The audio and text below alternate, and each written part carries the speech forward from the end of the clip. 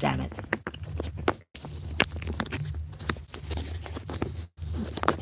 Please, please, please. God damn it.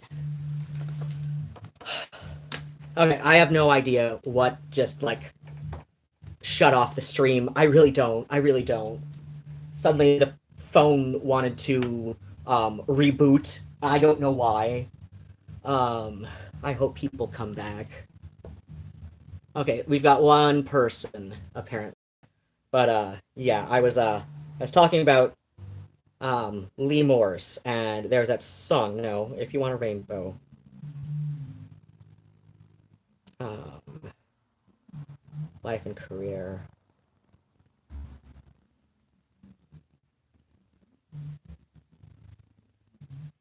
Bum, bum, bum, bum. Okay.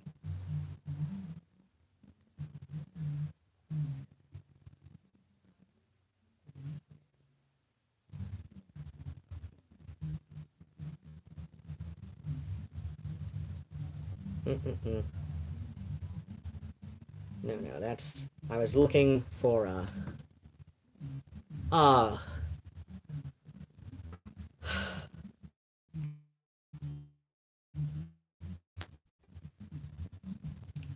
I have no idea what happened to the stream. I really don't. I hope you'll find this.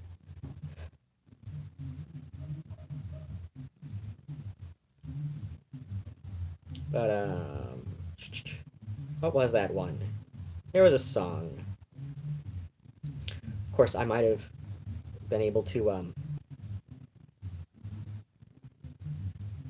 might have found it much faster if I had searched Ruth Edding, perhaps. Because I know, I'm pretty damn sure that, Lee Morse did a version as well.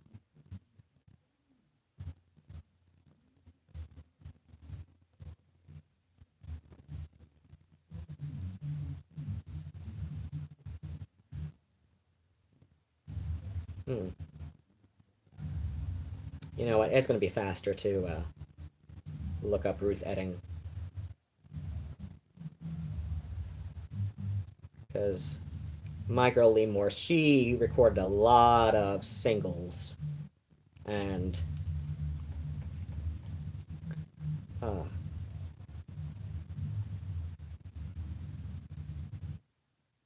Love Me or Leave Me.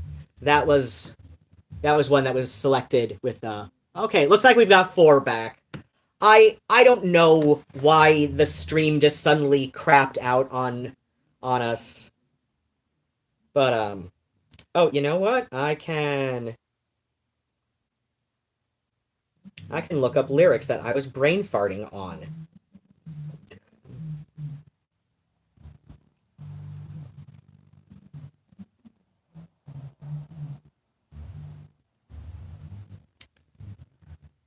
This is the problem. This is probably, oh gosh.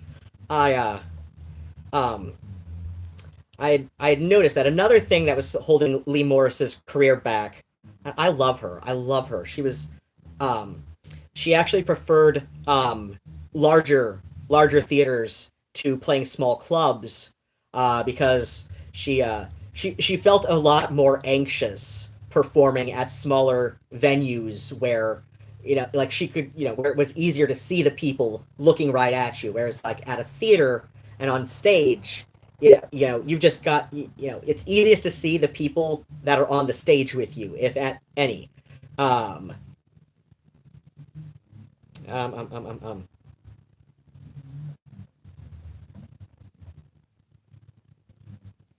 And kind of like that. Uh that's one of the reasons that I enjoy being a street performer. Is it's kind of between the two. Like, very few people actually like sit and listen to you finish an entire song. um um um, um but yeah, if I'm up on a stage where it's more difficult to Yeah, especially if the lighting is arranged in a way where it's more difficult to see people. Whereas like this it feels a bit more like I'm, like a more intimate performance. I think it has a lot to do with the fact that I was honestly I was taking voice lessons before I was even in kindergarten.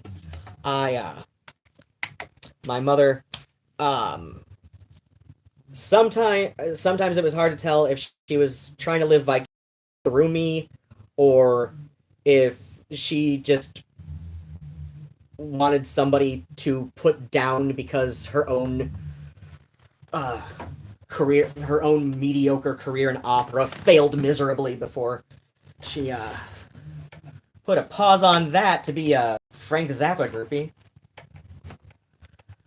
But but yeah, this is somewhere in between. This feels the whole like live streaming thing. It feels a bit more like um, playing for a more intimate audience. It's uh, but if I'm up on stage with a choir or in a musical or even with a band, and it's more difficult for me to see the audience. Whereas here I figured out why like streaming feels a lot more like feels a lot more like it's like playing in my front room for friends who are actually here, is because I can see everybody's comments in the chats. Like I'm good for talking in smaller groups, but as a performer, I like to um, suspend disbelief, I suppose. Now, this is another one where I just want to play the drones. Actually, you know what? I'm going to get out one of the synthesizers for this one. Hold on. Ah.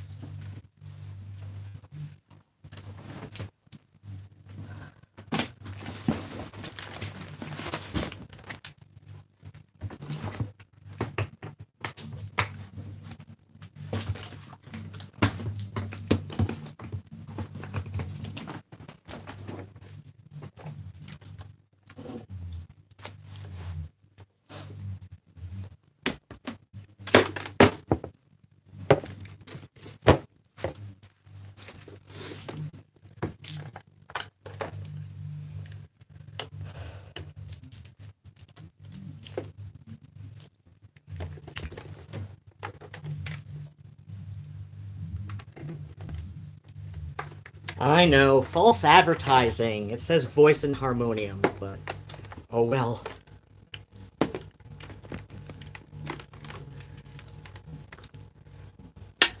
And I move my line. No, no. No, no, reacher grabber. Don't hit the thing too much. Eh. Eh.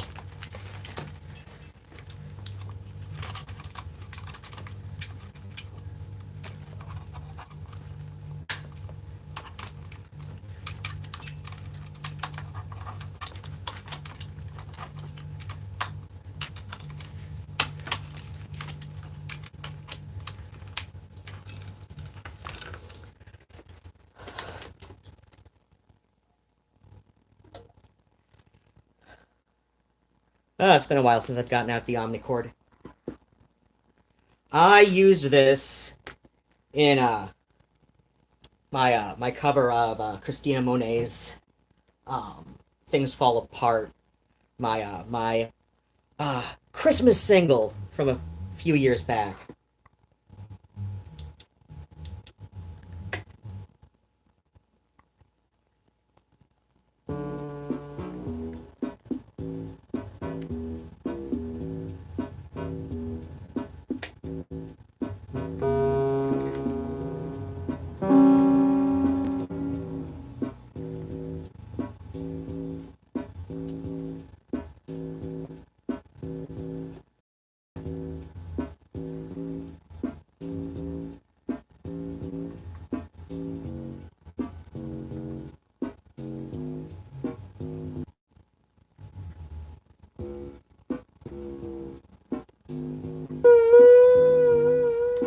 Something kind of hit me today. I looked at you and wondered if you saw things my way. People will hold us to blame. It hit me today. Hit me today.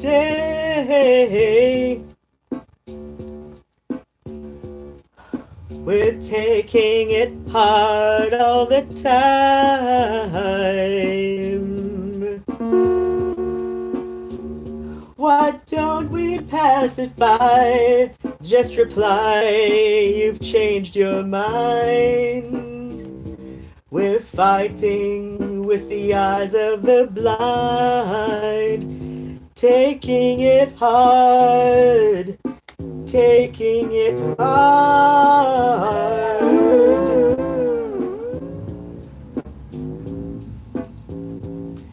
Yet now we feel that we are paper, choking on you nightly. They tell me, son, we want you. Be elusive, but don't walk far, for we're breaking in. The new boys deceived our next of kin. Where for your dancing where the dogs decay, defecating ecstasy. You're just an ally for the leechers, locator for the Virgin King. But I love you in your fuck me pumps and your nimble dress that trails. Oh, dress yourself, Oh, dress yourself, my Urshan one, for I hear you on the rail.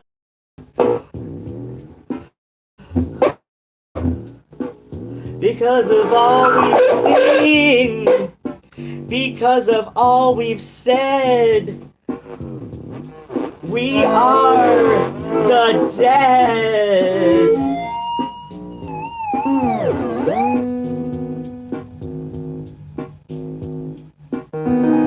Something kind of touched me today. I looked at you and counted all the times we had laid, pressing our love through the night, knowing what's right, knowing what's right. Now I'm hoping someone will care, living on the breath of our hope to be shared, trusting on the sons of our love, that someone will care, someone will care. But now we're today's scrambled creatures, locked in tomorrow's double features. Heaven's on the pillow, its silence competes with hell, and the streets are full of pressmen bent on getting hung and buried. and the legendary curtains are drawn round baby bankrupt who sucks you while you're sleeping. It's the theater of financiers. Count them, 50 round the table, white and dressed to kill. Oh, caress yourself, my juicy, for my hands have all but withered. Oh, dress yourself, my urchin one, for I hear them on the stairs, because of all we've seen, because of all we've said. We are the dead. We are the dead. We are the dead.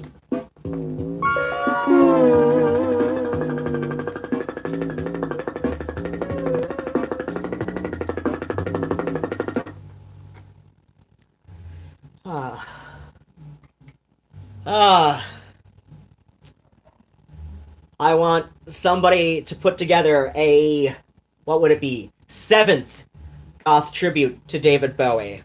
Because I have 6 of them. I have 6! Specifically goth-themed Bowie tributes. Whoa! Sorry about that, omnicord! Whoa, hey.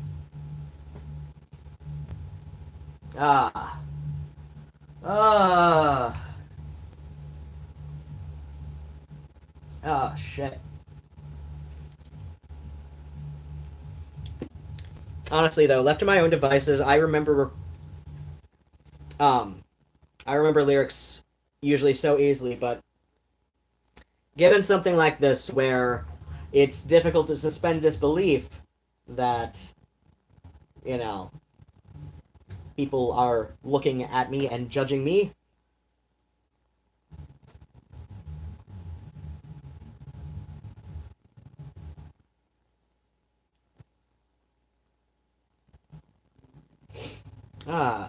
Shit.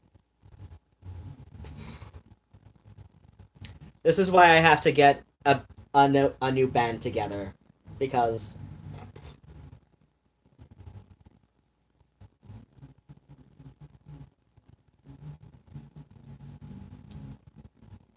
I just brain fart when it's more intimate settings like this. And I know, like, being, like, niche of niche as far as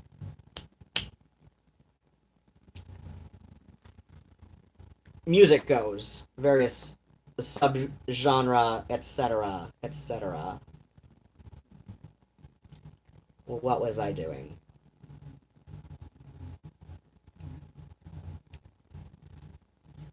Where's the nearest cat? And why won't they tell me what song I was going to look up next?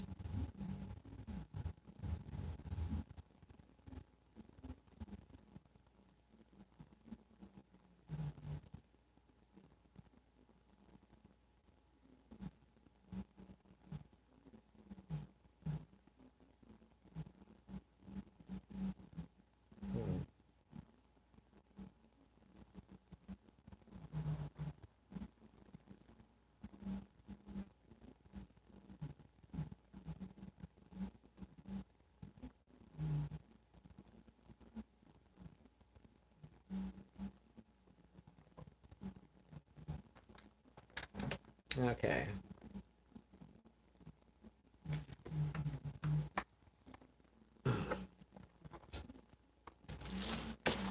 I'm going to put that one aside for a moment, because you're not a proper musician if you're very well organized.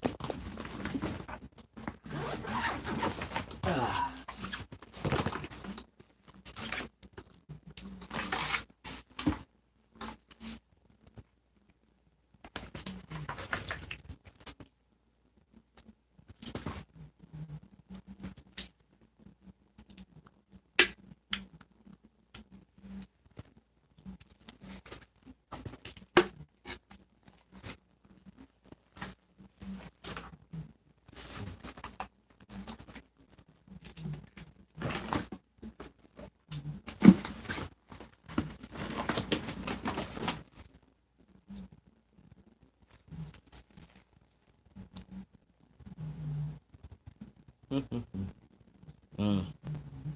Alright, no, I know what I'm doing.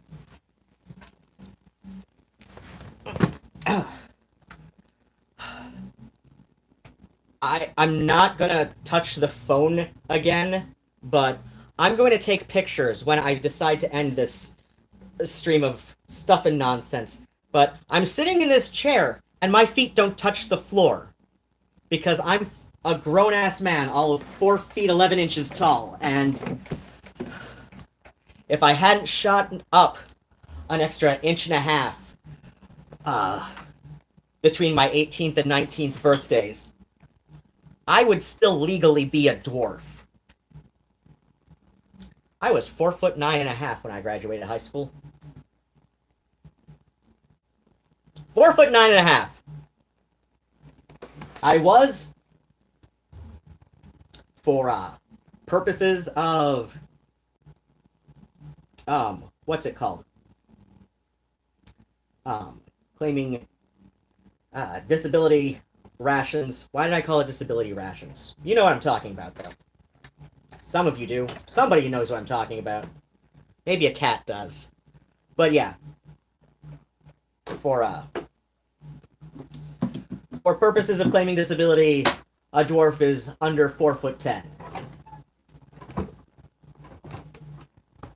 And I was just a little over 4'9" when I finished high school.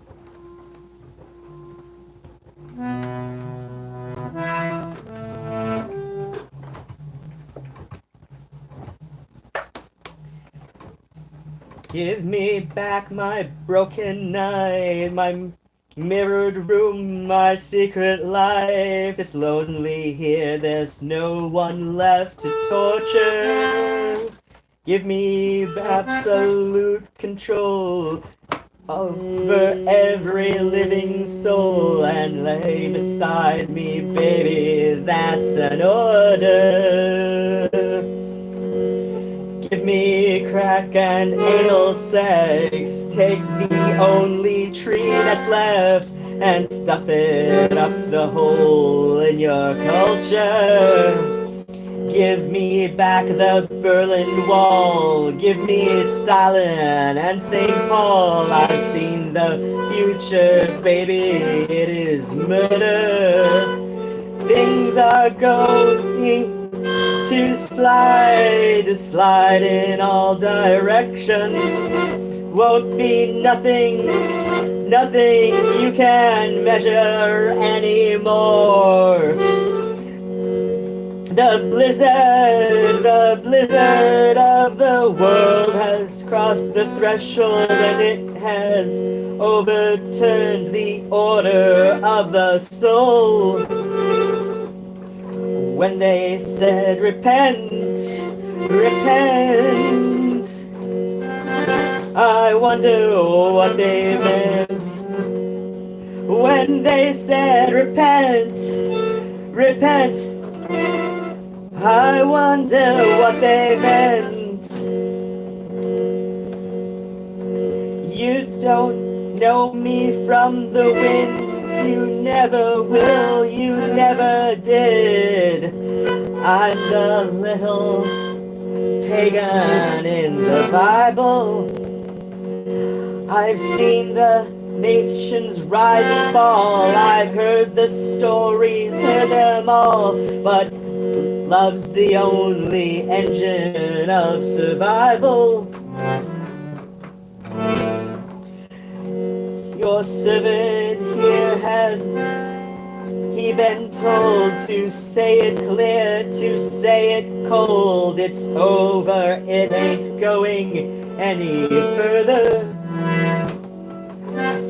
And now the wheels of heaven stop. You feel the devil's riding crop to get ready for the future. It is murder.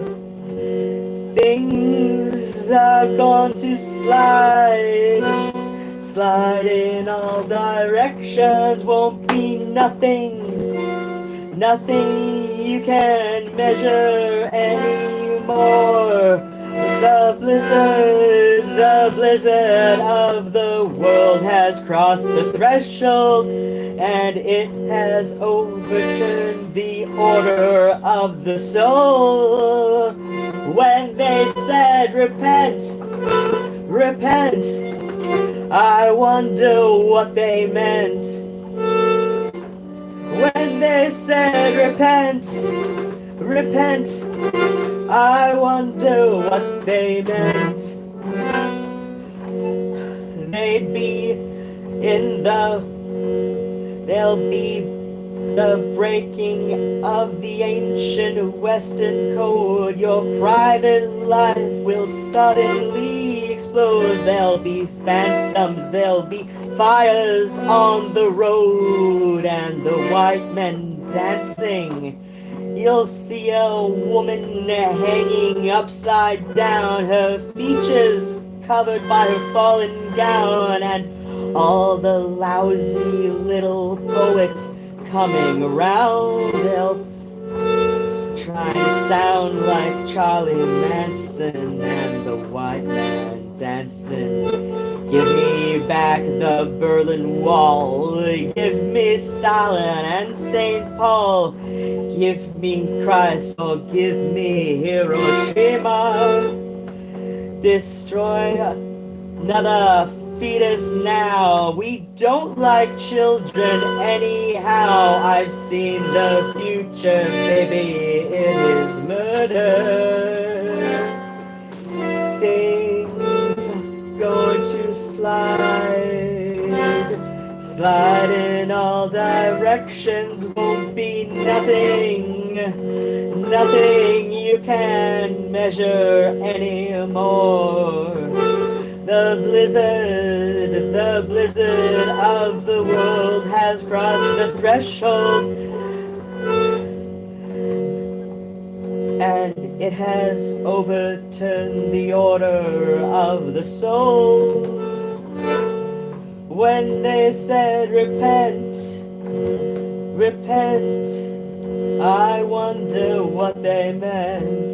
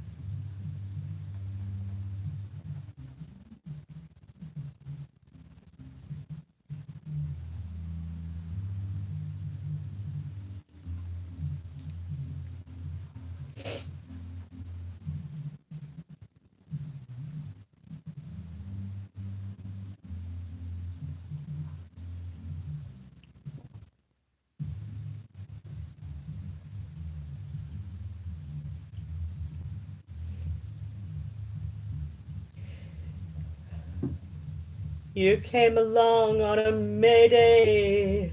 You brought me love in the spring.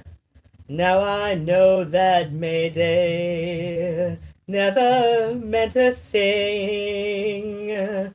I'm just a lonely romancer, right at the end of my rope. Though I've had your answer, I can't give up hope. I'm in love with someone who doesn't love me, and that's why I'm bluer than blue. Wasting my time wasting my love on you, just you. I'm just like a love boat that's sailing the sea without any captain or crew. Wasting my time, wasting my love on you, boo. If I could forget your kiss, I'd dismiss you from my memory, but the rapture of your charms and those arms that used to thrill, oh, they haunt me still.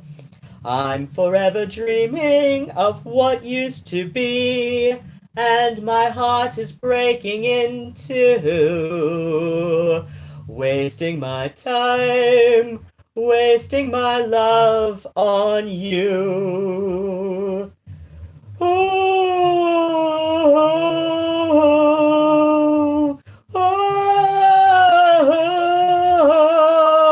wasting my time, wasting my love on you, just you.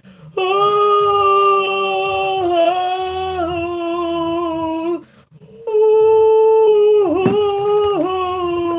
wasting my time, wasting my love on you.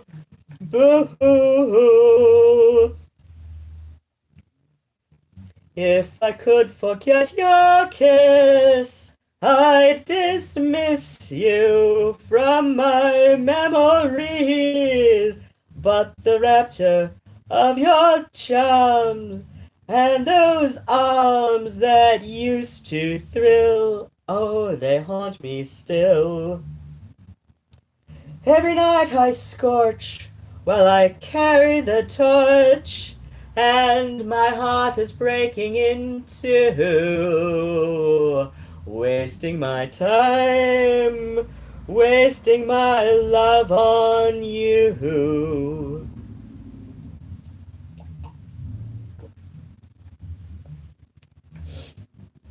And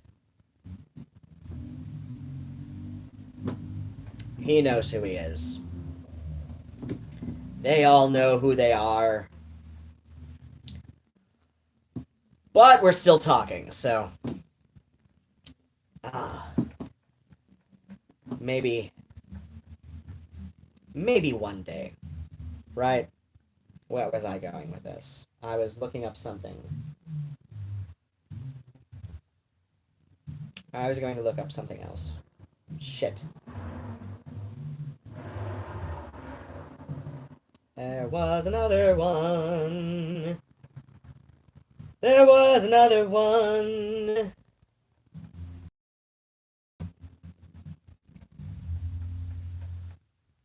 There was another one. It got away from me, but that's all I have to say.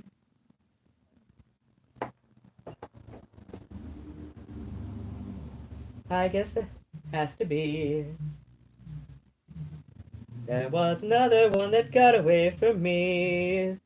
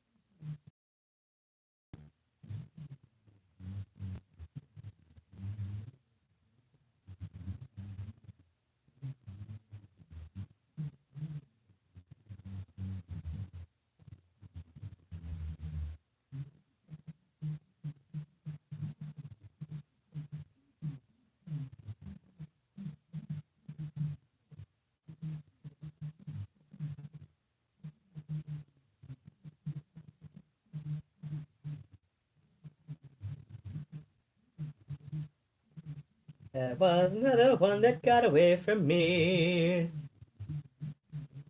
That is all I have to say. There's nothing left to see.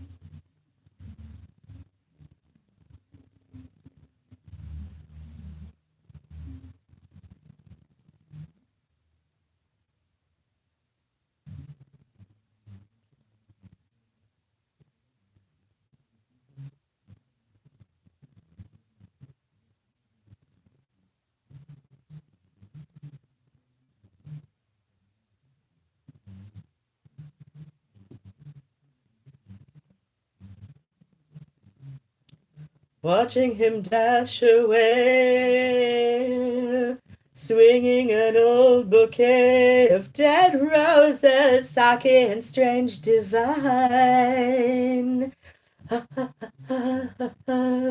You'll make it, oh, passionate, bright young things. Takes him away to war, don't fake it, satin glissando strings. You'll make it, ooh, love that insane. Battle cries and champagne, just in time for sunrise. Ooh, love that insane. Motor sensation, no. Paris or maybe hell. I'm waiting. Clutches of sad remains. Wait for a lad insane. You'll make it. Ooh, love lad insane. Millions sweep a fountain just in time for sunrise. Ooh, we'll love a lad insane. We'll love a lad insane. Love a lad insane. Ooh, we'll love a lad insane. Millions sweep a fountain just in time for sunrise. Ooh, love a lad insane. We'll love a lad insane. We love a lad insane.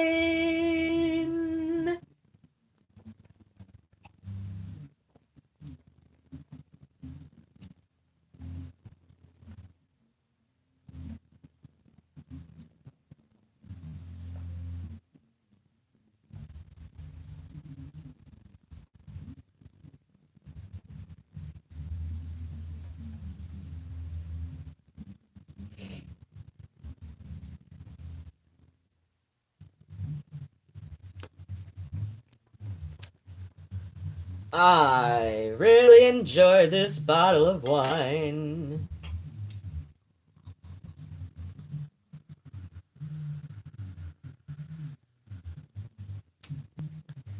As we see, it is a genuine champagne. Because I've been watching a lot of Futurama lately. Between you and me, Internet, I have kind of fallen behind on watching so many wonderful YouTube videos from other lovely people because the whole topic of the current plague that is sweeping the globe is it's one of those things, you know. it's kind of difficult to escape this. And I've discovered that if I take the barest minimum news on it, excuse me, which in my case is just like the comedy news outlets. So Daily Show and Last Week Tonight. If I watch that, I can avoid um, I can avoid becoming another 2 Xanax a day um, person, as I once was. But I'm back on one a day, like minimum, you know, plus like one later in the day as needed. Um, and the reason that has happened is because I.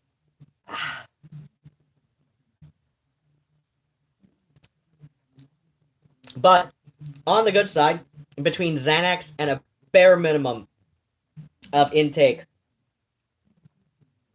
about all of this, plus wine on occasion, I am able to just barely hold my shit together. And looking at a couple of people I see online, I'm holding it a little bit better together than some of them are. And come here now. I knew a cat would show up eventually. Hi, cat. You wish to hear me sing? Phoebe hates it when I sing. I don't know why. I don't know why. Phoebe hates it when I sing. He kind of puts up with it. Nigel only likes some of the things I sing. He doesn't like everything I sing. Cat? Are you sure you want to do this? Really, kitty? Oh my gosh. I've got a floofy little goofball. His name is Murnau. He's a silly little wiener. He is. He's a wiener. Don't let him tell you anything else. Don't let this cute little floofy face deceive you. This cat is a bona fide weenus. He is. He is. He's a little dickbag. He's a little wiener. He's a little wiener, and his name is Murnau. He's named after a gay German who is something like 6'8", and definitely not straight. Speaking of, I think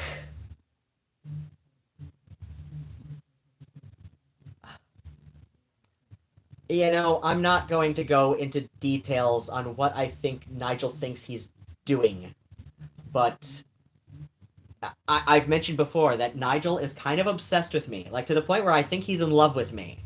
Like, I think he thinks he's my husband, or, something.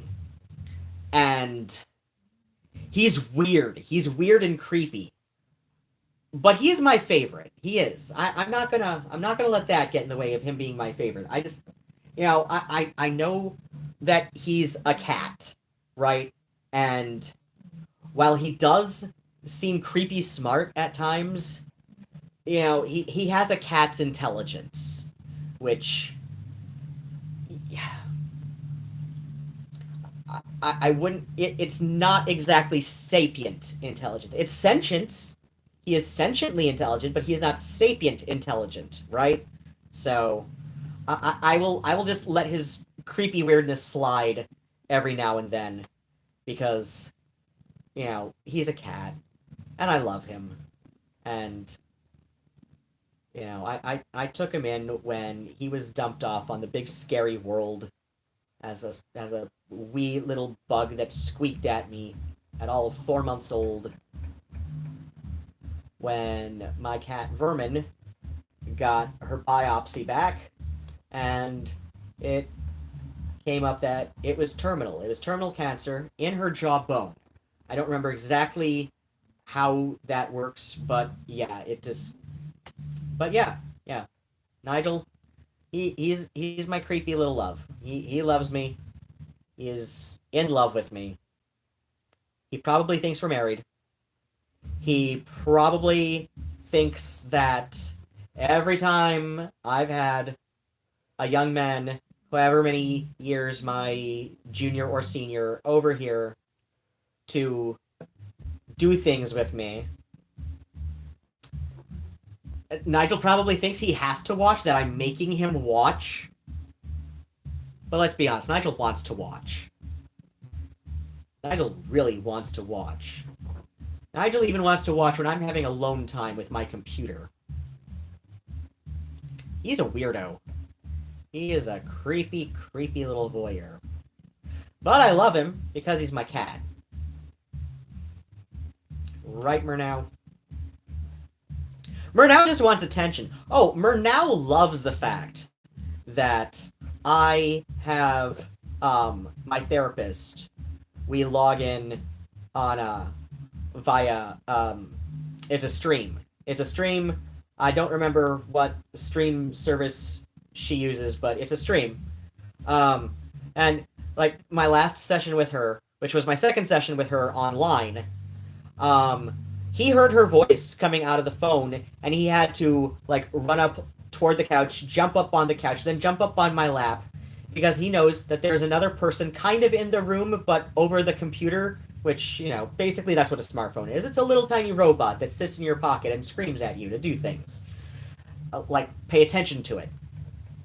But yeah, Murnau had to make a little hop, skip, and a jump toward the, this to, like, because he knows that, this is me talking to people. It's not exactly, the same as like a person being here, but it's close enough. And she gets to, because he knows when she's talking about how cute and sweet he is.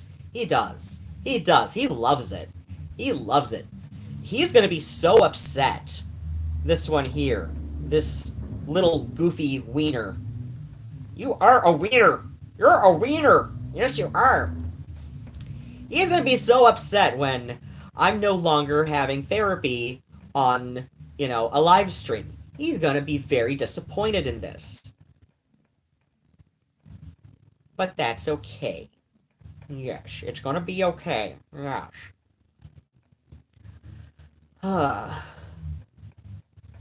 I've come to lie beside you.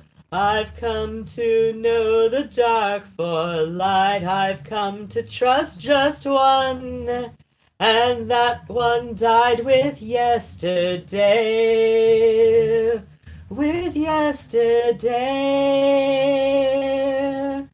Now that I've laid me down to sleep, for what it's worth, I dress my tears in costumes. Never will I turn to stone. The drowning edges of my pillow catch the last breath on a desert leading down. The breath too deep. The breath too long ago forgotten. I've come to lie beside you. I've come to know the dark for light. I've come to trust just one, and that one died with yesterday. With yesterday. Now that all honest clocks bury oceans with sand, our tears have filled them once again. When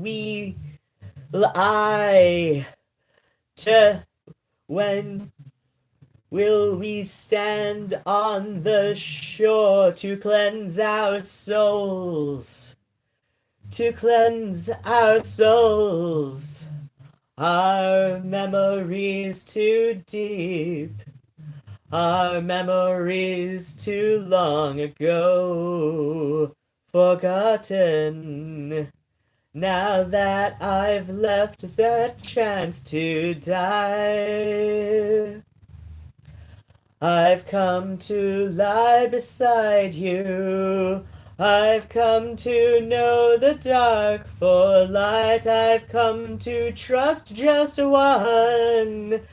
Let us not die like yesterday. Like yesterday. Can we coincide with drama? Will we live to tell our sons the cancer of childhood continues to grow? 9 days, 7 times, lost our first to 1,000 answers, lost our sight to tide. Can we look away, or must we look inside? Or must we look inside?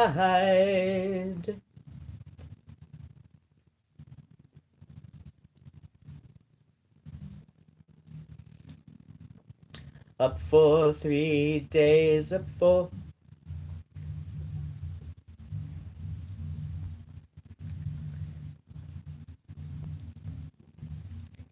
Here we are now, in this god-awful state, where there is nothing to say. Let's lose ourselves in her picture, dressed for the occasion. Then lock it away, lock it away. Keep asking questions, there's bound to be answers if anyone's left here to answer at all. They said we were too weak, you said we were too strong, and I said I wish you were here as evening falls around us. We could use words like blind as evening falls around us. We could use words like blind as evening falls around us. Words spread too quickly, like someone's reflection in somebody's eyes.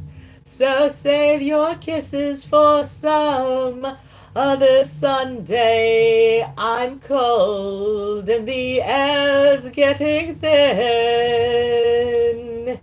Is this the distance that we've always hoped for?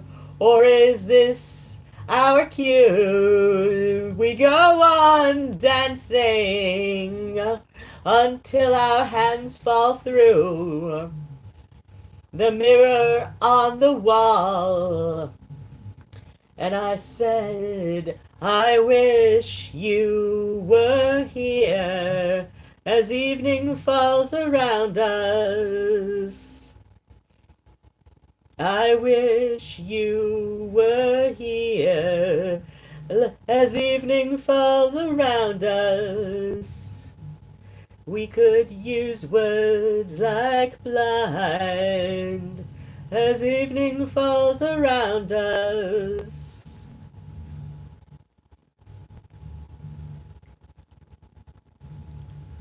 Up for 3 days, up for 3 days, down underground for 6 more.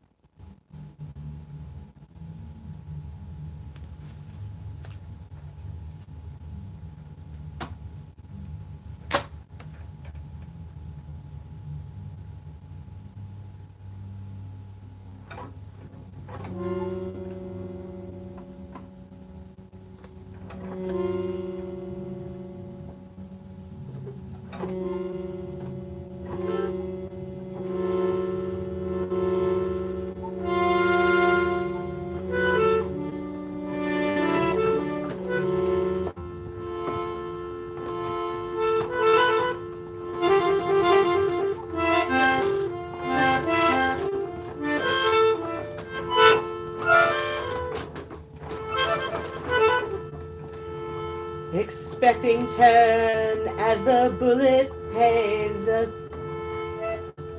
The bed is tangled on the floor. You'd better start and get out, boy. Last night was all a mistake, love. We gotta stay, I wanna stay. You can't always want always. You go slow and go slower. I found your soul smashed on these steps, right or wrong. Lament stands back in corners. It's all a mistake. You know you're sorry, you're sorry, you're sorry, you're sorry. Your soul, it's all a mistake. Put our loved ones in the oceans. It's all a mistake. We spent our loving on the cold stones. But one of these days, can our love be strong? Oh, don't say no. You're sorry, you're sorry, you're sorry, you're sorry. Your soul is old, boy. You found it stolen, it's stolen. You found it stolen, it's stolen. It's all a mistake. You're falling onto roses. Oh, how can stolen be stolen? The child who holding between us. You fall in love, but still it must be me. You fall in love, but still it must be me. You fall in love and not a stone to throw. It's all a mistake. You fall in love when it's dead and not a stone to throw. It's all a mistake. You'd better not stay, not stay. You'd better not stay, not stay. Follow me now. Oh, only love is dead. Oh, only love is dead. Oh, our love has been stolen. You better not stay, not stay. It's all a mistake. You better not stay, not stay. Oh, our love has been stolen. Follow me now. It's all a mistake. Oh, only love is dead. Oh, only love is dead. Oh, our love has been stolen. Oh, only love is dead, our love has been stolen.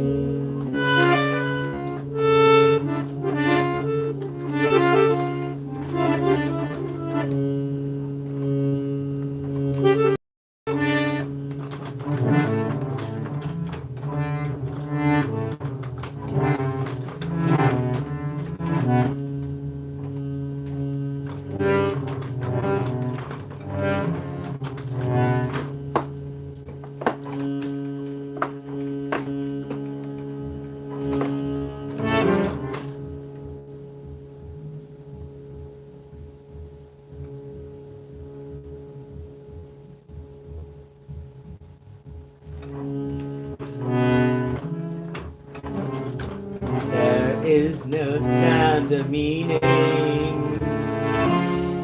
The world is dead.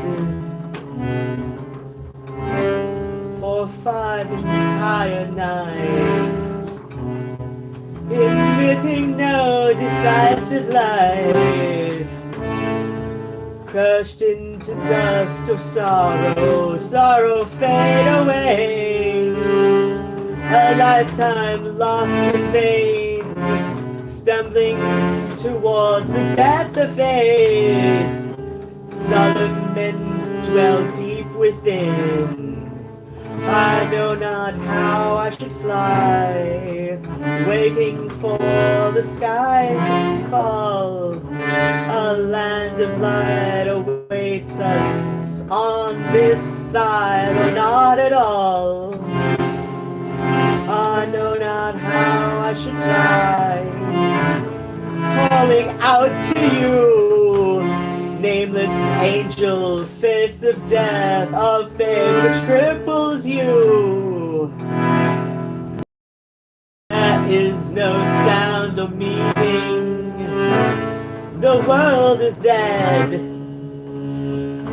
There is no sound or meaning, the world is dead, the world is dead. Days of mourning, night follow, drawing to a close. Dawn is breaking, amputate the thoughts of those you love the most. Never the hand, no seize of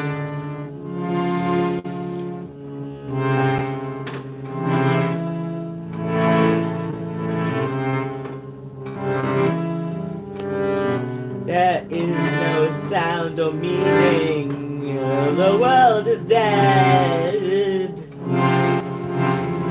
The world is dead. Days of mourning, night to follow, drawing to a close.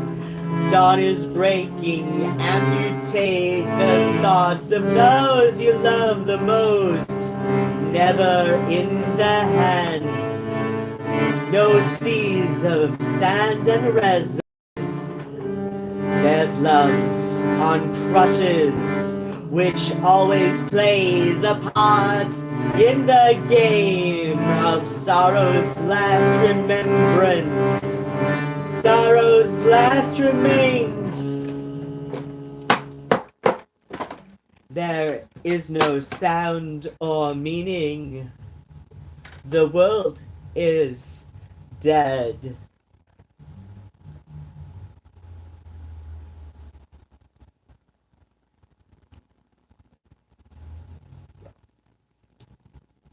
But as the world ends, we shall take one more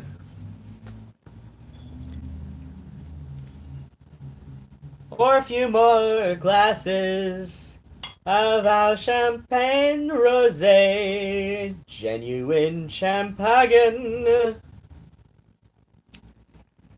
And look, real velour! Actually, it's velvet. I don't wear velour. I have blankets of... Well, my stepmother had blankets of it. Okay, let me see how many things people are asking me today. Time to take a break from some kinds of singing things. Oh, shit. Okay. Oh, we've still got 5 of you here today. Oh, hi! Hi, Siska. Okay, so you asked, so you missed, I'm assuming you missed the earlier stream. This is a harmonium, or at least the one, I think that's what you were asking. I can't remember if I was playing the omnichord before or after the last stream crapped out. The harmonium is a reed organ, or it's a pump organ. So it pumps bellows through the reeds, though in this case they're not like reed, like they're not made of reed, like water reed. They're synthetic in this one. But yeah, you pump air through them through the bellows, and you can play the drone knobs. I do that a bit when I'm doing meditation on air, sometimes water, not so much water though. But I've got a moon in Actually, Moon in Aries is a that's fire, and I've got Sagittarius ascending, I believe. That is, you know what? I'm gonna look that up in a second. I'm gonna look that up in a second. I can't remember if Sagittarius is Earth or air, but Sun is in Cancer. Um, okay, so wait. Okay. Then Juju says, the tumors in job. Oh, yeah, yeah. I was talking about vermin. Uh, she was sweet. She was a sweet cat. She was such a sweet cat.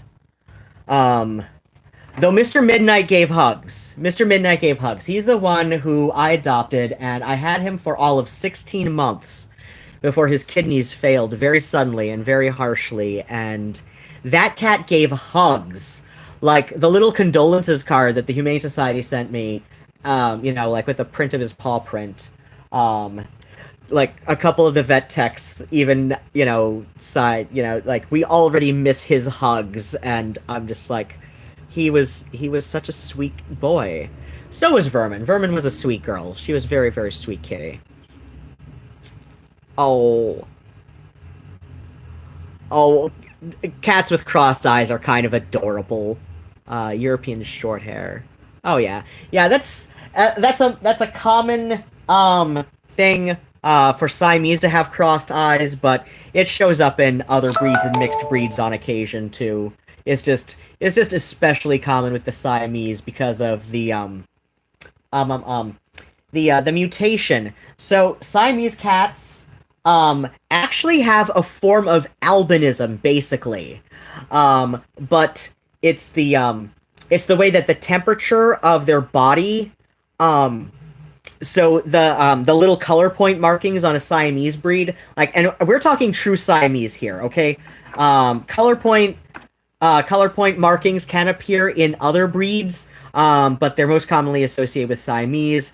And Siamese who lack that mutation but otherwise have the body shape but are solid color or usually solid color. Those have become known as Oriental short hair, as in, obviously. But yeah, or some, um, I think some breed registries now call it exotic short hair, or is that what they're now calling a short-haired mutation of Persian? I don't remember, but yeah, yeah, there are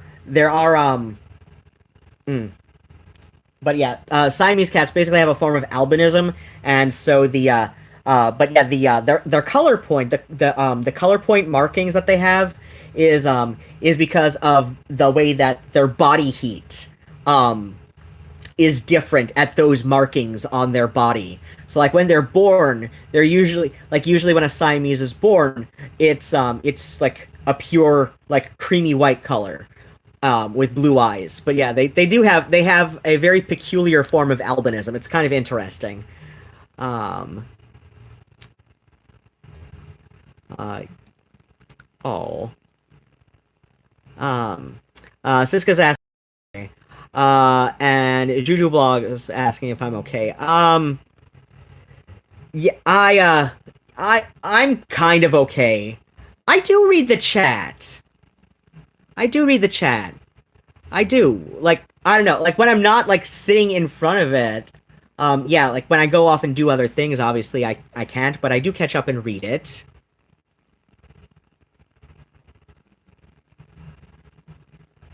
Wait. Oh dear, what triggers? What triggers? I'm so sorry. I don't know. Oh dear. Oh no. Oh no, I'm so sorry. I'm oh dear. Oh dear. Oh dear. I hope Siska's gonna be okay. God damn it. I damn it. I feel so bad now. I really do. and I do try to get to the chats when I can. I don't know. It's just like when the phone is sitting over there, I can't really read it, and I do pull it up on occasion to read what's been said. Oh gosh. Oh gosh. I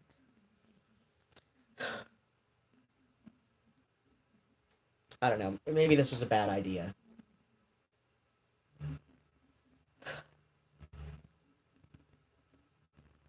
Maybe this was a bad idea. See. I don't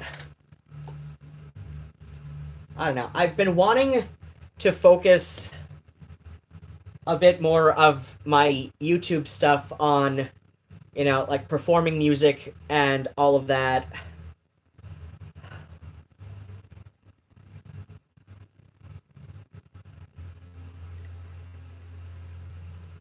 I don't know.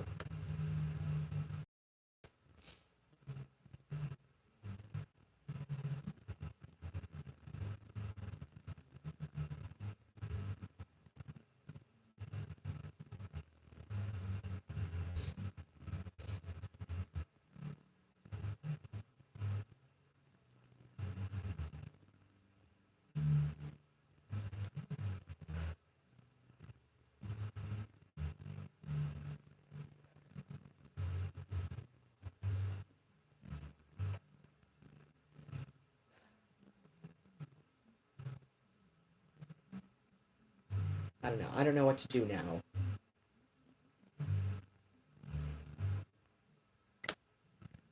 I don't know what to do now.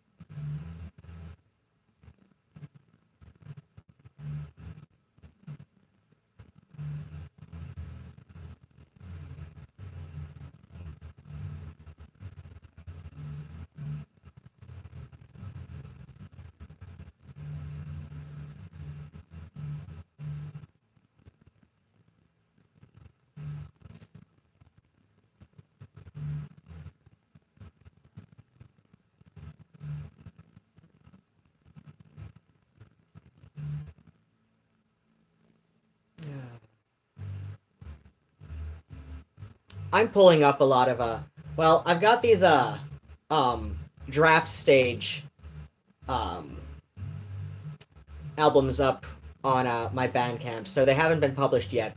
So I just kind of like use it as like a um repository of lyrics to, for the most part. Um and what the hell? Ugh.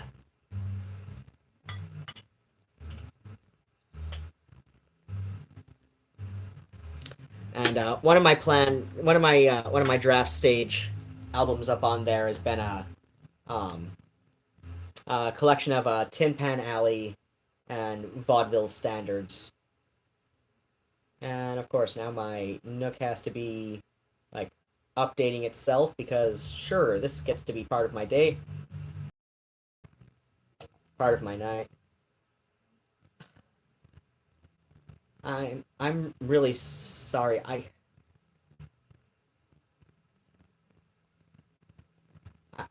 don't want to make people upset. I really don't. I just, like I said, my plan was to um just get up here and play a little music, sing a little. This was my plan for tonight. I cuz like usually I like to, like, when the weather is nice, I like to get up at as many Fridays and Saturdays as I can and play like as many as like my back will allow me to, and just be a street musician out downtown Ann Arbor or Depot Town here in Ipsy, depending on how much I want to noodle around with this thing. And I can't do that. I can't. I mean, technically I can, I suppose, but it's like who am I going to be playing for? Who am I going to be singing for? What is any of this going to be for? So I do this here. So I do this here. And if you think I've been at least not half bad, um, paypal.me/Ruadhán, Ruadhan, or um, uh, Cash App to Ruadhán1334, Ruadhan1334. I don't know. I can't be the street musician that I'm used to being.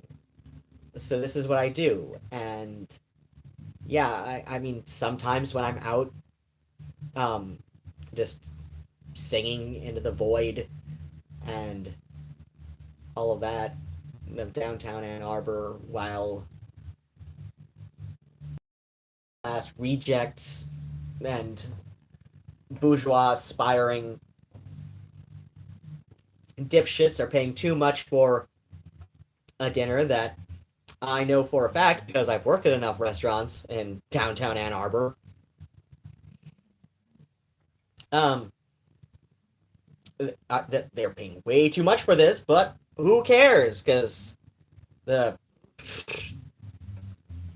the price is so obnoxious. So they get to throw their money around, and it's like, I can't do that right now. I can't do that, so this is what I do. This is my option.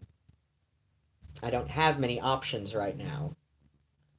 None of us do. None of us have many good options right now. And sure, when I'm being a street musician in downtown Ann Arbor or Depot Town here in Ypsilanti, I'm not drinking champagne rosé. But I'm still classy. So, usually anyway. Usually anyway. A lot of times I'll even have like one thing that I like to do is sometimes when, like it depends a lot of times too, but like if you get it right on certain holidays, um this started out as a Midwest thing, Sweetest Day. It was actually started by a candy company, and they were trying to pitch it as bringing candies to your aging relatives and grandparents and all of that. But Sweetest Day, it started out as a Midwestern thing. It eventually kind of took off as kind of like autumn Valentine's Day. It's not, like I said, Sweetest Day. The name kind of says it that it was started by a candy company. But what the hell? Why can't I do things?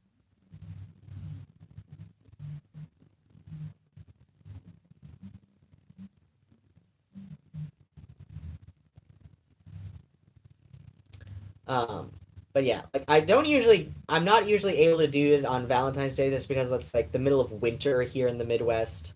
Um, what was I doing? I was doing a thing. Please do the thing. Oh, for crap's sake, do I have to reboot this shit? That would be a pain in my ass. That would be a pain in my ass.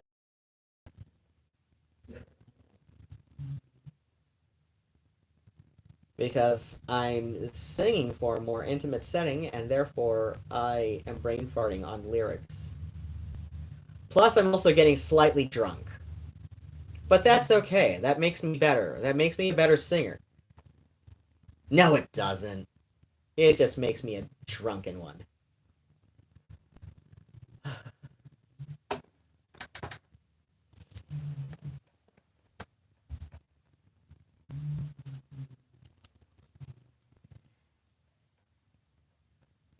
You've a great way, an up-to-date way of telling me you love me. It gives me such a thrill. I know it always will.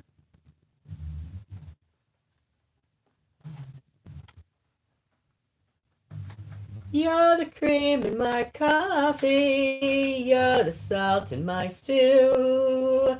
You will always be my necessity. I'd be lost without you. You're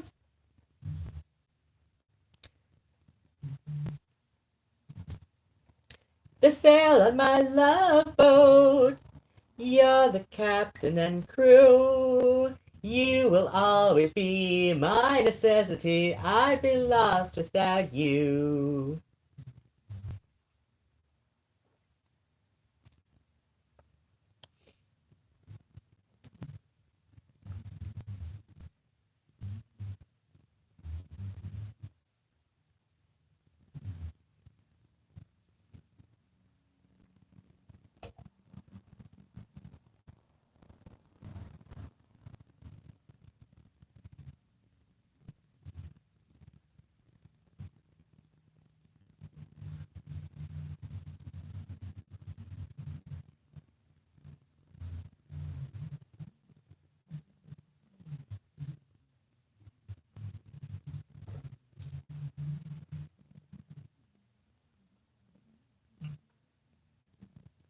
Load.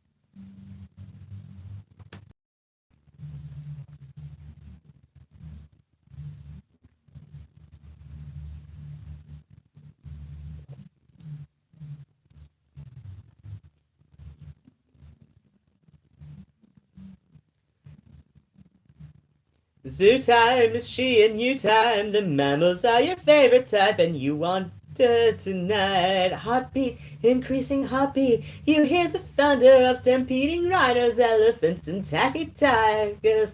This town ain't big enough for the both of us, and it ain't me who's gonna leave.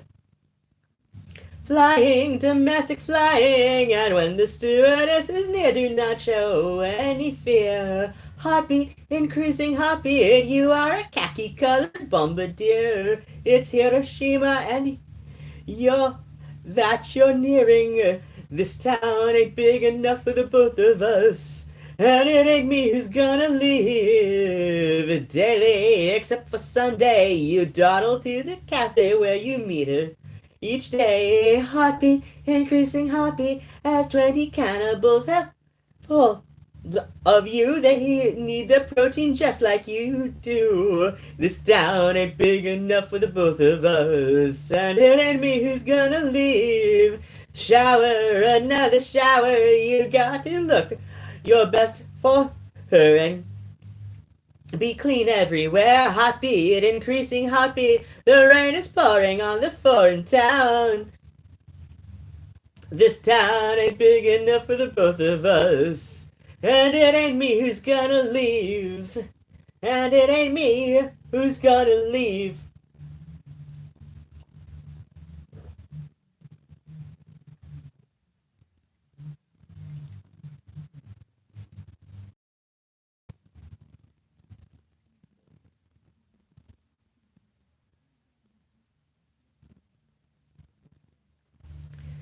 You're the cream in my coffee. You're the salt in my stew. You will always be my necessity. I'd be lost without you. You're the starch in my collar. You're the lace in my shoe. You will always be my necessity. I'd be lost without you. Now most men tell love tales, and each phrase it dovetails.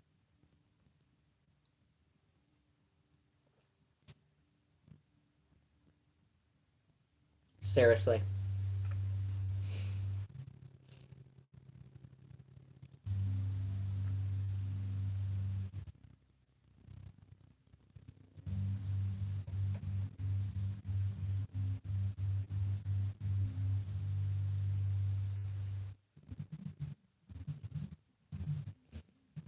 You've heard each known way. This is my own way, dear. You're the sail in my lifeboat. You're the captain and crew. You will always be my necessity. I'd be lost without you. Uh, I also really, really hope to well, see, one of my plans with the money that from the tax returns is I want to finally sign up for DistroKid, where I can publish recordings that have not yet entered the public domain, which would be kind of useful for me because not only all of the Roz Williams written things that I just did earlier in this stream, like I don't know, like half an hour ago maybe. I don't know. I have no concept of time. I don't know how much time has passed. How do people know what how much time has passed, right? That is just such a weird thing. I don't understand it. But like I as far as like the Tin Pan Alley kind of songwriters that have like I don't know, it's like associated with the 1920s and 30s, which I really love, obviously. Um, but um, a couple of the songwriters, not all of their work has entered the public domain yet, including Gus Kahn. I really love the lyrics of Gus Kahn. Please don't ask me why. He's just one of those lyricists that a lot of his work has just always resonated with me. And actually, this one here is one of my earliest uploads. One of my earliest uploads. I just did a verse of this one. Please load, because I'm having champagne brain. Really, I did not put the. Okay, this is gonna piss me off, isn't it? Because this is my day to day. Okay.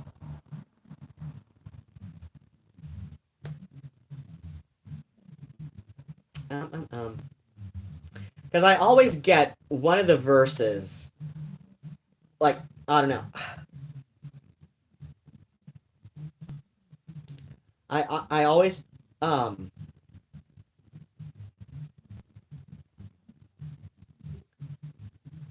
I frequently,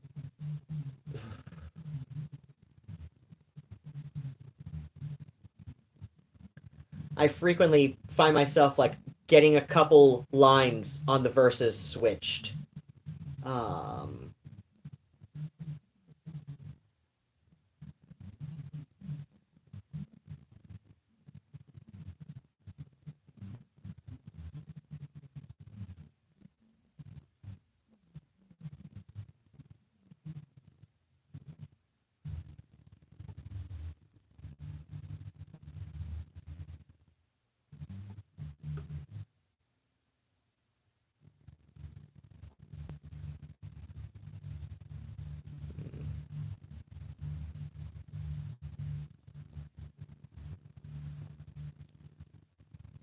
what? Ugh,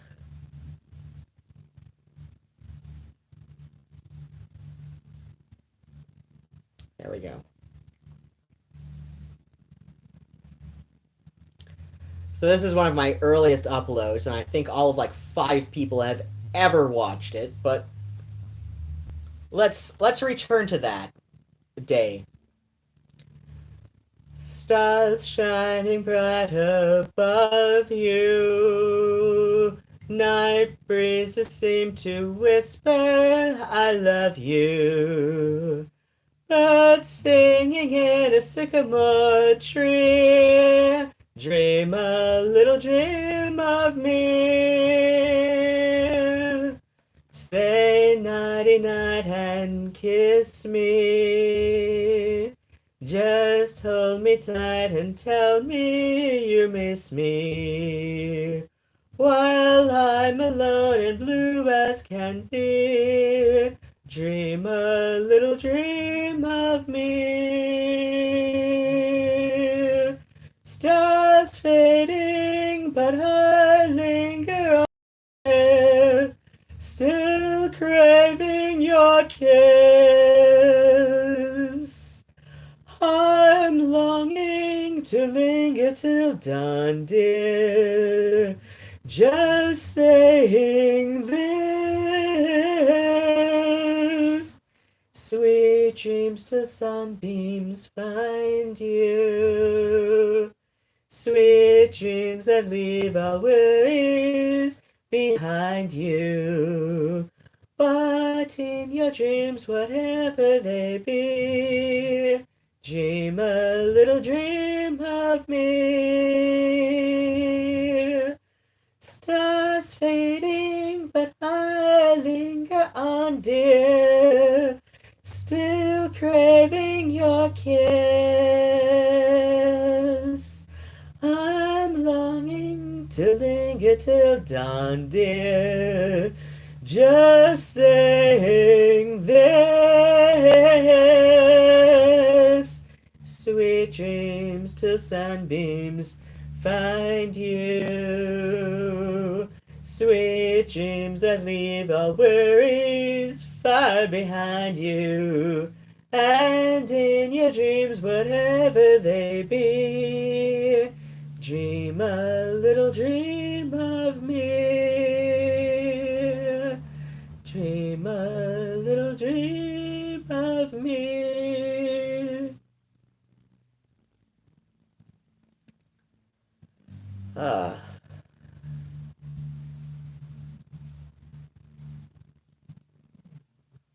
That's an old favorite.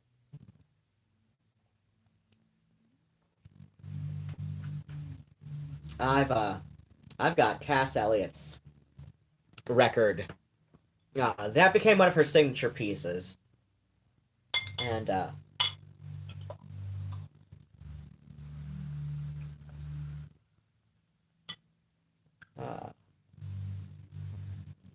my mother bore a striking resemblance to Cass Elliot in, I don't know, at least in my mother's years that I knew her anyway.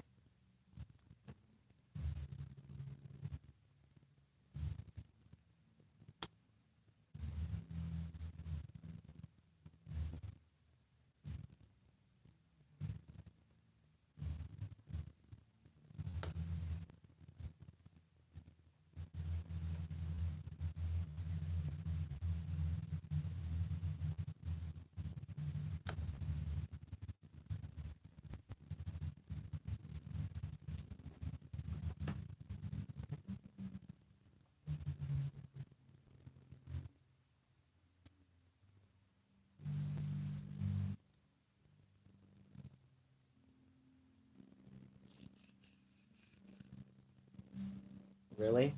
Okay, we're gonna go two back. That's interesting.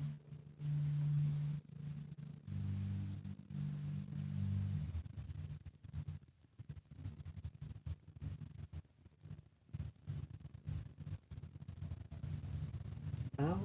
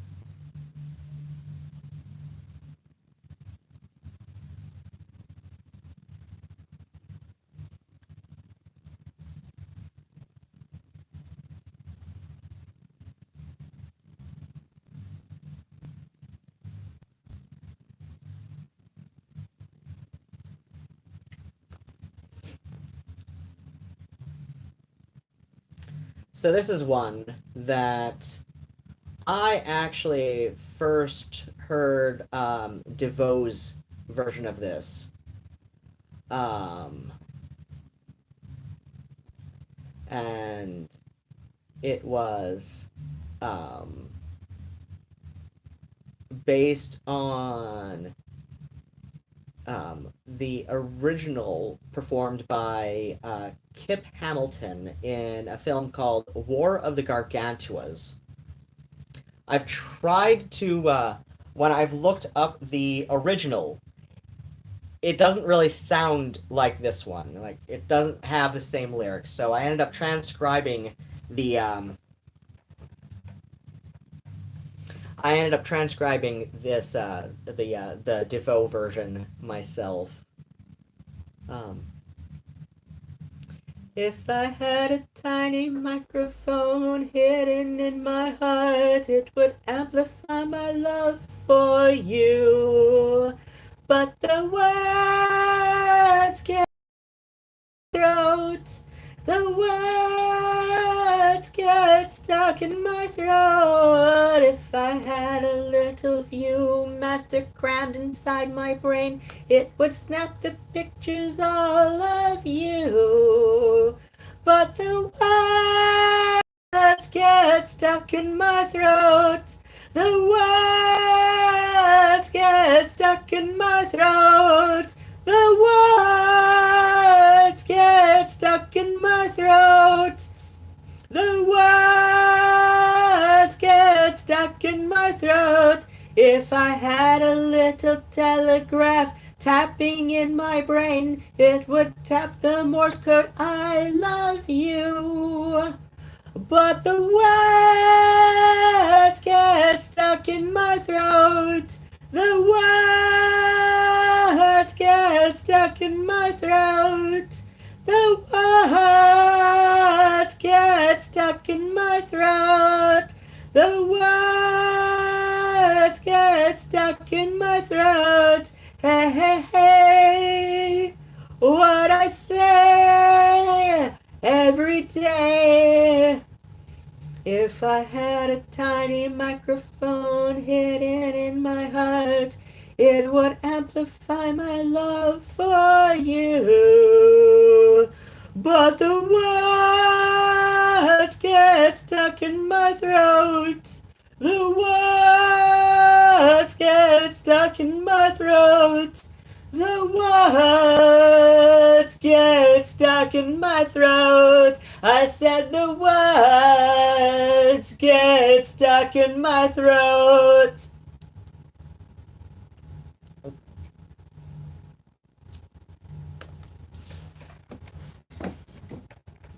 Okay, I just brain farted the next one I was going to be looking up to remind myself of certain lyrics, so I'm going to catch up on the chat. I just...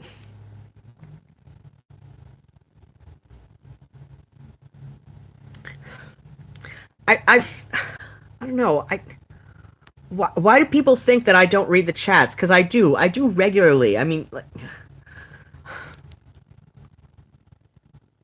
Okay, Juju's saying that you're not sure what triggered. I don't know either. I don't know. Like, was it my drinking, maybe? I don't know.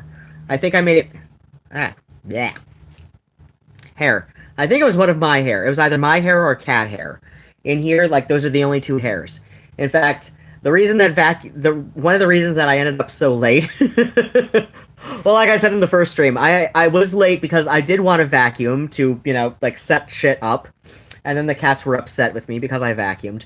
But vacuuming took longer than it usually does, even for the small area that I did, because I admit, like, my apartment has been kind of a depression hole for a bit. Because seasonal affective disorder, and then, of course, all hell breaks loose with the COVID-19 BS that we're going through right now.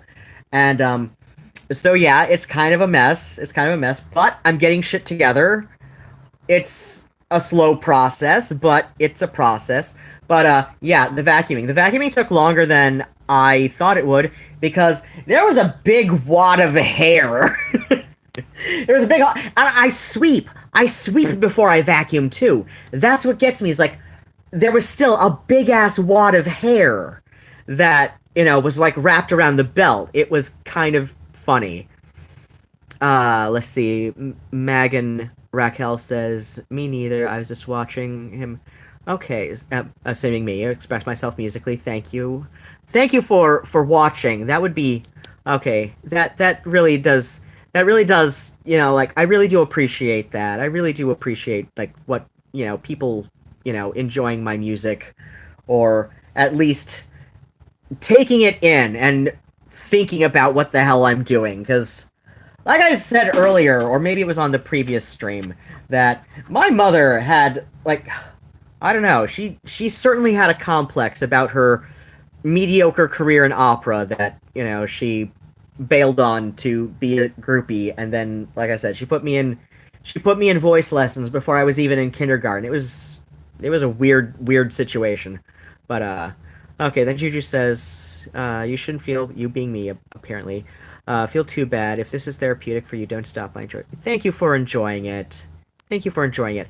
I can't remember, because the timestamp was 11:55, and this is now about half an hour later, so I'm not sure exactly what you said exactly about, but thank you for agreeing with whatever nonsense came out of my head half an hour ago. Okay, Megan Raquel then says, doing other things at the same time. Okay, thank you. Thank you. I'm feeling I do hope everybody in the chat is feeling okay. That would be great if you all were. But yeah, I don't know. I'm feeling I guess okay. I mean, if okay is um like dead middle, like on a scale of 1 to 10, if okay was like 5, I guess I'm okay. Right? Like I would like to be like an 8 or a 9 right now. I don't say 10. I don't say 10 because well, I'm sure Nigel thinks it's a 10. I'm sure Nigel thinks it's a 10, but he's a cat, right? Right? Like I would be at a 10 if my young man, 12 years my senior, out in Gardydd was at least a little bit more open about his situation. But yeah, I told myself after I had, one of my surgeries down there, the first one actually, I told myself that I had too much self-respect to get hung up on a man in the closet, and yet here I am 3 years later. No, 3 years later on Star Wars Day. But still, yeah, I'm something. Revival Furniture Project says that you wonder if the Xanax talk about Siska. I don't know. I hope she's doing okay. I really hope she doesn't hold anything against me. I really do. And Felicia Free says, "Oh, hey, I remember. Okay, now I'm putting it together. I'm sorry. I'm probably a little bit more tipsy than I ought to be. But yeah. Okay, that's right. I have seen you comment here before, and then I saw you on Instagram. So okay, yes, the same person. Oh, thank you so much for watching both. And I think I watch your Instagram as well. But yeah, yeah. If Siska thought I was losing it, I don't know. I hope not. I mean, if that's what she thought, sure. That is a valid assumption, I suppose. I think it is a bit of a hasty one. But I can see how she thought. I can see how she thought. Point A led to her point B, C, D. I guess I don't know. I'm not sure how. I started with a common idiom, and then I had no idea where to take it. So, Juju says probably. Felicia then says, I for one was enjoying But yeah, I'm really oh gosh, I feel really bad about that. I feel bad. I feel bad. I barely know her. She sent me some very sweet little trinkets that was like very sweet of her and very kind of her. And like I don't know if she thinks I was like losing my grip on sanity, even if momentarily. I feel bad. Part of that, I'm sure, is Catholic guilt. Even ex-Catholic guilt is Catholic guilt. Like, I don't know. I was having a talk with a friend in Oz, Australia. They're based in about how even as an ex-Catholic, it's hard to like not have these nagging Catholic thoughts a lot. You know that there is something about being raised in Catholicism that like for forever affects you. It's a weird thing. So I can see why Telltale Atheist says that it's kind of cultish Catholicism is, but you know, like I said, I was raised in it, so I'm just kind of used to it, and I don't know any other way to be. Um, okay, Revival Furniture Project says that you're enjoying the stream, and I thank you. I thank you so much. I thank everybody who's enjoying it. Felicia then says, "It ain't me who's gonna leave." LOL. I love that it's you who's going, pal. Uh, Juju, the comment about your dream was in the last. Okay, I'll have to look that up again. Okay, I'll have to look that up again. I'm not remembering that. I'm not. Was it in the live chat or a comment? Okay, then Angel Orange says all of this, the instruments, the Xanax, wine and cats. I have a flame point Siamese, and he came from the litter of Mama Cat I took in. He's so. Oh my gosh. Oh, I'm sure he's gorgeous. I've seen flame point Siamese, and they're just gorgeous with their little yeah, flame point. That's the marmalade tabby color, right? On their color points. I'm sure he's gorgeous. Then Megan Raquel says it's okay. We're all yeah, especially those that don't get out much. I sneak to Target just to be able to go out of the house. Oh God, yeah, I do the same thing a lot. Like, okay, so like, let's say I need again, my feet don't touch the floor. I'm in my own goddamn chair. I'm a grown ass adult. My feet should touch the floor. Um, but yeah, say I'm out of orange juice because I like, and yeah, I know that like juice is like 65% sugar and 35% like vitamins and water and all of that shit.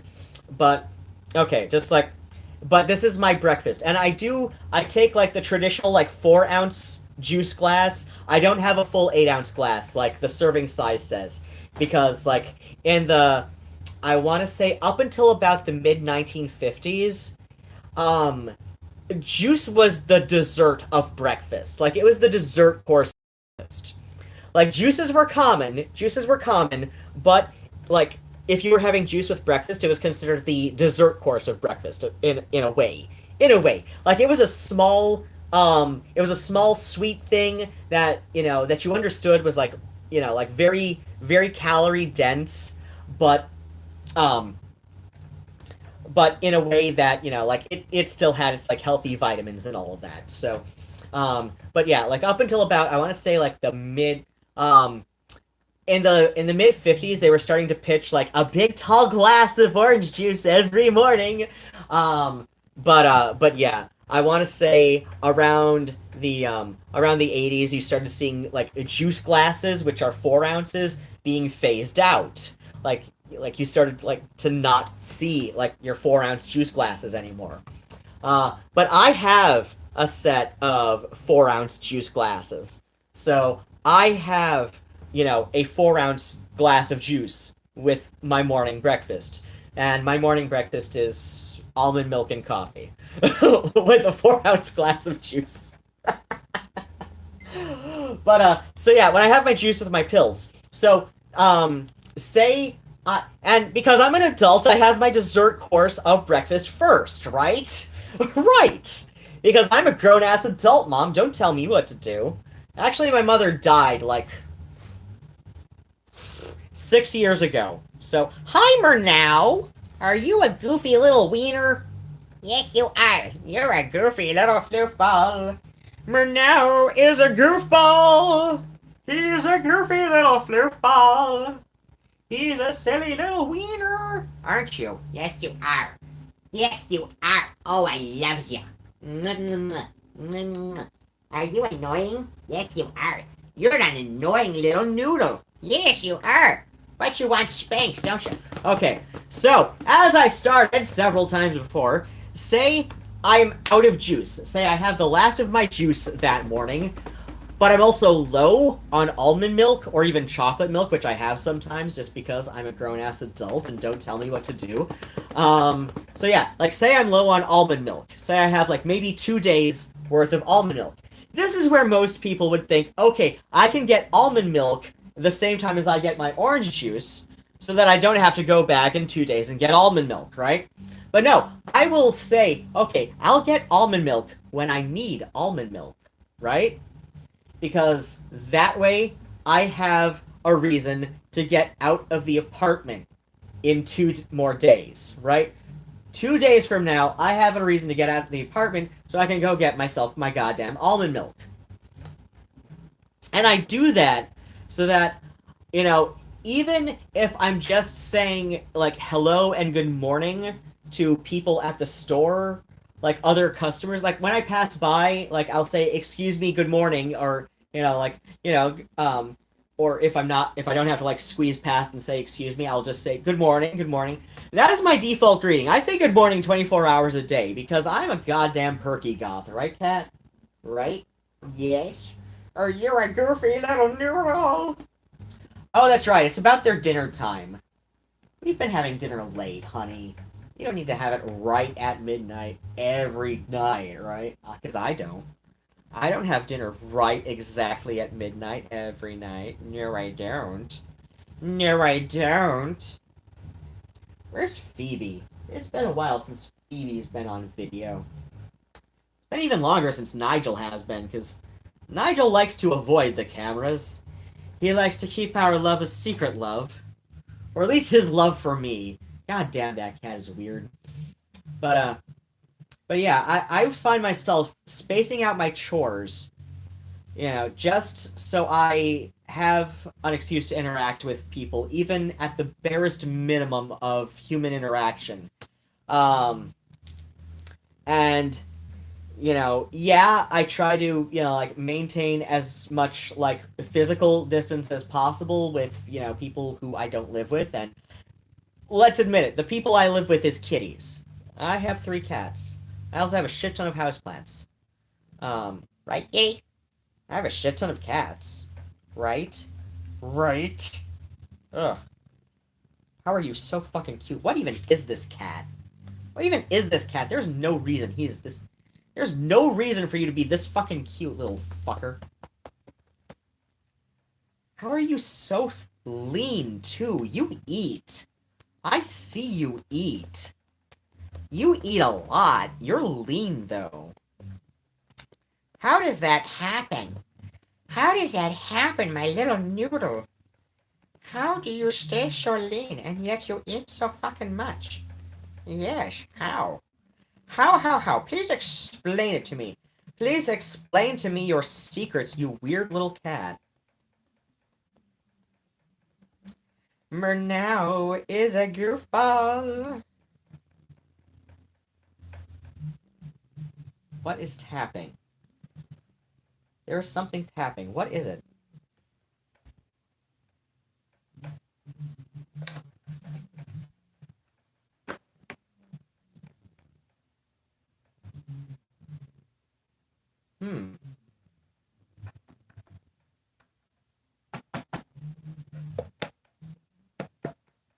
Oh, I think it's... Oh! Oh, it's the It's the other handle on my harmonium. That's what was driving me nuts. Cat.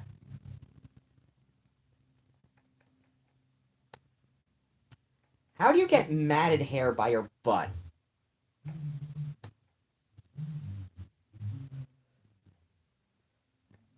You do realize I'm going to have to comb this out later, right? No, I'm not going to comb it out on camera. Don't worry. Oh, God. My therapist. I've got an appointment with her tomorrow. Shit. Okay. Oh, actually, that's at 6:30, so I should be fine. So, yeah. So, I have an appointment with my therapist, meaning that my therapist has an appointment with Murnau's asshole. Because that ends up being about, like, half the camera during our little live stream therapy sessions. It's fucking hilarious that, she's she's supposed to be, like, being my therapist during this hour every other Monday, and yet she ends up watching the Murnau's Butthole show, right? Right? Why are you coming back this way? Huh? Why? Why? You're an annoying little kitty, aren't you? Yes, you are. Murnau is a goofball. He's a goofy little floofball. He loves to have his spankings. He cannot start his day unless he's had a good beating. Yes, he has. Yes, he does. Murnau is a goofball. He's my goofy little floofball. He's a silly little wiener. And he shows the world his butthole. What is it about cats and their buttholes? Right? Oh, gosh. I left a missed connections post on Craigslist a couple of weeks ago. Let me read this for people. Let me see if I can find it. First, let me see if I can find it, because, really? We're doing this again, Nook? Why? Why must you taunt me so? Okay, Craig's... Really? Son of a bitch. L-I-S... Okay, Craigslist Ann Arbor. Load!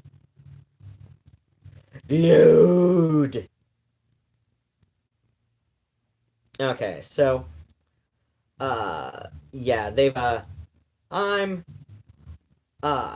I understand why they took off, their things, their,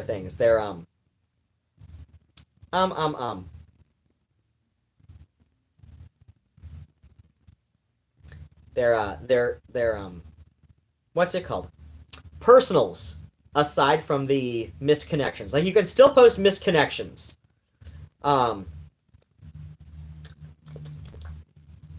There's cat hair in my mouth. Why is there cat hair in my mouth? Murnau, do you know about this? Do you have any idea why I have cat hair in my mouth? Do you? Do you? Why? You put it there, didn't you? Yes, you did. 'Cause you're a little weenus. Yes, you are. Murnau is a wiener.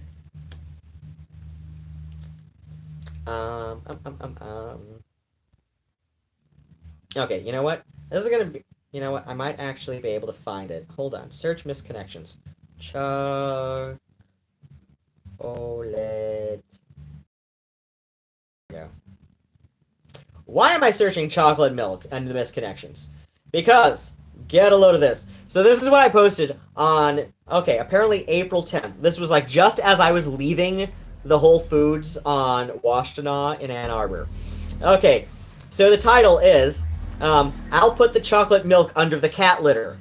Arborland, which is the general area. I know they call that the other plaza where the Whole Foods and Barnes & Noble are at is like, I think it's like Arbor Hills, which is like just like gentrified bullshit, if you ask me. But it's in the Arborland vicinity. People would know what that is. So let's see. Me, a dumpster fire of a Nancy boy in purple, parentheses, jacket, bandana, nail paint, purple ankh tattoo on left thumb, even purple laces on my boots. You rang me up at Whole Foods, probably way out of my league. He's also probably way too young, but by way too young, I mean possibly under the drinking age.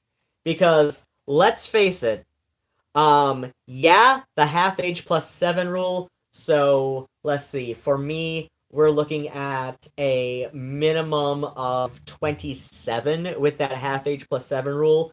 But I figure, as long as he's old enough to drink legally in the US, he's at least going to be halfway smart enough to hold a decent conversation with, and therefore, not too young.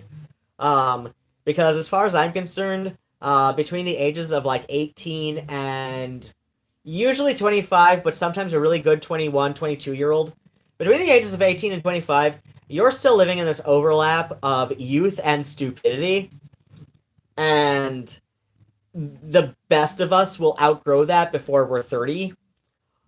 Most of us outgrow that, by the age of like 31, 32-ish. Some of us never outgrow the stupidity, but we do outgrow the youth.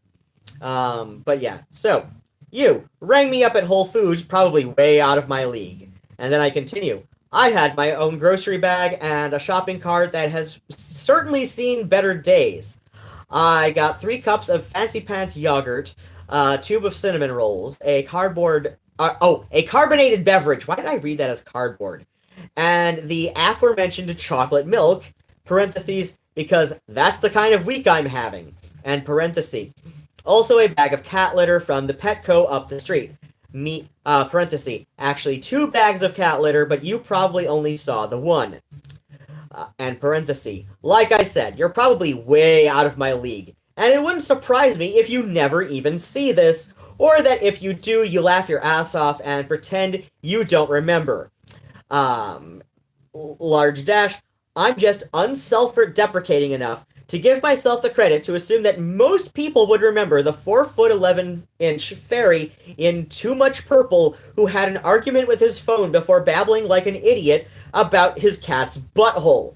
Parenthesis, seriously though, what is it with cats and their apparently high opinion of their buttholes? And parenthesis, if you don't want to get a hold of me, that's fine, I guess. I know I'm weird as shit, but that's more my problem than yours. If you do want to get a hold of me, I'm weird as shit, so at least that could be entertaining? ? Either way, take care of yourself. I'll keep arguing with technology and feline anuses. I have gotten a lot of responses from this, including an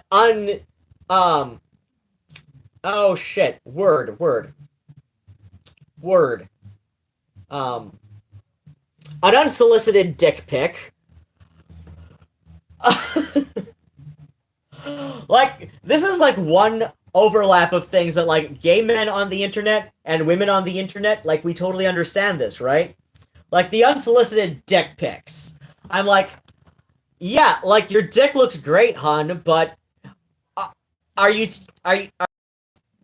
like, I'm more interested in looking at the face that is plowing me, okay?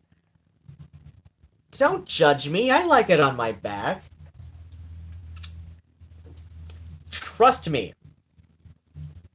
Trust me. I would rather have it that way than, because look, maybe it's because I have long hair. I don't know. Or maybe it's because I worked as a pro dom very briefly when I lived in the LA area, but it's like, no, you're not going to use my hair to rein me in. I don't even want that as a possibility.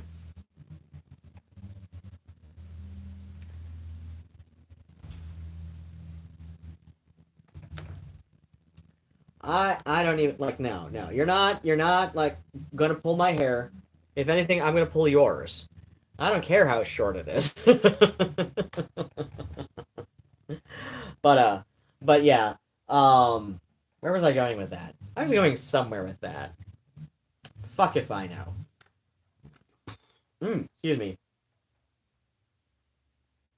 Mm. Mm-mm-mm. So let's see. What else is in my repository of lyrics?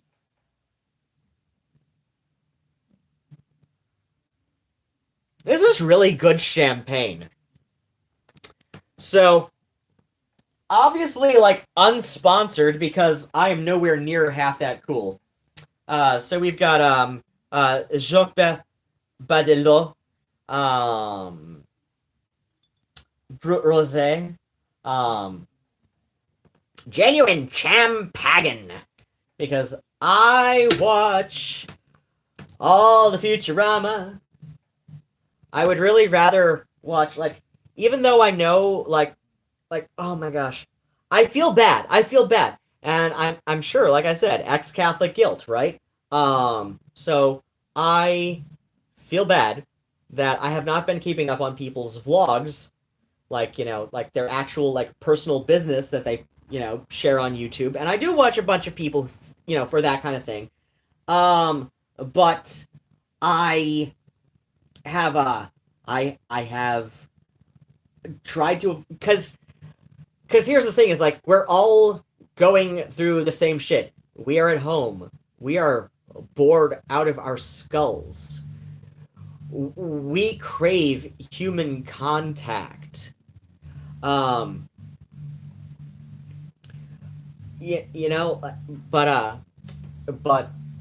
for perfectly logical scientific reasons, it is not a good idea right now. I mean, the whole thing about flattening the curve, like, I had to explain to an old friend of mine, like, and I say old friend because, like, she and I have been friends for, like, 15 years, right? That's old enough of a friendship. That the goal, like, the thing about flattening the curve, it's not, it's not a thing where, they're expecting the average person to just, like, wait it out until there's a vaccine, right? It means that, we want to go from, continual, like, increases in hospital admissions over COVID-19, and we want it to plateau. We don't want to wait it out until there's a vaccine, because that would mean, like, never leave your home ever until there's a vaccine, but that's unreasonable for the average person, right? So what we want to do is we wanted to get it to a low that is maintained, right? So like, we want it to decrease and then maintain that low point, because the goal with the whole flatten the curve thing, like I said, it's not so the average person can wait it out until there's a vaccine. It's so that it gets to a low that is maintained, wherein the hospitals are not being overloaded with COVID-19 admissions, right? Like, people will get sick. And, most of them will survive it, but, people will get sick. And unfortunately, even a lot of those who will get sick, when they, even those who will survive it, which, is, looking statistically, it's going to be most, okay? Like, yes, we're being bombarded daily with, pieces about how, well, even young people who have no, known health issues beforehand have been dying from this. I'm like, well, yeah, but it's not everybody, okay?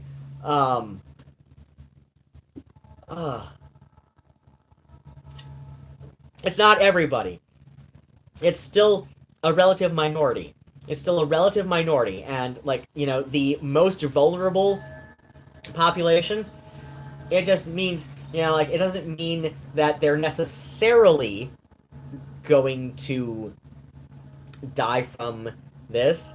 It just means that they are, the most likely to, should they catch it. but yeah, like I was saying to a friend of mine, the whole like flatten the curve thing, it's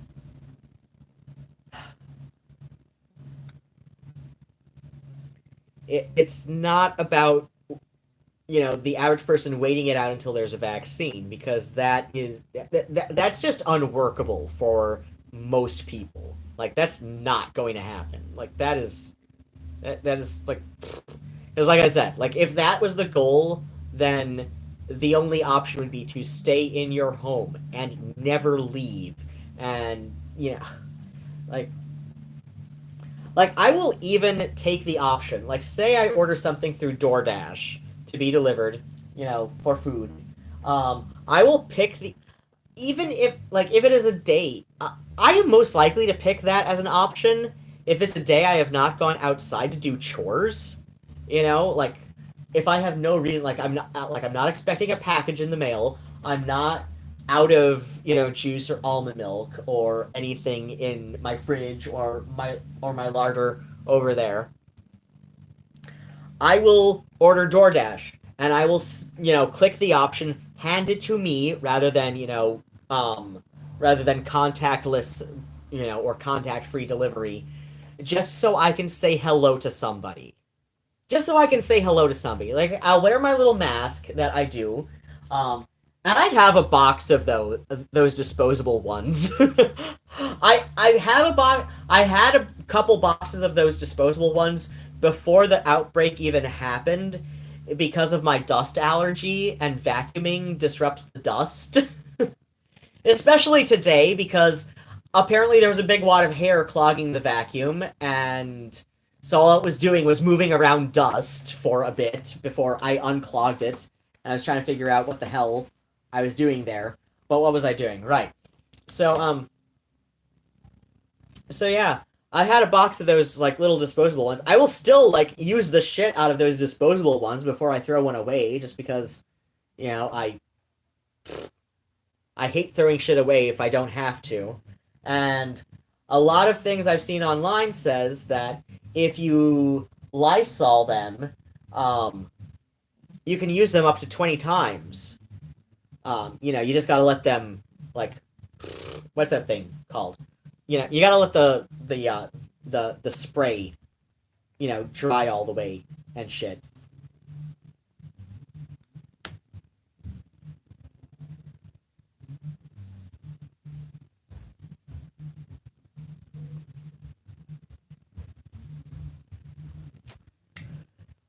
But yeah, like you can use the disposable ones up to 20 times. Like I said, I had a box of those on hand just because of my dust allergy, and I'm just like, the dust gets disrupted when I vacuum. So I had a box, probably two. I think I had two. I can't find the second box.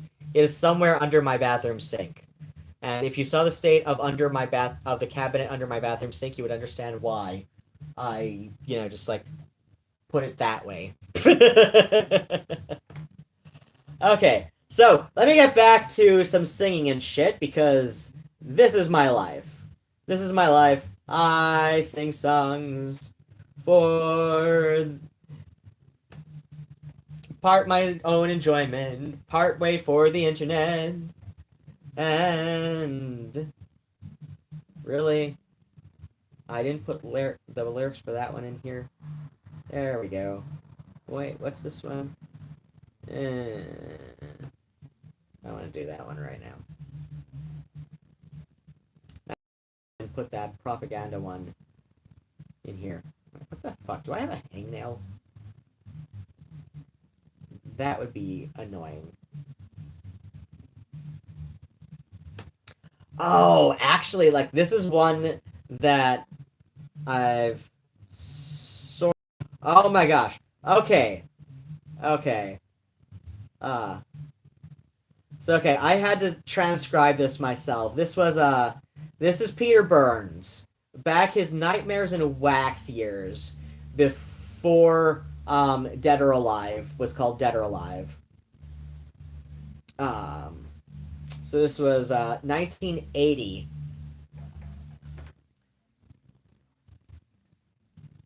Do I remember the arrangement I did for this? It's been a while since I played this one for harmonium.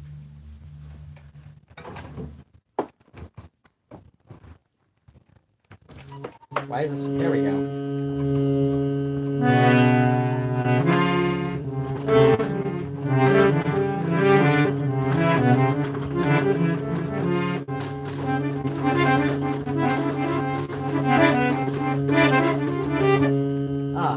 I would love to have a hurdy-gurdy to do this with. I think that would sound a little better with this one.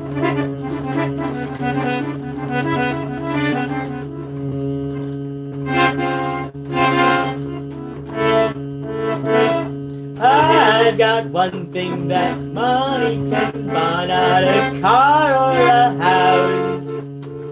It's a guy, look how dependent on me he's grown. Everything he thinks is his I own, 'cause I bought him. And I own him. He's mine, he's mine, he's mine, all mine. Shall I sail away across the sea, and I come home, will he be waiting for me? Without my lungs, he'd never breathe. Without my eyes, he couldn't see, 'cause I bought him. And I own him. He's mine, he's mine, he's mine, all mine. You think of me crying alone at night? I really enjoy it when we have a fight. It's a pleasure to feel so used and abused. Come on, little boy, won't you give me the blues? Take me anywhere with you. Show me your friends and I'll tell them all too. You'll never get my claws out of your back, 'cause I'm like a ball, I come rolling right back, 'cause I bought you. And I owe you. You're mine, all mine, all mine, all mine.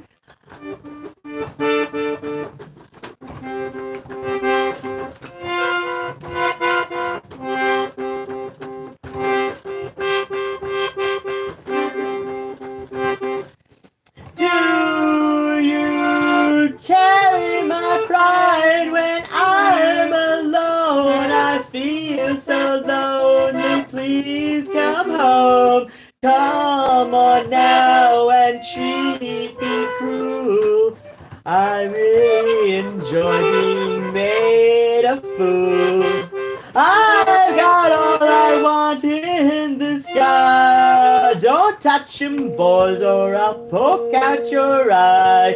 He's like a dog that's on a lead, and I'll never set that dog free, 'cause I bought him. And I own him. He's mine, he's mine, he's mine, all mine! Oh gosh, I love that one. I love that one. Okay, I mostly remembered how, of course, I'm also a bit tipsy right now, so, when you're just a little bit drunk, what do you gotta do? You gotta read the things that people say to you on the internet. When you're a little bit drunk, you gotta read the things that people say to you on the internet.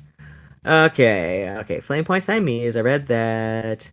It's okay, we're all losing a bit. Okay, I read that part. Okay, Felicia says, me too, Megan, Raquel, I purposely don't get all I need at the store, so I have an excuse to go back. Right? You understand what I mean, right? Like, like I said about the orange juice, and the almond milk. Like I said, like I can be completely out of orange juice and have like maybe a day or two left on the almond milk. Just like as a quick example, like there are other things I've done, right? And where most people would think, okay, well, I'll just get the almond milk at while I'm getting the orange juice, because that way I don't have to go back for another trip. I'm just like, no, because I'll have a reason to go out and at least say hello to other customers, right? Juju says, religious guilt is no joke, right? I wasn't Catholic, but I felt it too, right? Felicia, and on the religious guilt, I'm still very destroyed my Bible. Oh gosh. Oh gosh. I went to a website for a free copy of the Book of Mormon just to see just to see for myself what the hell, they believe. Like just excuse me. And I told the couple of boys who came here, like they're 19 years old. They're compared to my age, they're boys, right? Like I'm like, yeah, I know you're legal adults, but you're fucking boys, right? So I told them that I just kind of wanted it, just like out of just like a curiosity, because I grew up Catholic, and I've had three ex-Mormons. I've had three ex-Mormons who are exes. One of them being worst ex. And you'd think I would have known, like from the first two, that worst ex was gonna come with some serious ex-Mormon baggage, but oh well, I let it happen anyway. Then Juju says, oh god, Cat, you're making me spill my wine. Please go. Please go. Scrooch! Scrooch! Scrooch your butt! Ah! You made me spill my wine. That is... Well, okay, I guess I'll forgive you eventually, but... And by eventually, I mean like within 5 minutes.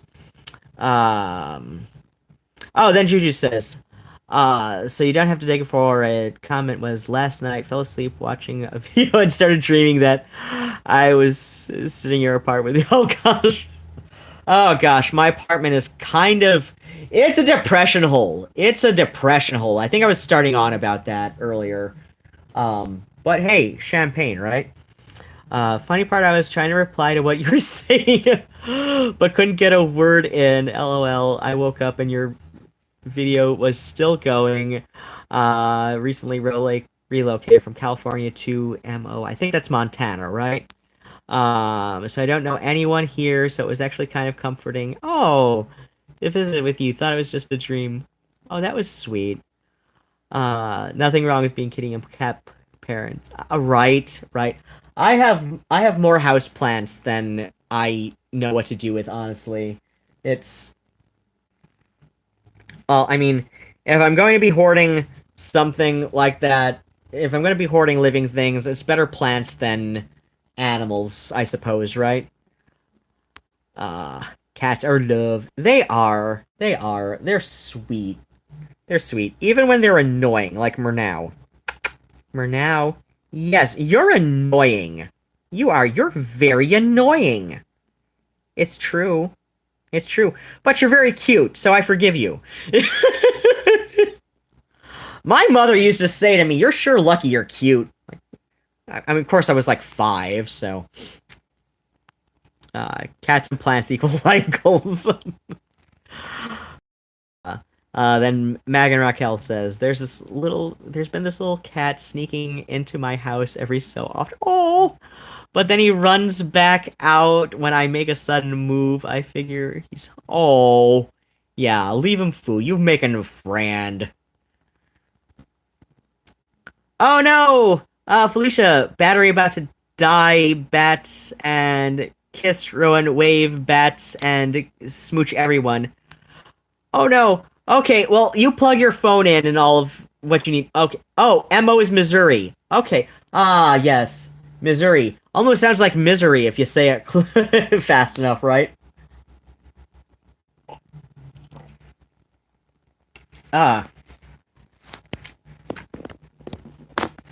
Seriously, little easel. Okay. Okay. Wait, no. There we go. Wait. Ah!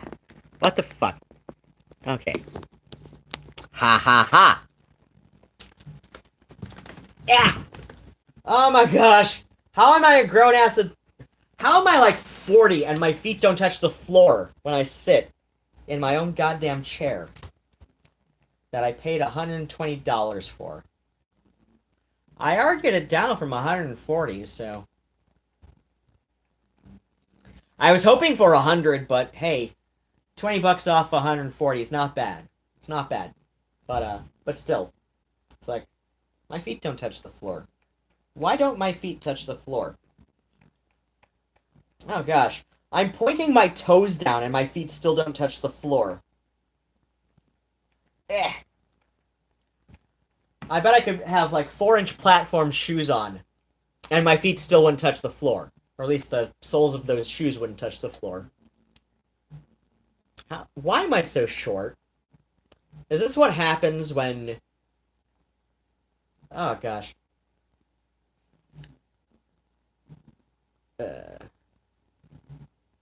I will say, though,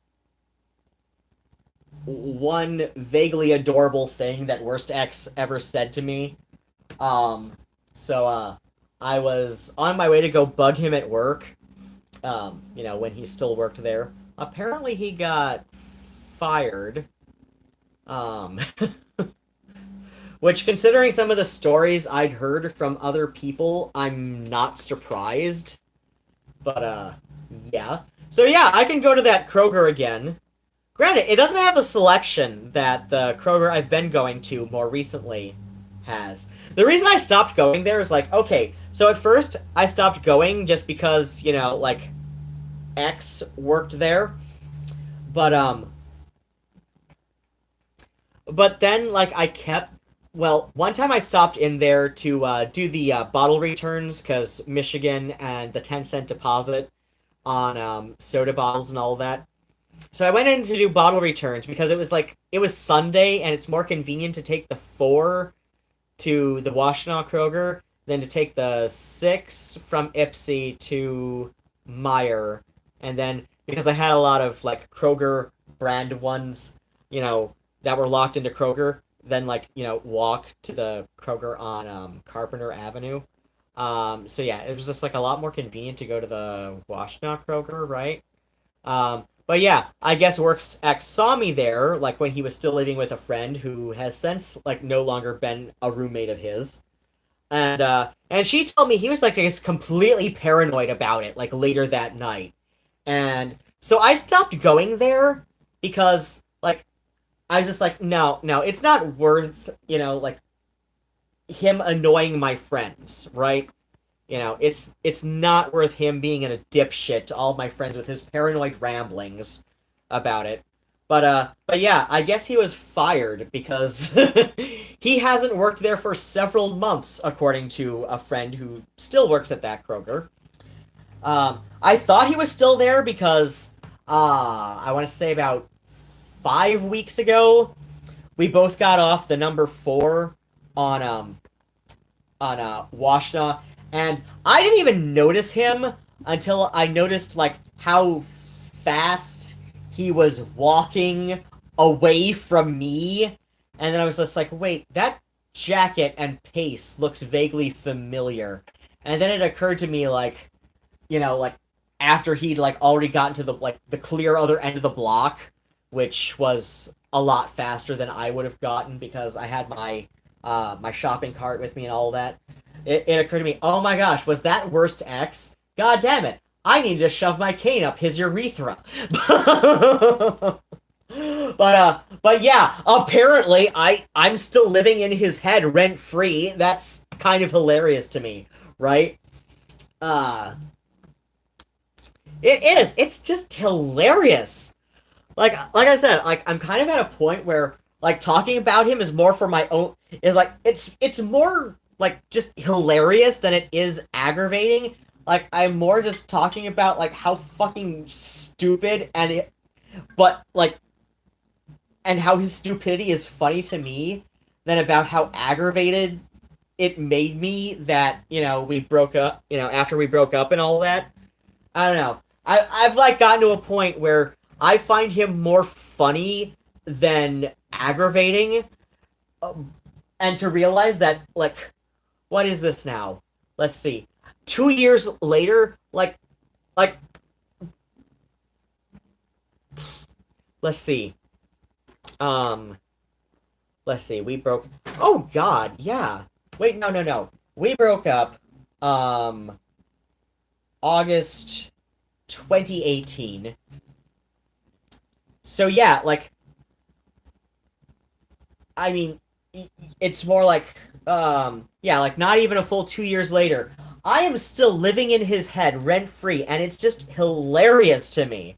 It is just so goddamn funny that I apparently still aggravate him this much, whereas like I'm at a point where I just find it funny. I just find it funny. Oh my god! I mean, like I can kind of look on the bright side now that at least you know at least it was like only three. Like they say, three times a charm. Like if I made it to like four ex Mormon boys before I finally swore off ex Mormon boys, I would have considered. I would have been like, wow, why didn't I learn my lessons sooner? But ex Mormon number one. To be fair, he was bisexual and was kind of hung up on somebody else when he and I were together. So I kind of give him a pass. Like that was like a little less ex-Mormon baggage and more like he was still hung up on somebody else, and apparently they finally got together, like officially, which is cute. And I'm happy for him. I really am. Ex-Mormon number two. He, he's a bit of a mess. He's a bit of a mess. Nowhere near as bad as Worst X, but still, he's a bit of a mess, and but he was also a little bit older than Worst X. I don't know. I don't know. Like I said, I'm at a point where I am finding Worst X a bit more funny than aggravating, but I am still living in his head rent free, and I can still get under his skin without even like with just being present. like But yeah, like I said, it was a few weeks ago. It was a few weeks ago. It was like either just before or just after Michigan went on lockdown, so about like 5, 6 weeks. He got off the bus. He got off the four at the same time I did, and he made an effort to get off at the back door, because this was before they closed off the front doors. He made an effort to get off at the back door, even though whatever. But still, it's like, and he walks like extra fast, but he was walking extra fast. So that's why I thought, because he got on the same bus, right? It was the same bus that he usually did when he got off work from that Kroger. So I'm just like, wow. Like I said, it didn't occur to me until he was like already like that much further away from where I was standing at the time. And then I'm like, wow, that was Worst X. Why did I not stop and to shove my cane up his urethra like I've been threatening to like, other people that I was going to do to him? But still, like I said, I'm at a point where I just find him more funny than anything. Which is nice. Which is nice. It's nice to get that point, to get to that point when it's the X you refer to as Worst X, right? It's always better with the Worst X to get to the point where they're finally funny to you again. Like, right? What was I doing?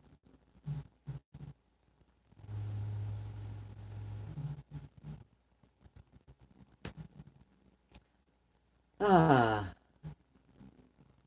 But I was looking at this one. Um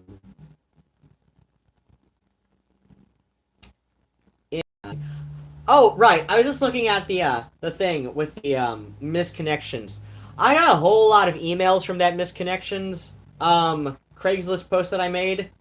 None of them were from that young man. I'm certain is several years my junior. I haven't gotten an email from him, but I've gotten emails from several other people who said that my post was just fucking hilarious. And I was like, hey, at least I'm entertaining, right?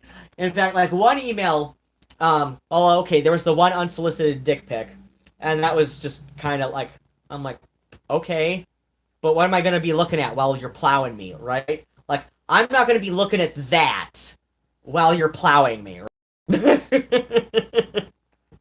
Like, I want to know what I'm looking at, but that's another story for another time. But yeah, like I said in the post, but hey, at least I'm weird as shit, right?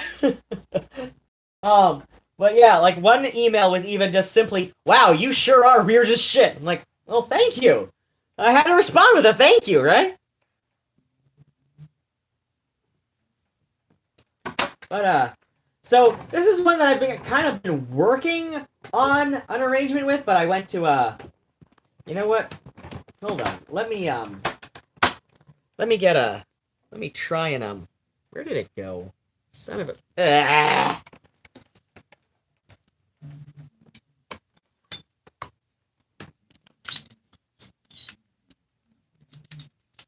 Come here, reacher grabber. All right.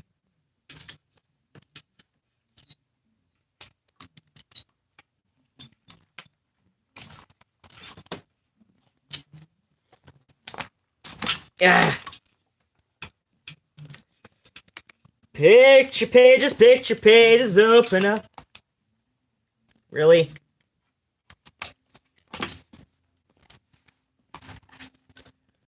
Okay. Okay. I want to make a class action lawsuit. Like, I don't mean, I'm really hope, I don't want to diminish the horrible, sexual assault he committed. But at the same time, I also want to open up a class action lawsuit against Bill Cosby for the insufferable earworm that is the theme song to Picture Pages. Like, this is probably me showing my age, but I want that to die. Like, I really want the theme song to Picture Pages to die. I want it to no longer be in my brain. And I hold Bill Cosby personally responsible for this. In case you are not as old as myself, which is probably likely, considering the average age of people watching the YouTubes. The Picture Pages theme song. Okay, first off, this was like a 5-minute bit. First it was like on a local Philadelphia station, which is where, on TV, which is like where he's from originally, so he like, was like, I don't know, like involved with stuff there. I think it first premiered in the 70s, it was running through the 80s, and it was a 5-minute bit, and at some point, like in the 80s, it was, like the Picture Pages bits were run on, I believe Nickelodeon rather than PBS. I think it was Nickelodeon. So like on cable, on basic cable even, right? And here we go. This is one of the songs that will forever be cursed in my mind. Picture pages, time to get your picture pages, time to get your crayons and your pencils. Picture pages, open up your picture pages, time to watch Cosby do a picture page with you. Boop. Right? Okay, that is one of those things that is simple enough that it has earwormed itself into my brain for going on 40 years now. Because, I wasn't watching this when I was in a newborn, right? I wasn't watching this. It didn't really, you don't really start to solidify memories into your head until you're at least 4 years old, maybe 5. like, you might have some fuzzy memories before then, but it's very, very vague kind of images. Like, you don't have memories of conversations or words. You have memories of pictures, if you have any memories before the age of about 4 or 5, right? So, yeah, like, the theme song for Picture Pages, I need to open up a class action lawsuit against Bill Cosby for this, because I'm not going to say it's ruined my life, but it has ruined my life. Okay, maybe not ruined, but now knowing what I know about him is cursed. It is absolutely cursed content, and I don't want this song in my head. But yet, periodically, it has popped up in my head throughout my entire life. Or at least, like, long enough for me to, like, have actual memories of shit. So, like, from the age of about 4, even when I am not watching Picture Pages, even long after Picture Pages ceased to be a thing on television, like, after they stopped airing reruns of these little 5-minute Picture Pages segments, it still periodically goes through my head. And I am holding Bill Cosby personally responsible, and I wish to open a class action lawsuit against that man for this fucking song. And I think we will all agree that I deserve a buttload of money for that. Or at least I agree, and so does this little wiener right here, who is staying just off camera. Yes, you are. People can't look at your fluffy butthole if you're off camera. No. Here we go. Myrna's butthole, time to look at Myrna's butthole. Time. Oh, really? Okay, I will lower the bag of trash that is sitting on the end of my couch, my beautiful couch. Myrna's butthole, time to look at Myrna's butthole. Time to look at floofy little buttholes. Myrna's butthole. Open up for Myrna's butthole. What? You wanted attention.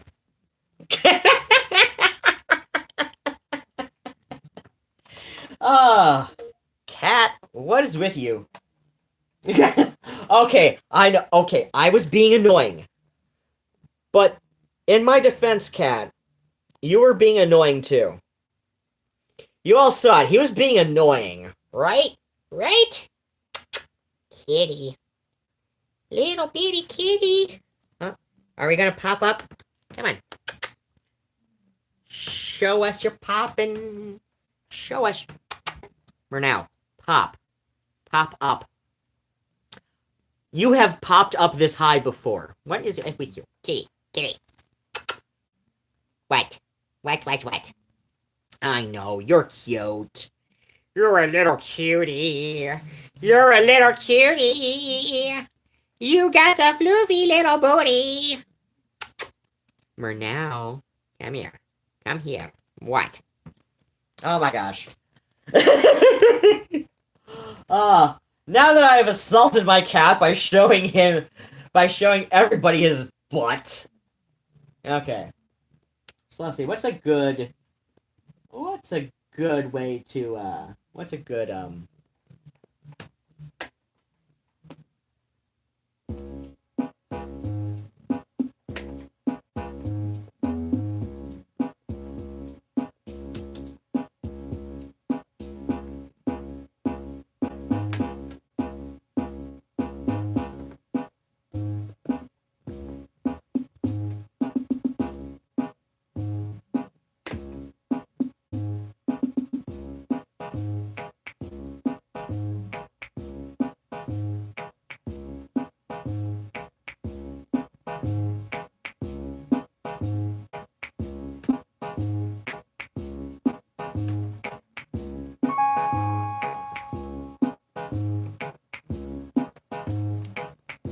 Okay, I've got the Omnicord out for this one.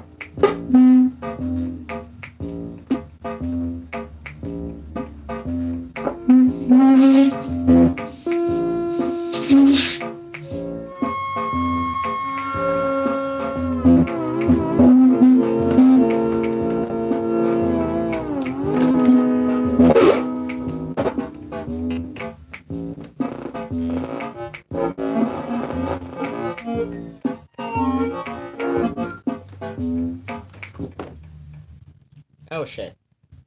Oh. Ah! That's what happened. Oops! Well then. Okay.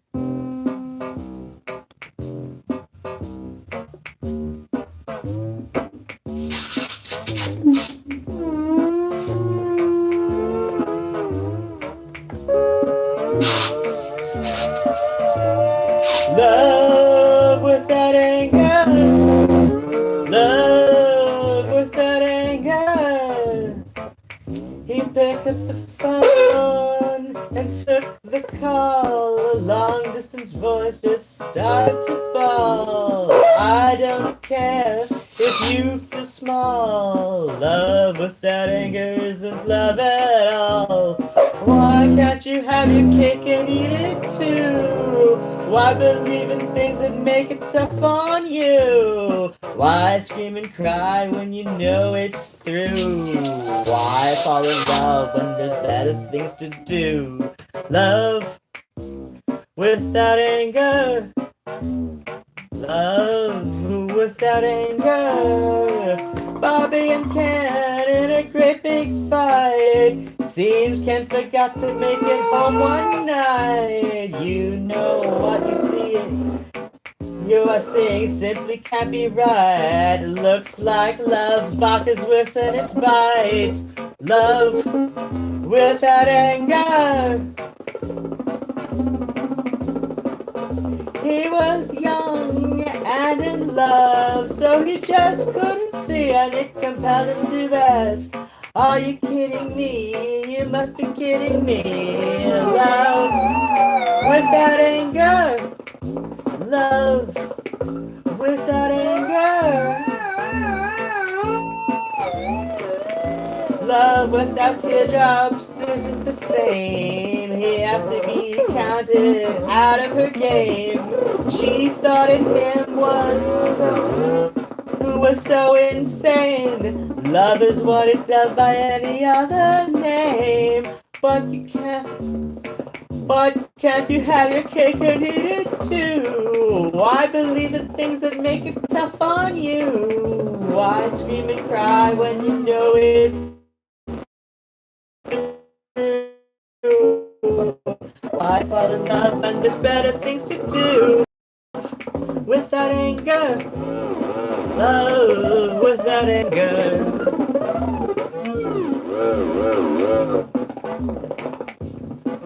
Love without anger.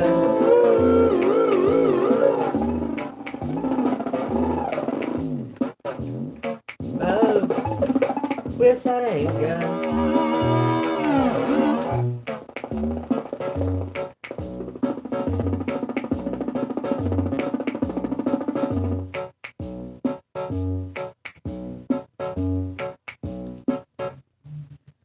Ah, that was a good one. You know what? Let me see if there are any other Devo that I can do. Oh, you know what? Actually.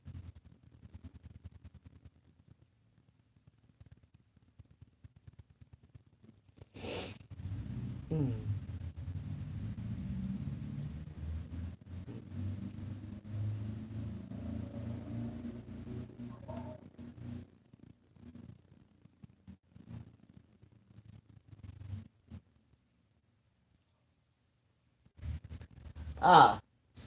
So yeah, if you're being at least partially entertained, I'd like to think. As I said before, and it was definitely in the description of the first attempt at streaming, before things got all like, I blame cats. I'll somehow. Okay, okay. It looks like it will break up in the connection. So, paypal.me/Ruadhán, Ruadhan, or Cash App to Ruadhan 1334, Ruadhán 1334. Because yeah, I am usually a street musician, but there's no point in playing on the streets right now because there's nobody sitting in the outdoor seating at restaurants or going back and forth between things that they're doing in downtown or Depot Town or whatever. So I have to deal with a reasonable facsimile over the YouTubes.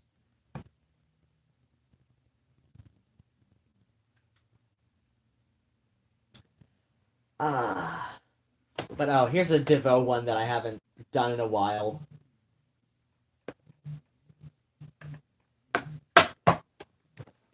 Yeah, let me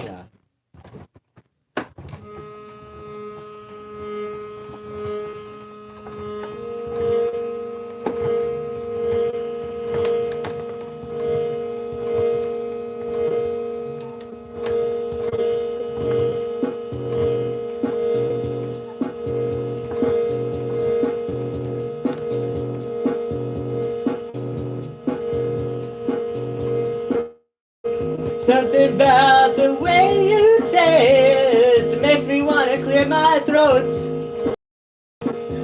There's a message to your movements that really gets my goat.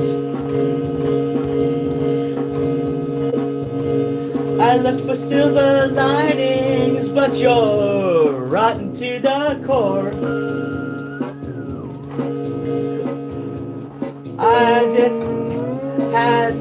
I just had about all I can take, you know I can't take it no more. I got a gut feeling, got a gut feeling, got a gut feeling, centered round long time ago on your ability to torment. Then you took your tongues of love and stripped away my garment. Look for silver linings, but you're rotten to the core. I just about I can take, you know I can't take it no more. Got a good feeling, got a good feeling, got a good feeling. Got a good feeling. Got a good feeling. Got a good feeling. Woo!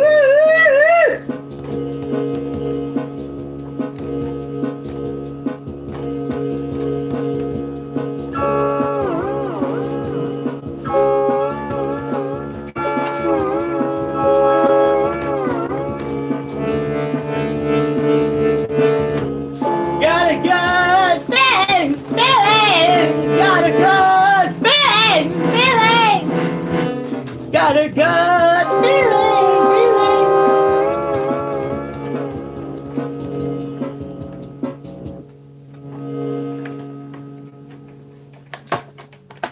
Ah.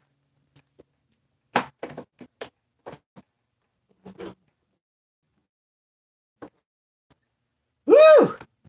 Oh shit, wine's going to my head. Wine is going to my head, but it's alright. It's alright, I'm not dead yet.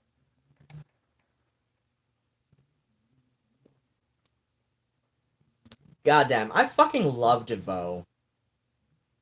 You know, if I wasn't a goth, I'd be like whatever fucking branch of punk we'd call DeVoe. Why? Because us weirdos from Ohio gotta stick together. I mean, okay, I say I was originally, like, raised in Metro Detroit because it's just easier, right? It's just easier. And, like, people outside of the greater Metro Detroit area understand, you know, Detroit. They understand Metro Detroit, right? They understand what that means. But when I'm talking to people who I know are from the greater Metro Detroit area, I'll admit that I was born and raised until about the age of 12 in Toledo. And I've had this conversation with many people who have been to both Toledo and Detroit and Gary, Indiana, and Chicago. And Toledo is to Detroit what Gary, Indiana is to Chicago, right? Like one of the postal clerks at my post office in downtown Ann Arbor, he's even said, you know, Toledo's, you know, he said to me, "Oh my God, Toledo is a really tough city to be in." Right? And this guy has to be at least like 10 years older than me, or so I'm guessing by the color of his hair. But I'm sure he thinks he's a bit older than me. But yeah, so yeah, like when I'm talking to people who I know are from the Metro Detroit area, I'll just admit I was originally like born and raised until the age of 12 in Toledo, right? Because it is to Detroit what Gary, Indiana is to Chicago. And if you've at least been in Chicago long enough to understand its weird symbiotic relationship with Gary, Indiana, you know what I'm talking about. You know what I'm talking about. And even if you haven't been in Metro Detroit and Toledo, you'll at least understand, you know, that is that kind of symbiotic relationship with the two cities. But yeah, like us weirdos from Ohio, we gotta stick together, right? Which is probably one of the reasons I get along with Tara so well. That sweet young woman, a few years my senior, from Licia. Licia, that's her band. I just know her as Tara from Facebook. I knew about Licia, of course, obviously, like when I friended her on Facebook. But I don't know, like we don't talk as much as I'd like to sometimes. But she's very sweet, and she knows that, you know, like I've just got like a sweet disposition deep down. I don't know. There's like something about us, like she and I get each other, right? Like one of those friends, like Cinnamon. I did the little art piece up in here. I need to move that art piece. I was actually gonna move it. So okay, I found this shadow box that had a broken glass from it, but I was my shrine to my household spirits, who really want me to have various like little black cat representations. I'm going to just because the state of my kitchen is kind of embarrassing right now, I'm going to bring a couple of the little statuary from my household shrine in my kitchen over here.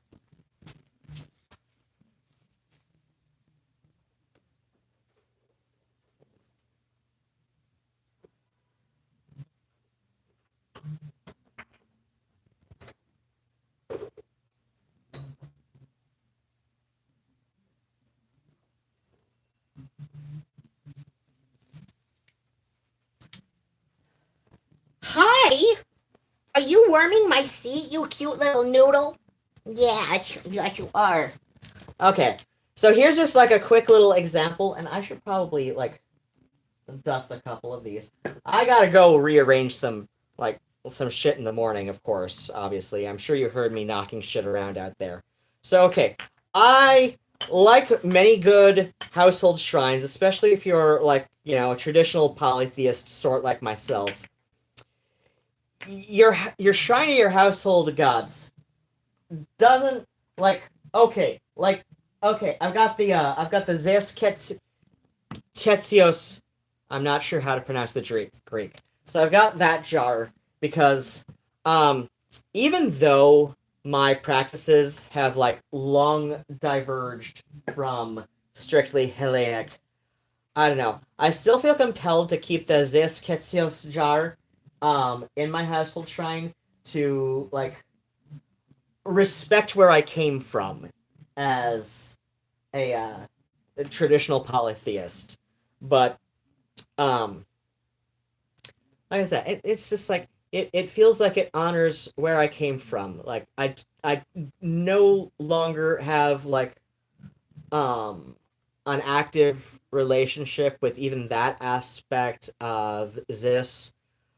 But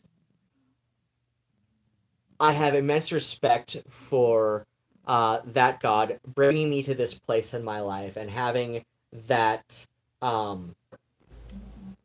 that effect.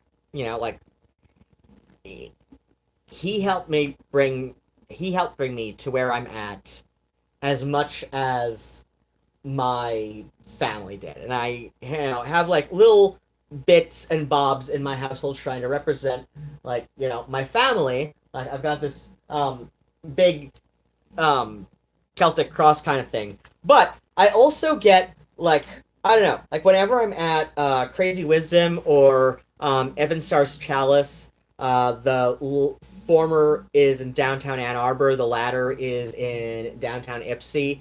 I know I've done little shopping bag videos, haul things from both of those stores before. So it's whenever I see little lucky cats, like this little guy with his both paws raised, and I know in some areas of Japan, the left paw means something and the right paw means something else. But this one has both paws raised. Plus, more importantly, this is the one that wanted to come home with me and be in my shrine to my little household spirits.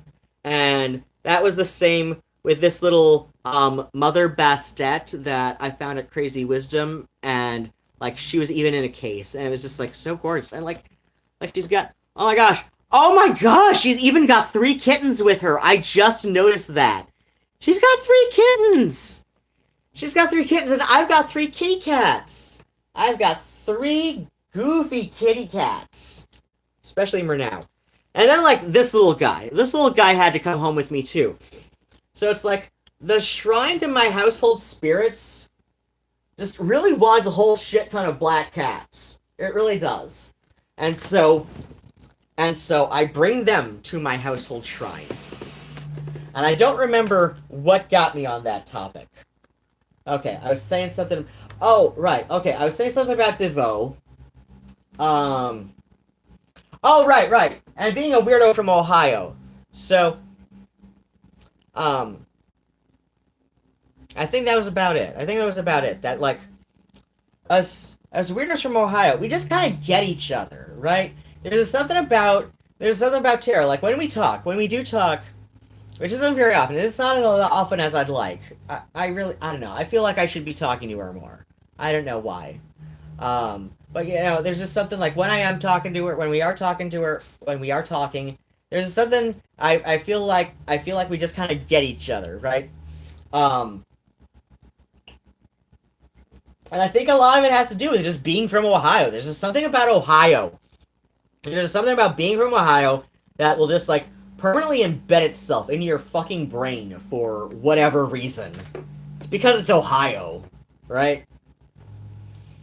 My younger sister once said that Ohio is kinda shaped like a heart, but not. And I said to her in response, Actually, it's kind of shaped like an armpit.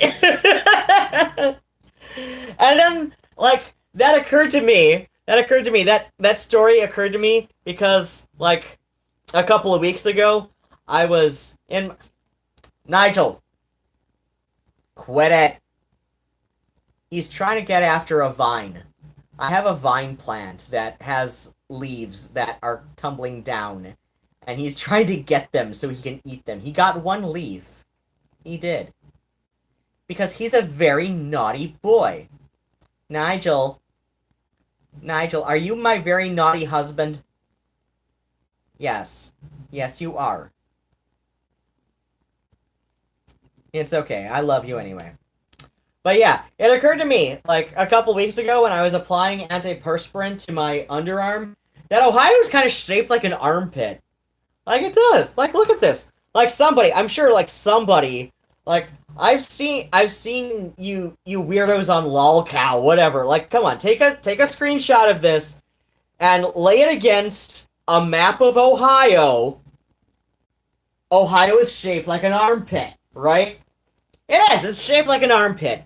And there's something about being from that armpit-shaped state where we just get each other. And that's the thing that I can't stand about Big Brian Warner is because, well, okay, aside from the fact that I have heard a whole mess of stories about how he's been kind of a dick to fans and everybody, basically. It's just like, he seems to think that he's better than every other weirdo from Ohio. Like, okay, like, I have more respect for that libertarian nozzle of Drew Carey than I have for fucking Marilyn Manson, okay? Because at least Drew Carey is willing to revel in the fact that he's a weirdo from Ohio. Right? There's just something about Ohio. There's just something about being from Ohio that will just, like, I don't know. It's just something. It's just something. There's just something about Ohio. I don't get it. Don't ask me why. Don't ask me to explain it. It's an Ohio thing.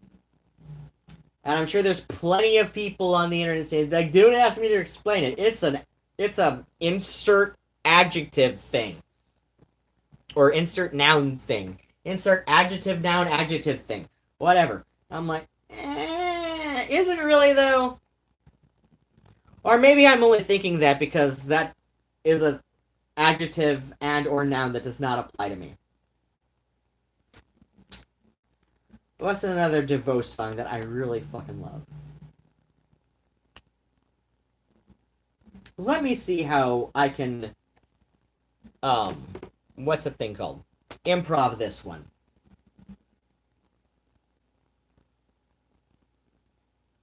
Let me see how I can improv Smart Patrol with,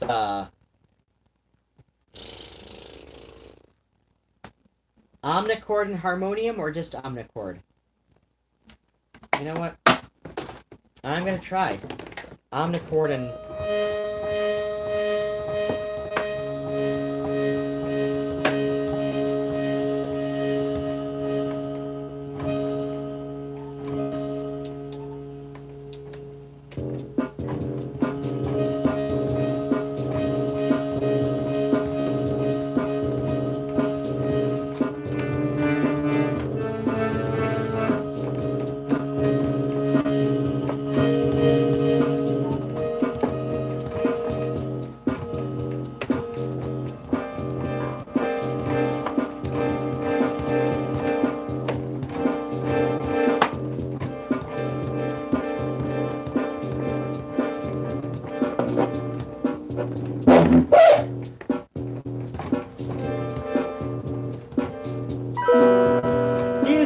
the world, I'm tired of the soup du jour. He's been with the world and this prophylactic tour, afraid that no one around me understands my potato.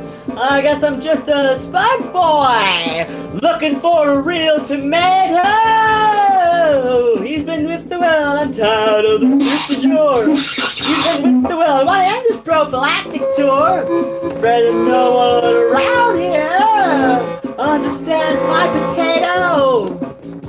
I'm just a spud boy looking for a real tomato.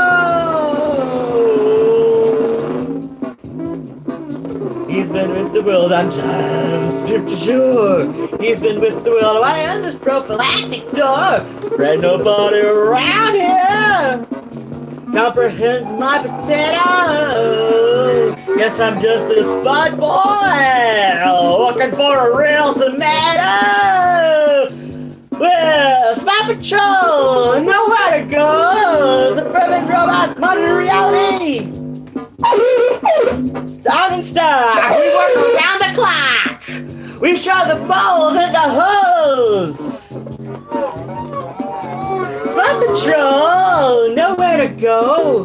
Suburban robots, modern reality. Common stock, we work around the clock. We shove the balls in the hole. Wait a minute, something's wrong. He's the man with the plan. He's here to do us a favor. Little human sacrifice. Just Spider-Man. Mr. Kamikaze, Mr. DNA! Mr. DNA is... Mr. Kamikaze, Mr. DNA! He's here to spread some jeans!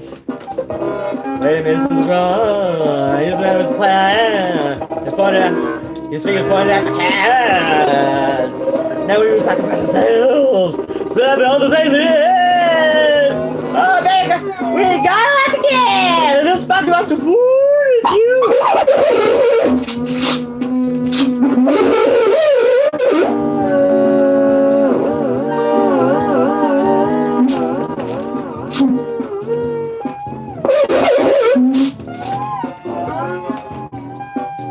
Mr. Kamikaze, Mr. DNA is active robot. Mr. DNA, Mr. Kamikaze, Mr. DNA, he spreads some genes. 1, 2, 3,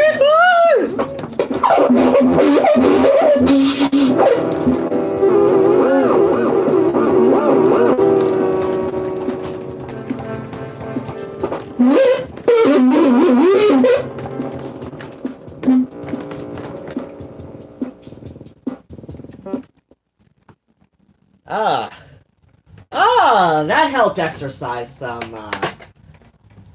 nonsense that's been in my head lately. Oh, dear.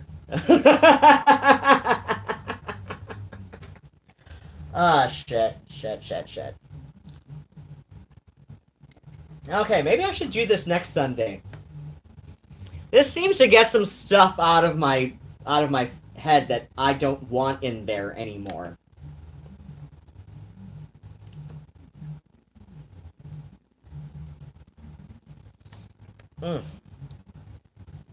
Oh, shit.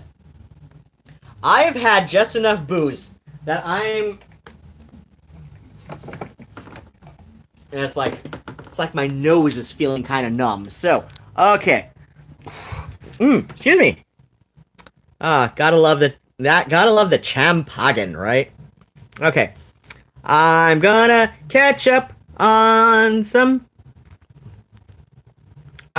chatting that's been going on. Really? Only 3 people left? Oh, dear. Okay, so let's see. I remember Felicia saying about the batteries. Okay. Okay, and Juju said that they're in Misery, and aka Missouri. How do you feel, Juju, about Oh wait, no. That's set in Nebraska, I believe. Superstore. That's a great little show. I enjoy it. And Juju says, LOL, me too, 40 years old, 4'11", can't touch the floor. Right? What the hell?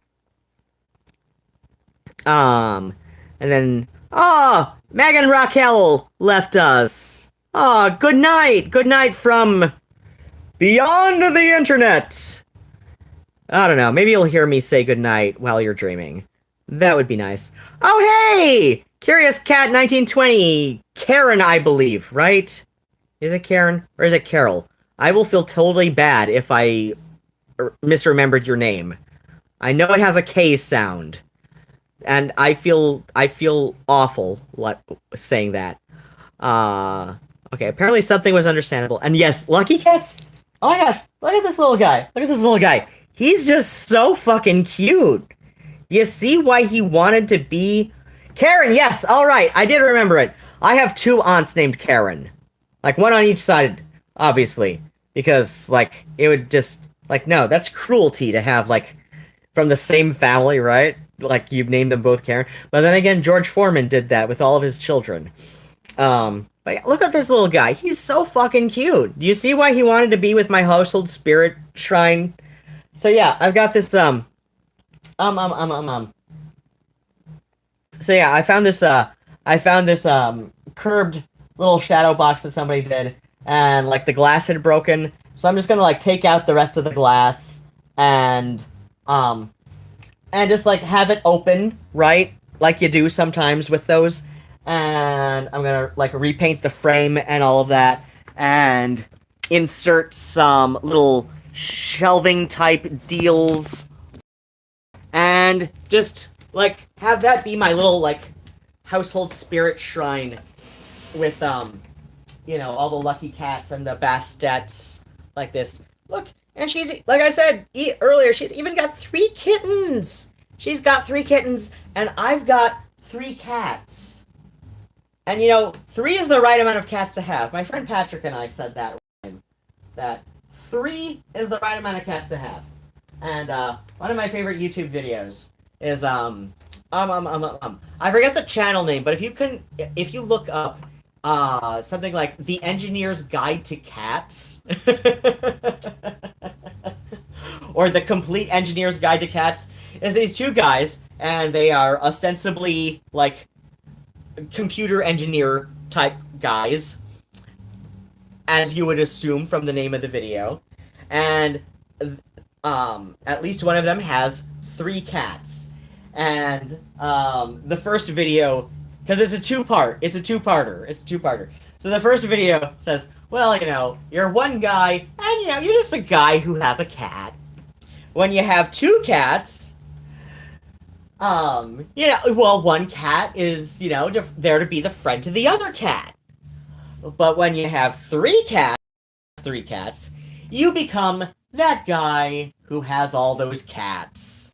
And yeah, I'm that guy who has all those cats. And that's kind of how it worked out with me. Like I came back to the Ypsilanti area from Lansing, from when I was living with Best X, and we were already exes when we were moving to Lansing because of reasons.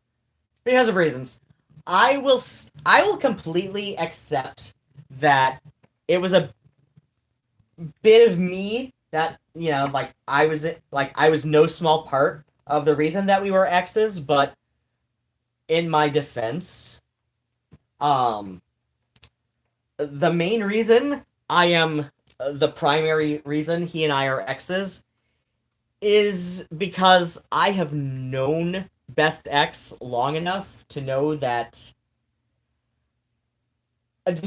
enough about his previous exes, previous to my. If we were to stay together, there would always be the sinking feeling in my head that I was another one of his ex number 2 and number 5, I believe. And these were 2 people that he started dating against his better judgment because he wasn't that into them, but they were really into him, and he was thinking to himself, because when he started dating both of them, or, like, on their separate times, so when he started dating each of them, I guess is the better way to put that. He was thinking, well, he was on a rebound from somebody previous to each of them. And he was thinking to himself, well, okay, I'm not into them, but they're really into me. And if I make them feel better about themselves, then this would prove that the reason the previous person broke up with me isn't my fault. It is, because I'm a good partner. And if I'm a good partner, then it can't be my fault that I broke up with X number 1 and X number 4. So, like, there would always be that sinking feeling in my head that if he and I stayed together after the stuff, I would be thinking to myself, so it's like, is he just being with me to prove that he can me because he's a good person? Or is he being with me because he really wants to be with me? Okay? So, yeah. So, like, yes, I was the one who drew the final straw. That's like, no, we cannot be, like, together like that. I'm just loosening up a couple bulbs here because this is getting really bright. There we go. That's a little better on me.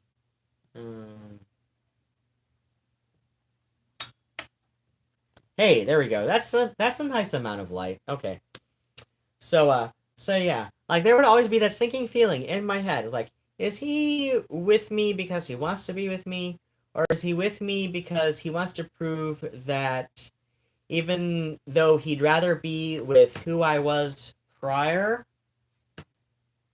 he's still trying to prove that he can be a good boyfriend. I don't know. It's like I said, I was the one who drew the final straw, but in my defense, I had every reason to. So, I like the cathartic feeling that improving DeVoe with omnichord and harmonium is giving me. So let's find another one.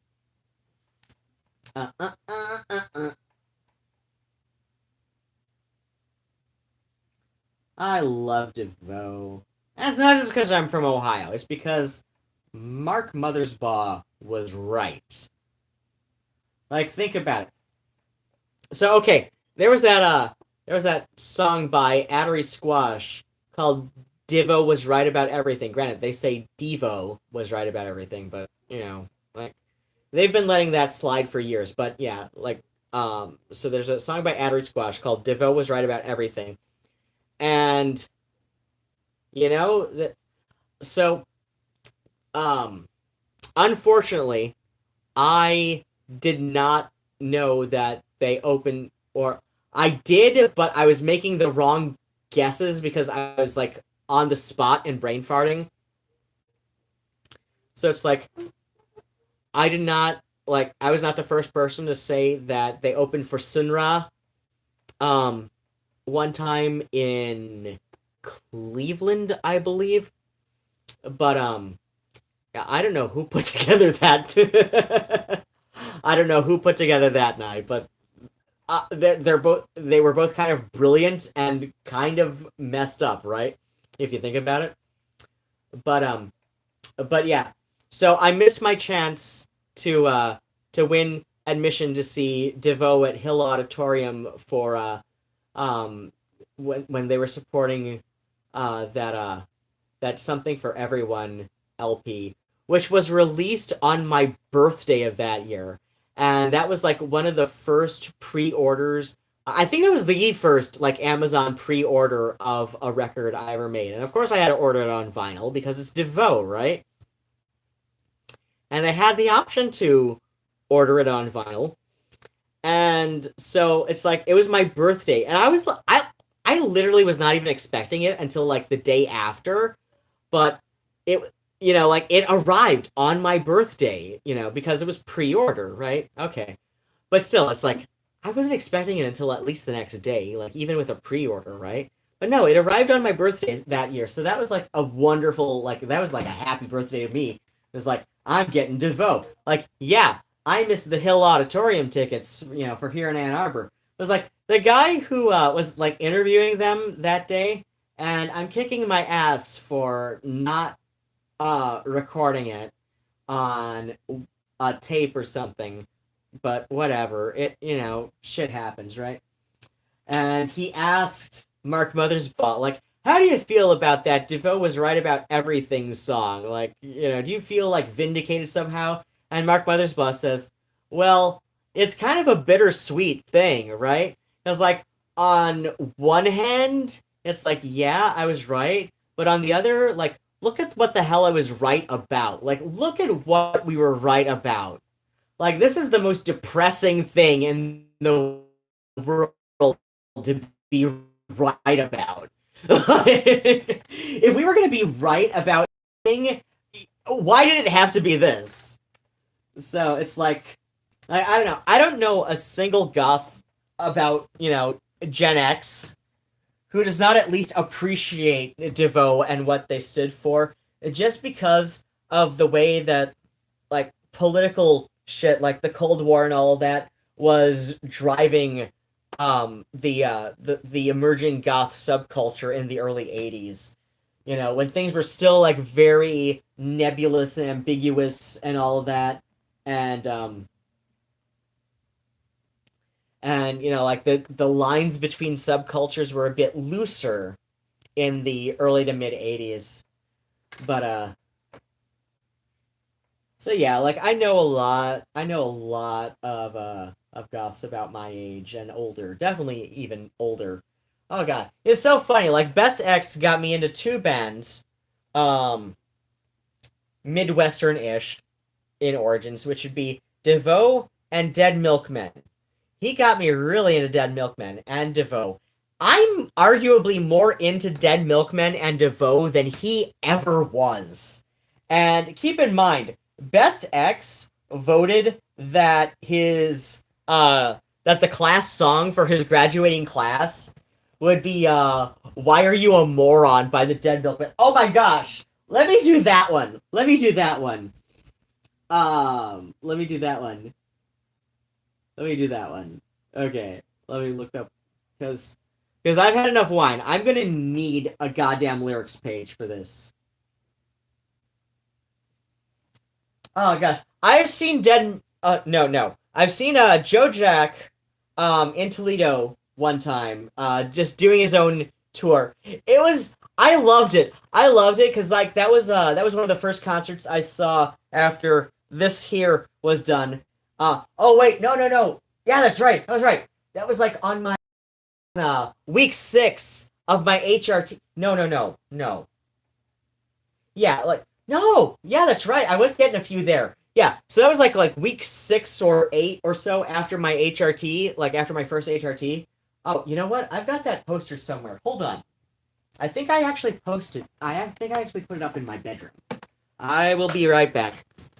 Because if that poster is up in my bedroom, I will have the date. Oh, hey! Yes, it was. Okay. Oh, shit! Yeah. Okay. Wait. Was that the following year? Oh, God. I don't even remember. I don't know. Let's say... cat? Really? Really? Really? You cute little noodle. Oh, I know. I know. You're so fluffy. You're so fluffy. Okay. So, okay, that was like maybe a year. Little under a year on HRT. Because I do remember that I had some there. At that concert. But yeah, it's like, it was adorable. I loved it because Joe did not, like, he avoided pronouns. Because, of course, like, Best X and I had to stick around and, talk to, oh, that's right. He was oh, wait, no. Wait.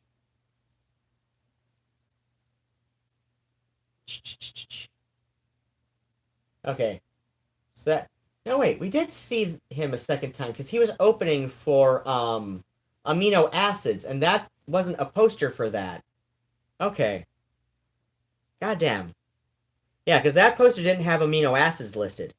But yeah, it's like, oh god, I loved that show because I think like I love amino acids. I do. They're a great band. They're a great band. But I think I weirded them out. And if you have ever seen amino acids in concert, like the only way I can think to describe their music, like in general, is think theremin surf punk. Like think that. Think that. Okay? It's also obvious that they're really into the Cramps too. Like I said, surf punk. So it's obvious that they're really into the Cramps. But yeah, like no, Subgenius Theremin Surf Punk, because yeah, we were talking about DeVoe. And they're another Subgenius band, much like DeVoe. But yeah, I think I might have been a little bit too weird for the amino acids. But yeah, it was like adorable, and because Joe just like kind of avoided pronouns because he was saying something to another um to another guy at the concert, like after he had said, like after he and I had had a little conversation, um and he was like rather than saying, oh well, he's got he's originally from Toledo or something. He was just like, well, he just like looked right at me and said, well, you're originally from Ohio. Like after like pausing for a second to try and figure out like how to refer to me. But I loved it. I loved it. And yeah, then we then of course that yeah, it was Halloween. There was a Dead Milkmen reunion show.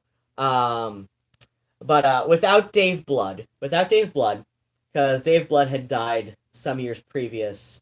Unfortunately, he got tendonitis and could not play bass anymore. And that really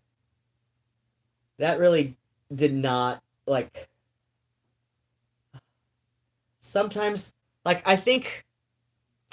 So, I've seen people think that I'm just like taking this whole COVID-19 thing like a little too lightly for their taking. And I'm like, honey, I'm really not because, like well, you hear about people who get permanent lung damage from this. And I think about Dave Blood when I think about that and I'm like, God damn, would I go that same route if I couldn't sing anymore? And the fact that I don't know the answer to that question, like the fact that I just don't know the answer to that question, right? Like, I'm like, if there was something like if I were to get that kind of like bronchial pneumonia that this virus causes, and it caused like permanent lung damage to the point that I couldn't sing anymore. I've been in voice lessons. Like, my mother signed me up for voice lessons before she signed me up for kindergarten. This is all I know how to do. I only know music. Like, this is all I know how to do with my life. And I know it's not great. I know it's not great. I don't have the greatest grasp of theory. But I do have a grasp of performance, right?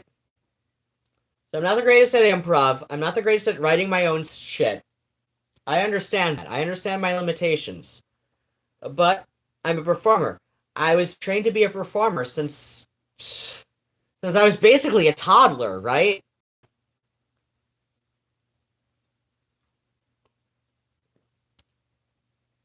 This is all I know how to do.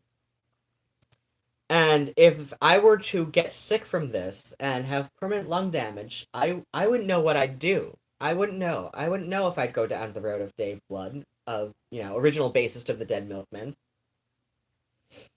I don't know. I don't know. But, I also saw them. I went out to Philadelphia. Like, I took an Amtrak to Philadelphia to see them in concert on Halloween. and I've got a little fridge magnet that they gave out at that show. I'm gonna move this aside again, just real quick, because it's on my fridge. It's on my fridge. I love it. I love it.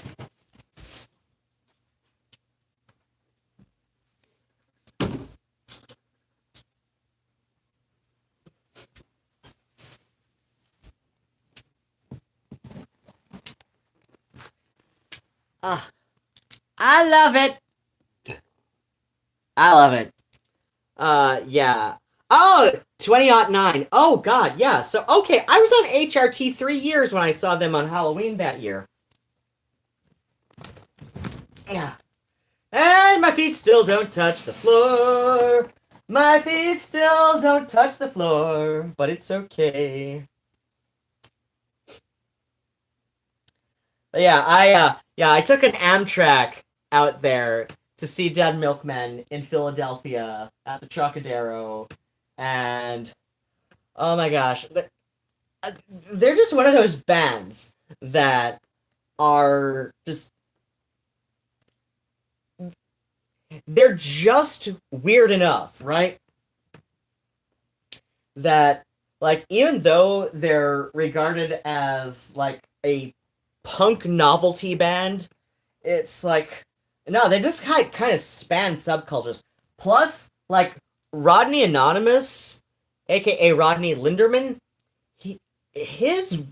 okay, first off, like, his wife Vienna, she is such an old school goth. Like, I met her at the little what's it called? They did like a little, like, in-store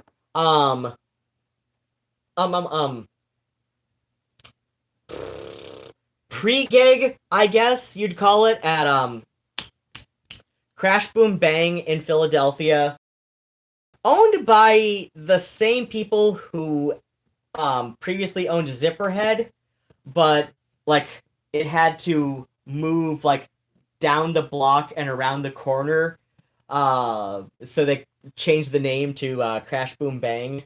And but yeah, like, they had this little, like, in-store performance the day before their Halloween show at the Trocadero, so, like, on the 30th. And I knew about that because I was signed up with Joe Jack's email list. And so yeah, I was at the little like day before in-store thing at the Trocadero, and I met Vienna, and so she and Rodney had this very short-lived, it was like one album only. As he said, it's like the Sex Pistols, they only had one album, and hopefully it was a good one.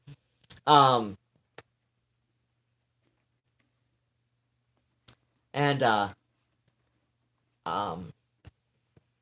okay, yeah, that's a better arrangement of bulbs.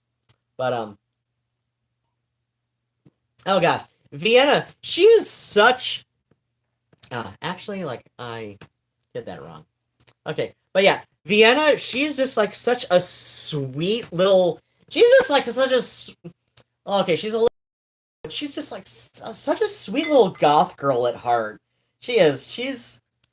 She's like the elder Perky goth. She's just fucking adorable, and I love her, and I am almost out of wine. What the shit?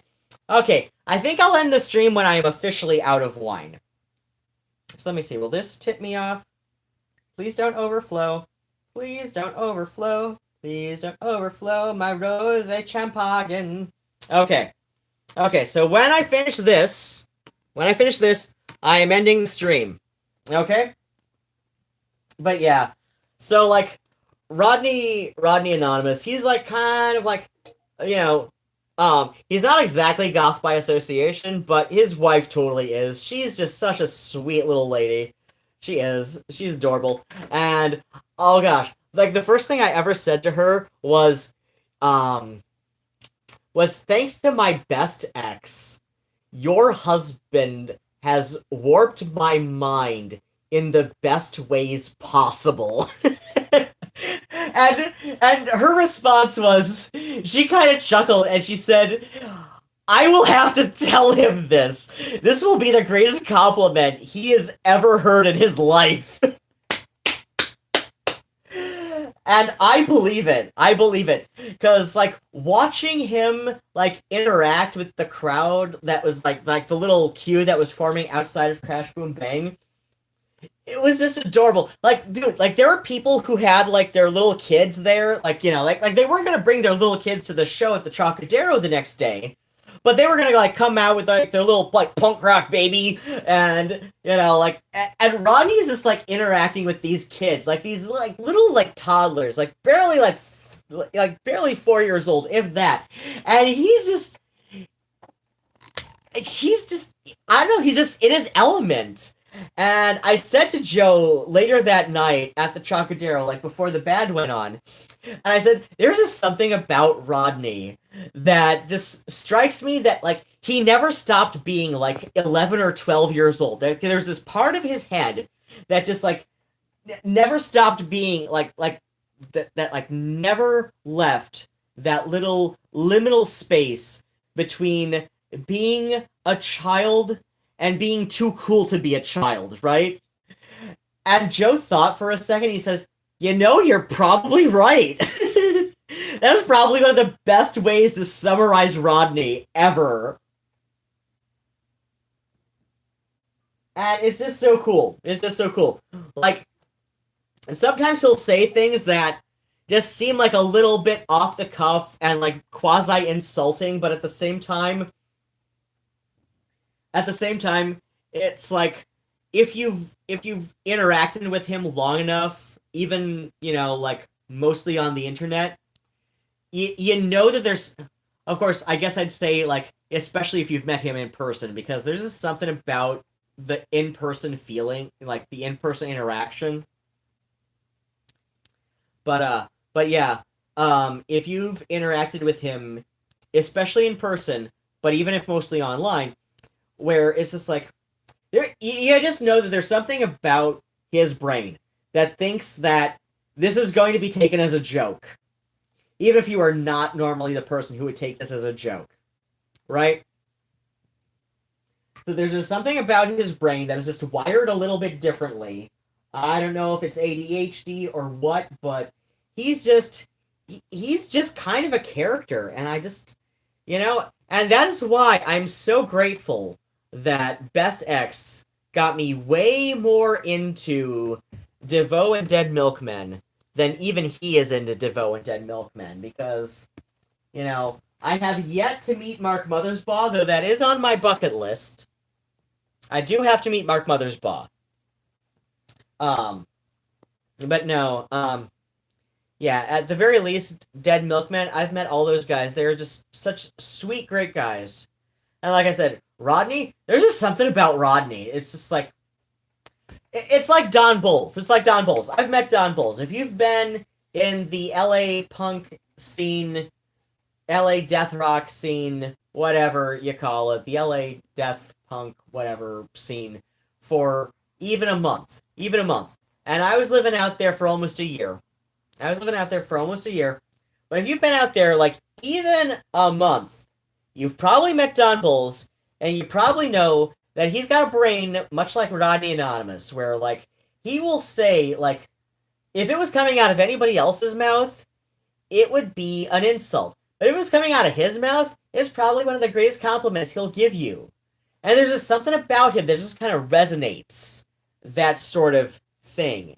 So let me find a couple of Dead Milkmen songs that I can, you know what? And like I said, I am just like kind of like improvising this. These are things that I have not thought I wanted to cover and like have released via Spotify when I finally sign up for DistroKid, because they have the connections that will like make cover releases, like, like they will dish out like X amount of royalties to the songwriter, X amount of royalties to yourself. So that is something I intend to do when I finally get my stimulus and or Michigan State housing and heating credit rebate.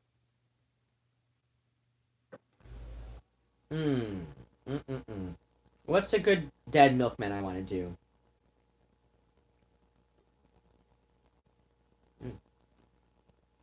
Wait.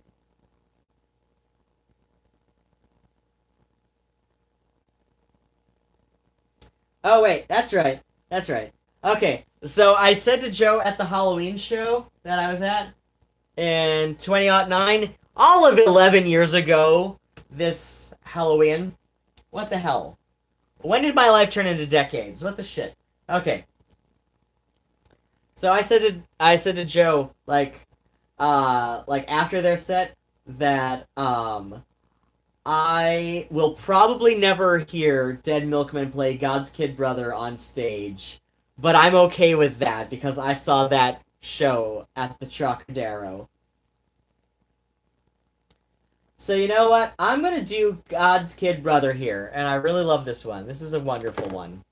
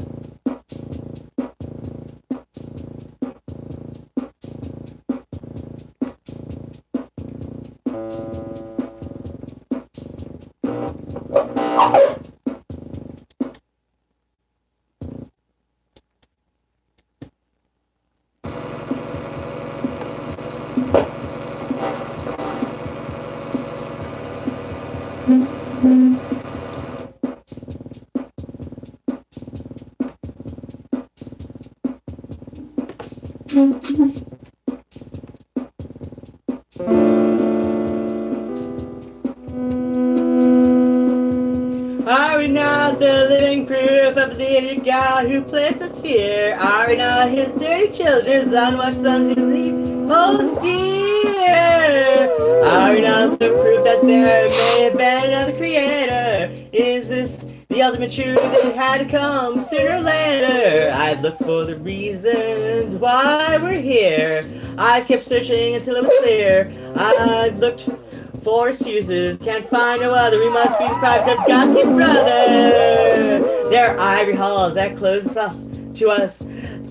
We scrape to survive, and we taste the dust, the things that we weren't meant to know. We unspoken places we can't go. So don't tell me you still find it hard to believe that we were made by a different God. Are we not the proof that there may have been another creator? Let's run to the volcano to toss the virgin into the crater. I've looked for the reasons why we're here. I've kept on searching till it's clear. I've looked for excuse, can't find no other. We must be the product of God's kid brother.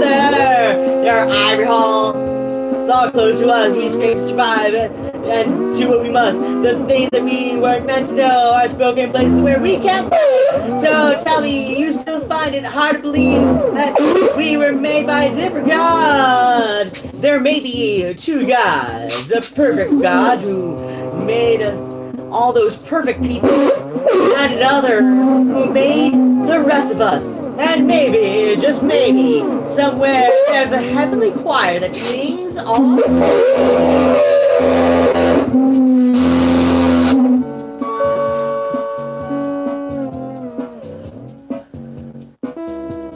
Are we not the proof that there may have been another creator?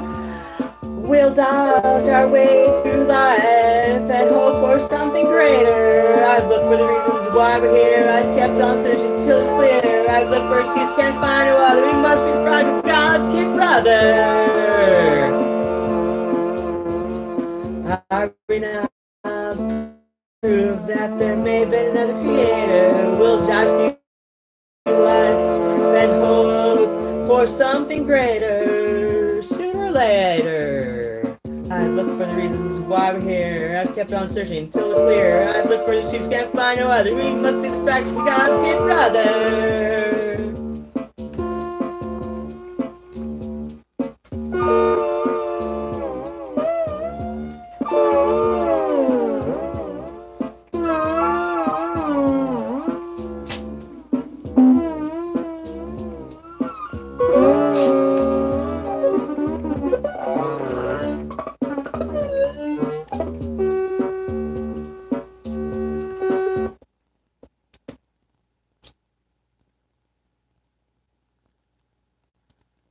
Ah.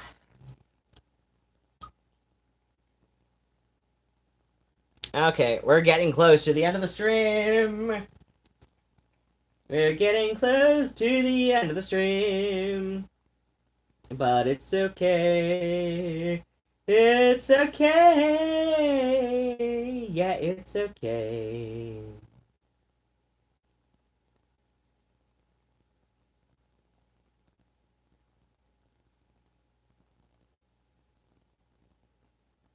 Mm-mm-mm.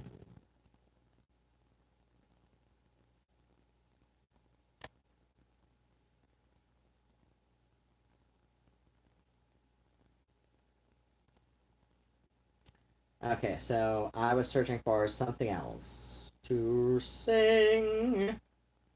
While I suck down the rest of my champagne.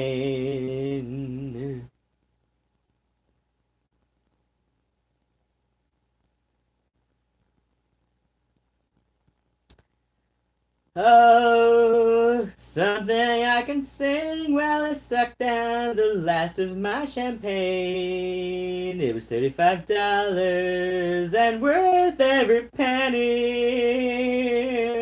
If I had paid it, if I had paid it, don't read too much into that.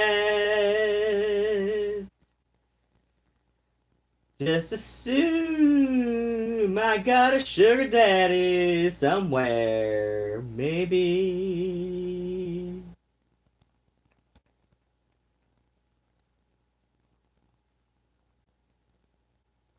Yeah. Alright, alright, alright. So what's a good one? What's a good one for... Uh... Oh, you know what? Yeah. Oh, shit! You know what? I'm going to, look up, oh, gosh, no, not Dead Milkman. And I know, it's, okay,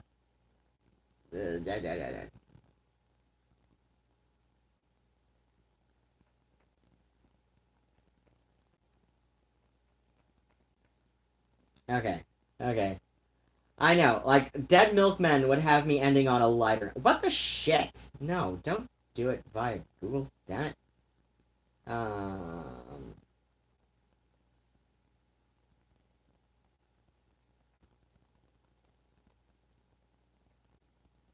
there we go.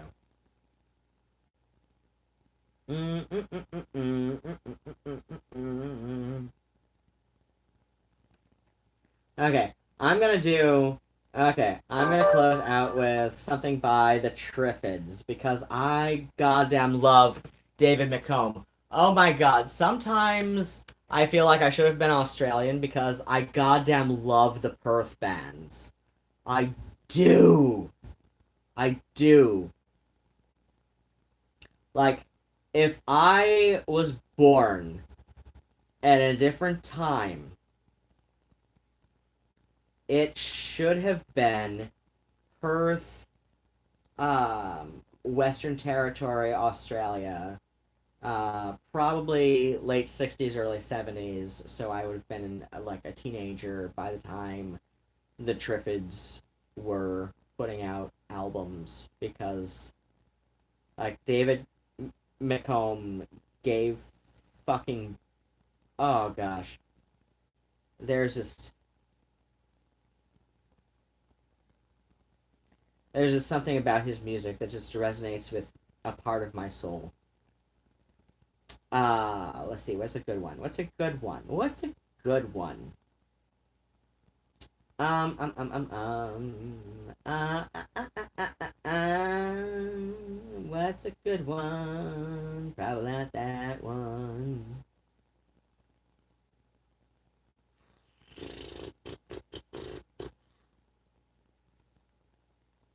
Okay, not, probably not that one.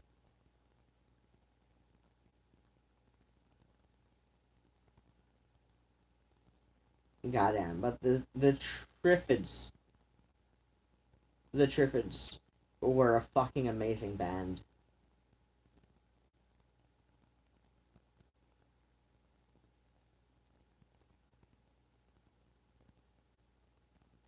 Was a good one. Was a good one.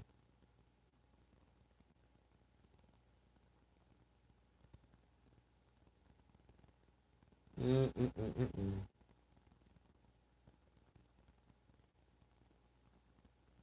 Goddamn. If I could have chosen the the best time and place for me to have been born, I would have been an Australian Swampy, which was like a proto-goth sort of subculture that kind of got absorbed into goth at some point.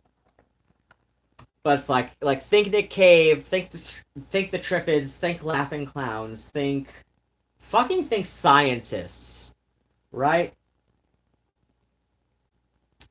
Oh, you know what? I should do one of those. Like, goddamn, Kim Salmon was another good one too. I can do this one while I think of which Triffids one to do. Scientists. Scientists. God damn it. Okay.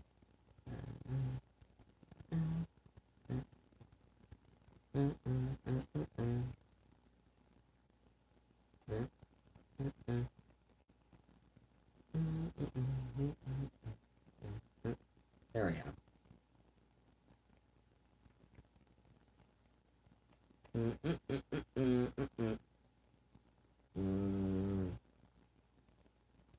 What the fuck?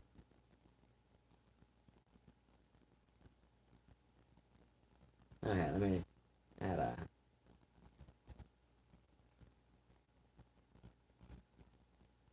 There we go. So. Wait, really? Huh.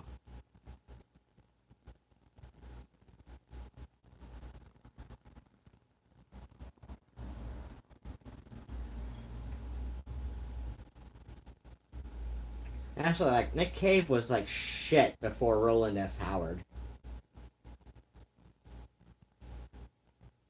Like, the Boys Next Door were a goddamn, like, 60s and power pop covers band before Roland S. Howard. And the fact that Roland S. Howard is dead and Nick Cave lives on is proof that there is an unjust and mocking God who is not the hugest fan of the arts and originality because,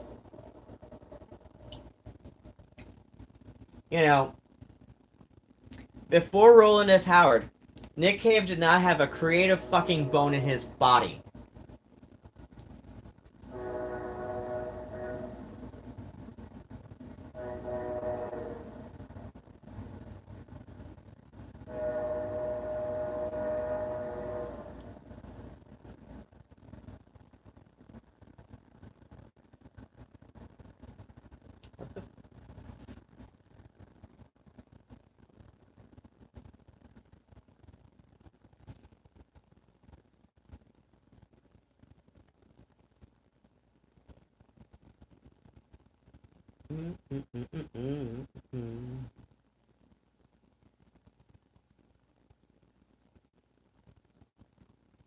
Okay, so what's a good Trippin song to you know what? No, hold on. While I'm thinking about it, I should keep Roland S. Howard. Mm-mm-mm-mm-mm.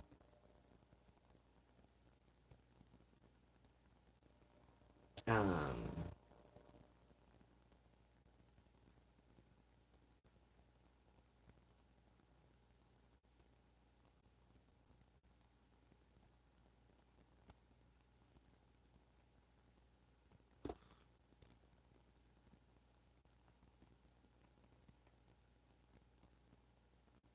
Mm-mm-mm-mm.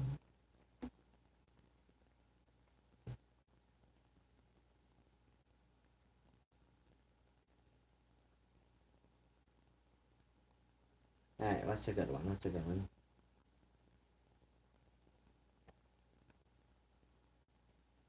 This is one of my favorite ones.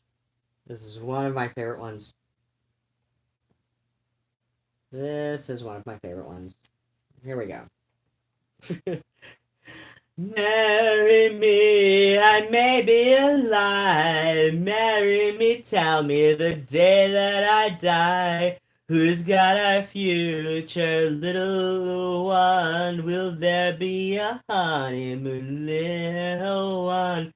Please lie, please lie. But if memories could work, boy, I'd lay awake at nights. Now I can't go home anymore, little one. I don't mind chopping wood, but the memory don't do no one no good. See, this is why I just can't keep from, and hungry lie wait for the shadow to cross the window frame, a light upon the Venetian blind, hoping for just one good claim upon that ectoplasmic stain. And make you mine, make you mine. This kind of thing happens all the time. Smart alcohol in the soul and lure to touch me. Marry me, I may be alive. Marry me, tell me the day that I die. Who's got our future, my one? Will there be a honeymoon, little one? Please lie, make a pillow for my head. Fallen leaves will make my bed when I die. Don't bury me alone, 'cause I don't think I take to kind to the cold, cold earth. Full down full fathom 5. This kind of thing happens all the time. Okay. You know what? I'm going to.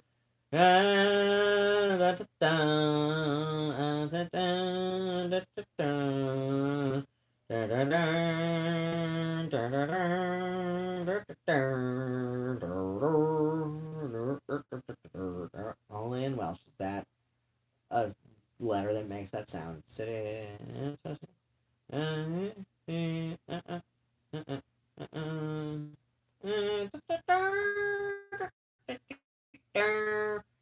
Uh, that reminded me of another great song that I.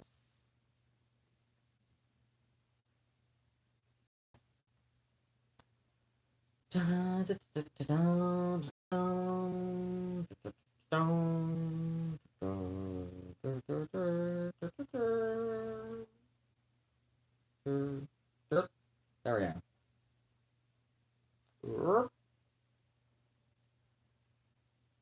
Boop. Oh gosh, I've said boop when I've boop Murnau's nose so much. I'm like kind of like I say boop when I touch the thing on the touch screen, and I'm like, wait, why is there not a cat like pushing his nose into me when I say boop? That is such a weird thing, you know? You know, it's not on this one. There we go.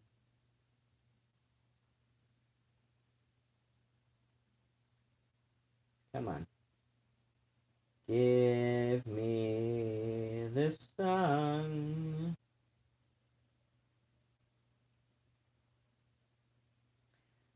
The urban heat is stifling.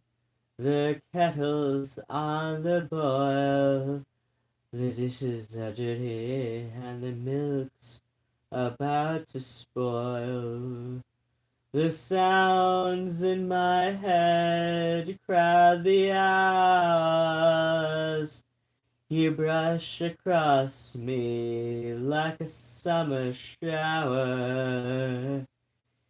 It ain't loud now, like a circle, like a ring.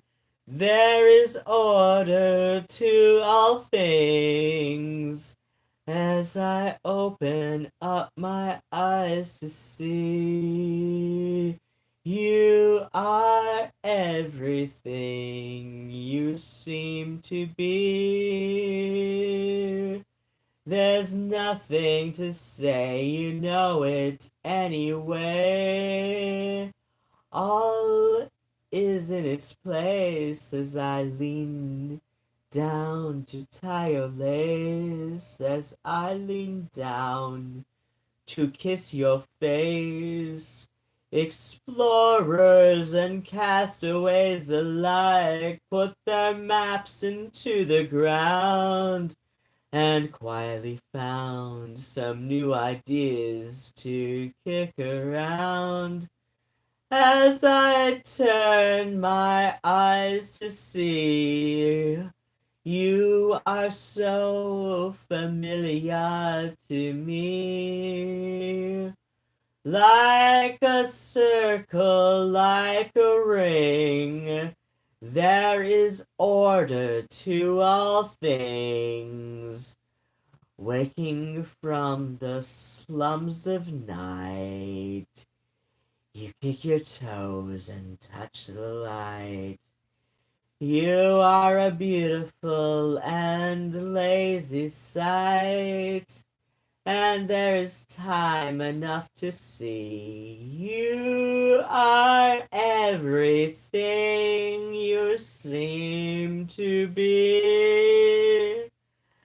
There's nothing you need to say. You've been with me all my days. You're the circle that's complete.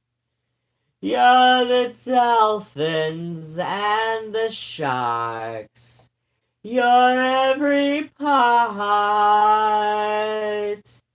You are everything you seem to be. You're the circle that's complete. You are everything you seem to be. And that was The Dolphins and the Sharks by Mick Harvey.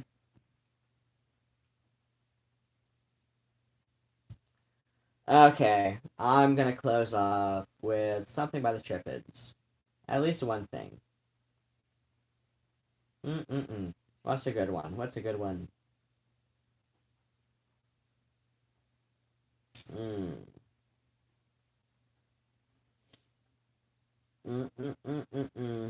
Alright, let me find something. Ugh.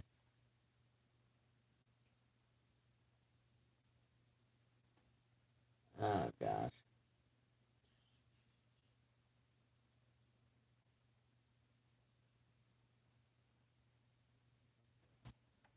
Okay.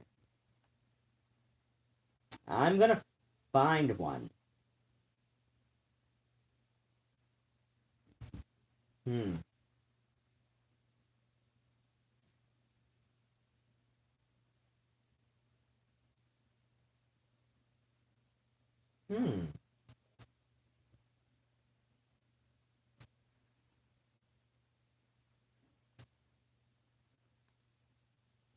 Wait. Um.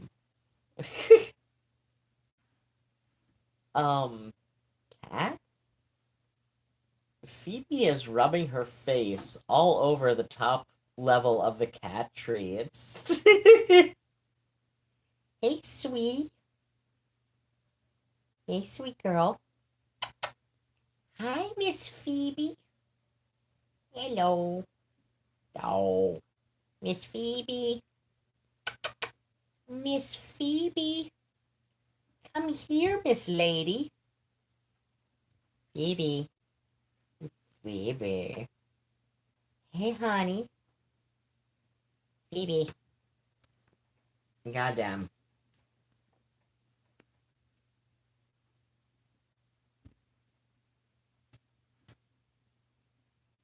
Hmm. Okay. What's a good one? What's a good one?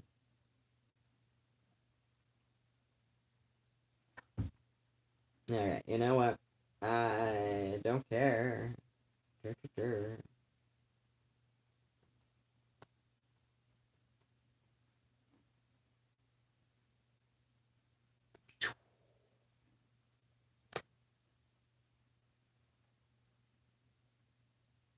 Okay. Uh, Actually, let me first do an Ed Kipper.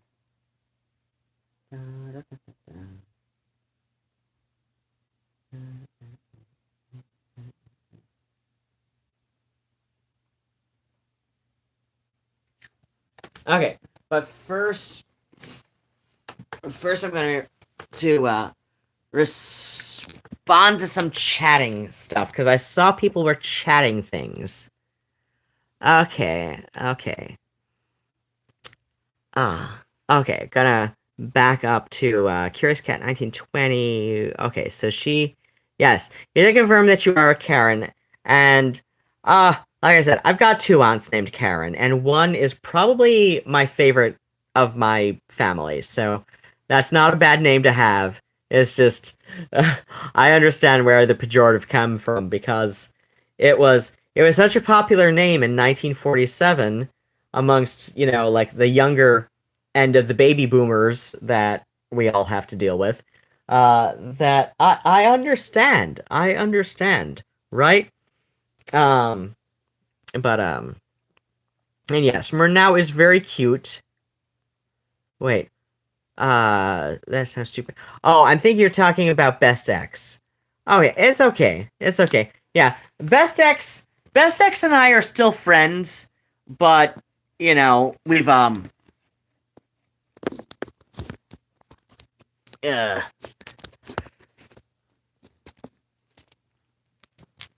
I just I think it's best that he and I are exes. Uh mm, mm, mm, mm, mm.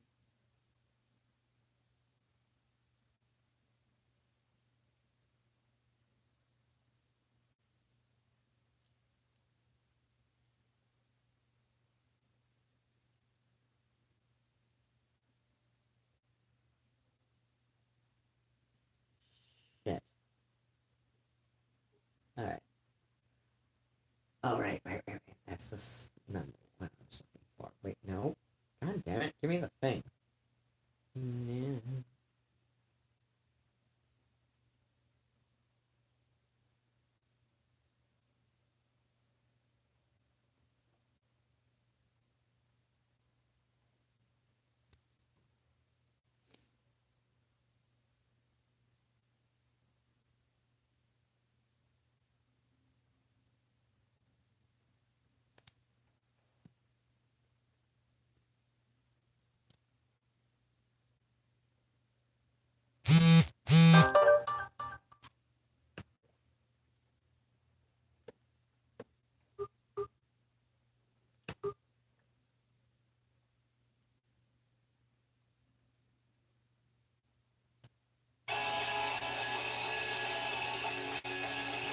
Because I'm drinking just enough, I need some backup, so I know what the hell I'm doing.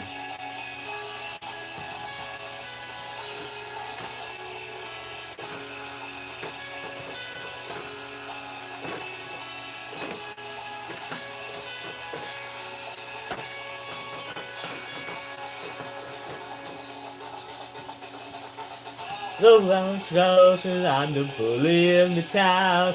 It's a new situation not to be society's clown. There's another self of me, I hope will come around. They'll to know I'm destination as the bully in the town. New conversation has to be a consolation. With every situation, I'm the bully in the town. Of this saturation, some population of every situation as a bully in the town. Everybody's scared as a bully in the town. The situation not to be society's clown.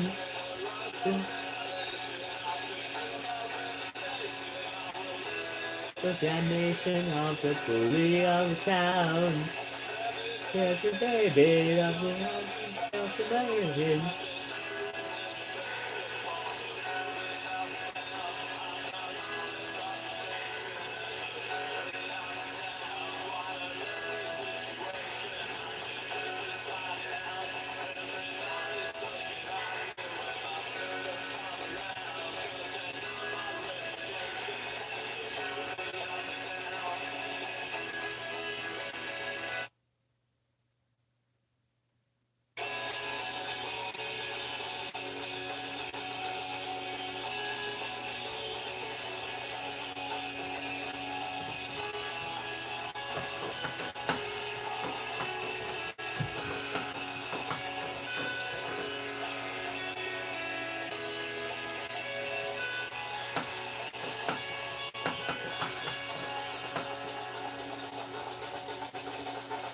Across the nation, I'm the bully in the town. It's a lovely situation not to be society's clown. Nobody's so scared of me when my friends all come around.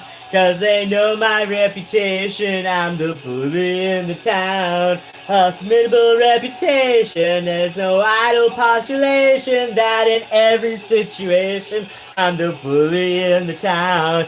It's no exaggeration, that's known all across the nation. I will live until damnation as the bully in the town. The Rochelle nation as the bully in the town. The rose situation, not to be society's clown. Proposal condemnation, I'll secure my reputation. I will live until damnation, I'm the bully in the town. Let me tell you, baby, tell your mind to stop moving. I will go in this bedroom, I will be in the town.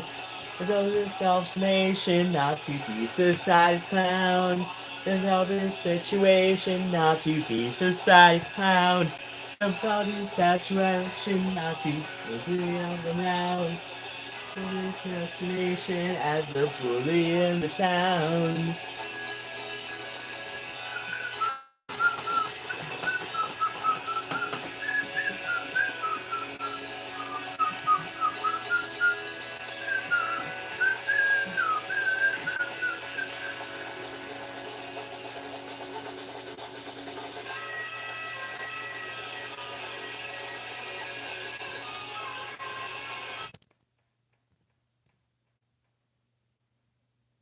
Come on.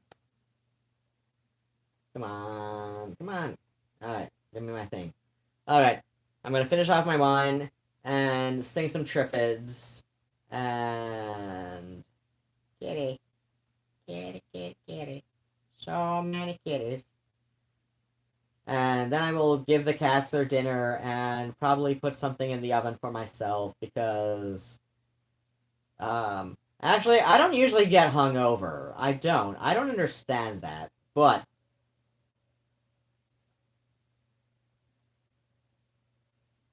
Especially because I barely drink.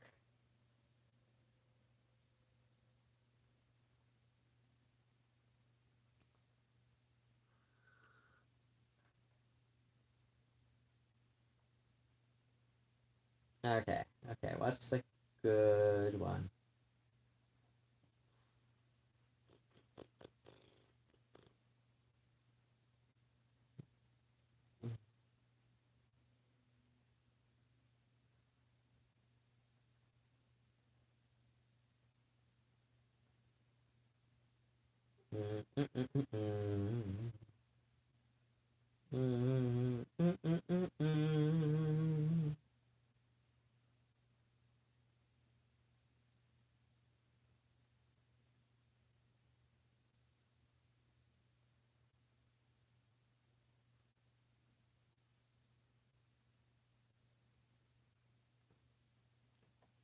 Uh,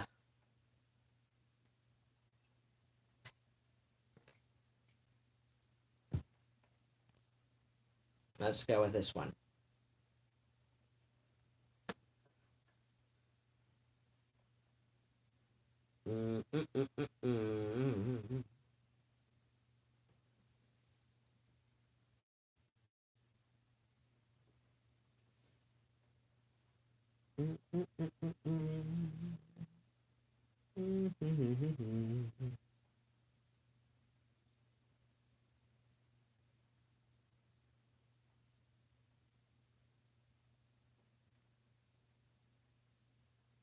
Hello.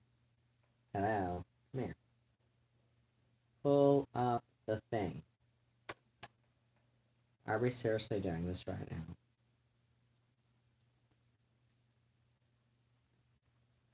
Come on.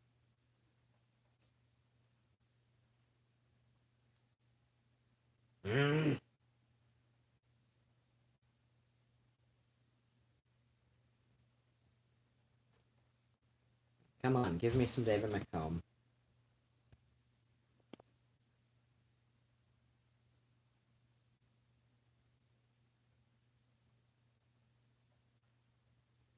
Come on.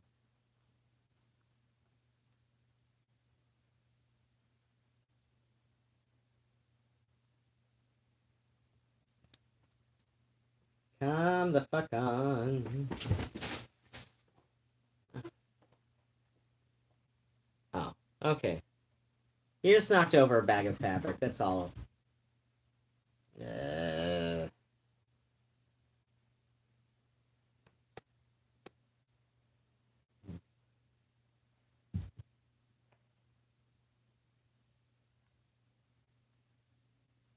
Oh shit, I hit the wrong thing. Okay. Okay, this, no. This. There we go.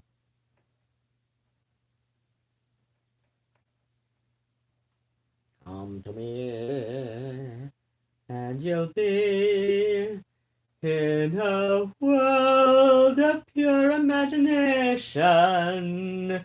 Look around, and you'll see that there's nothing to it. If you want to view paradise, simply look around and you will. Anything you want to do it.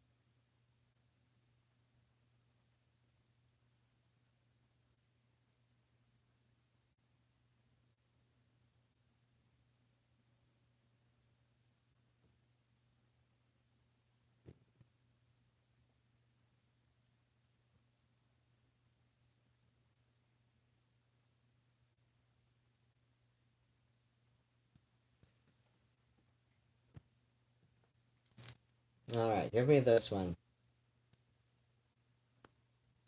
See, that's the thing about trying to sing something from one of your favorite bands, is it becomes very hard to decide what you want to go with.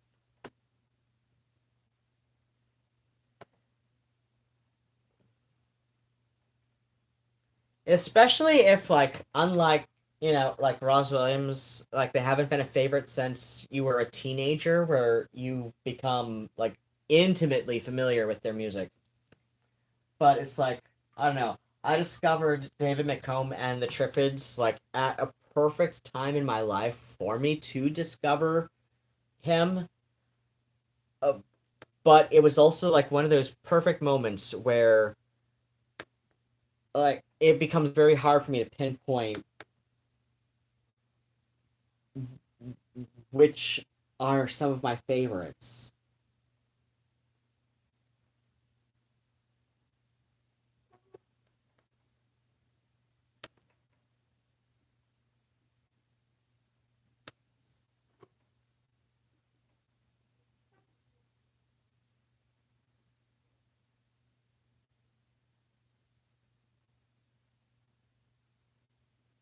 All right, you know what? Let's do this one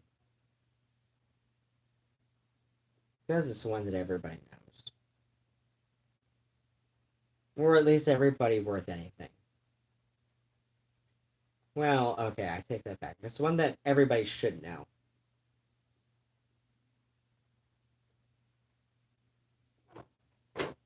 Yeah, look you.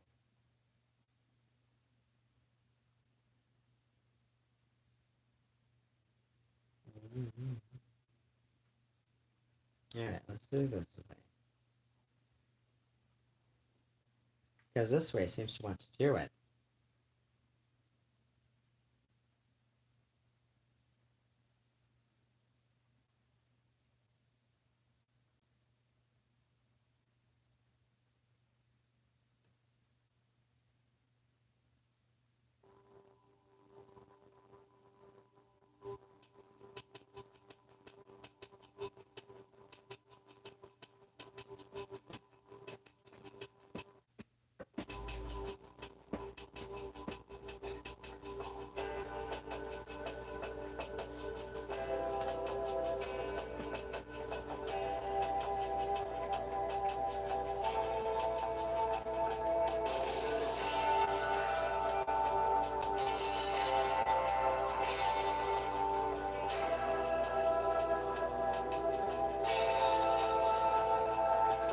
The drums went off in my forehead. The drums went off in my chest.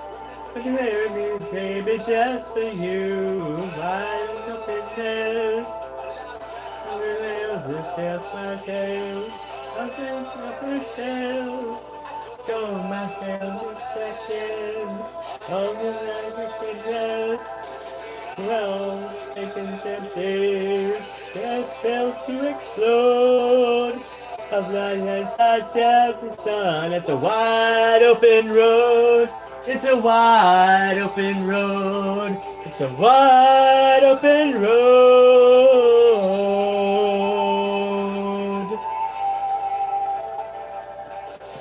How it feels sleeping by yourself. When you love, the one you love is with someone else. It's a wide open road. It's a wide open road. Want to go. Wake up in the morning. Say I'm still by your side. I reach out just to touch you.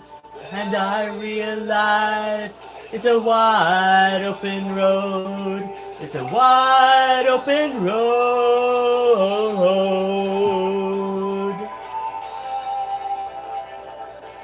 So how do you think it feels sleeping by yourself when the one you love is with someone else? It's a wide open road. It's a wide open road. It's a wide open road. It's a good ties. It's a wide open road. It's a wide open road. It's a wide open road. It's a wide open road. It's a wide open road. It's a wide open road. It's a wide open road. It's a wide open road. It's a wide open road. It's a wide open road. So what is the thing that you want to feel? No, Oh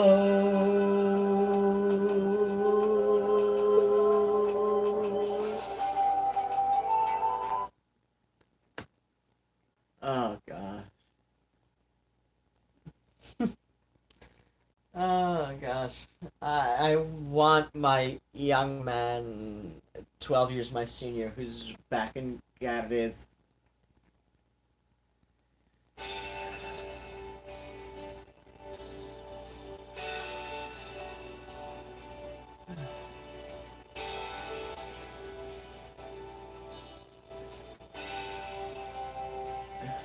Dirty Grishor.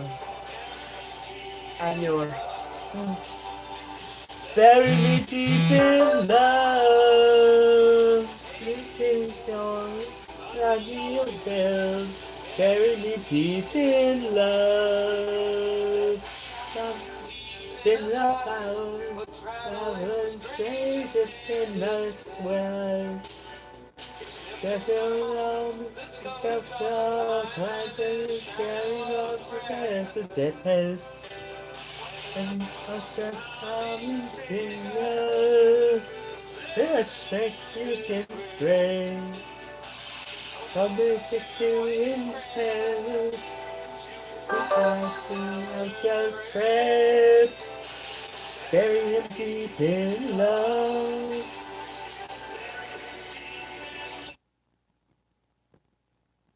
Oh gosh, I forgot how gorgeous this video is. I do.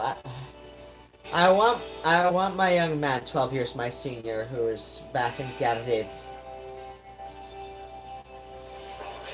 Me deep in love, bury me deep in love. Take me in under your wings, bury me deep in love. There's a chapel deep in the valley, traveling strangers in distress. It's nestled among the ghosts of the pine, under a precipice. When a loathsome climbing figure slips and loses grip, tumbles into a crevice to his icy mountain crypt. Bury him deep in love. Bury him deep in love. Take him in under your wing. Bury him deep in love. When the rock below is shaking, the heart inside is quaking. Our long till dark night is taking. Bury him deep in love. Bury him deep in love. Bury him deep in love. Take him in under your wing. Bury him deep in love. The still congregation gathers the guidance from above. Sing here our meditation, lead us not into temptation, but give us some kind explanation. Bury us deep in love. You may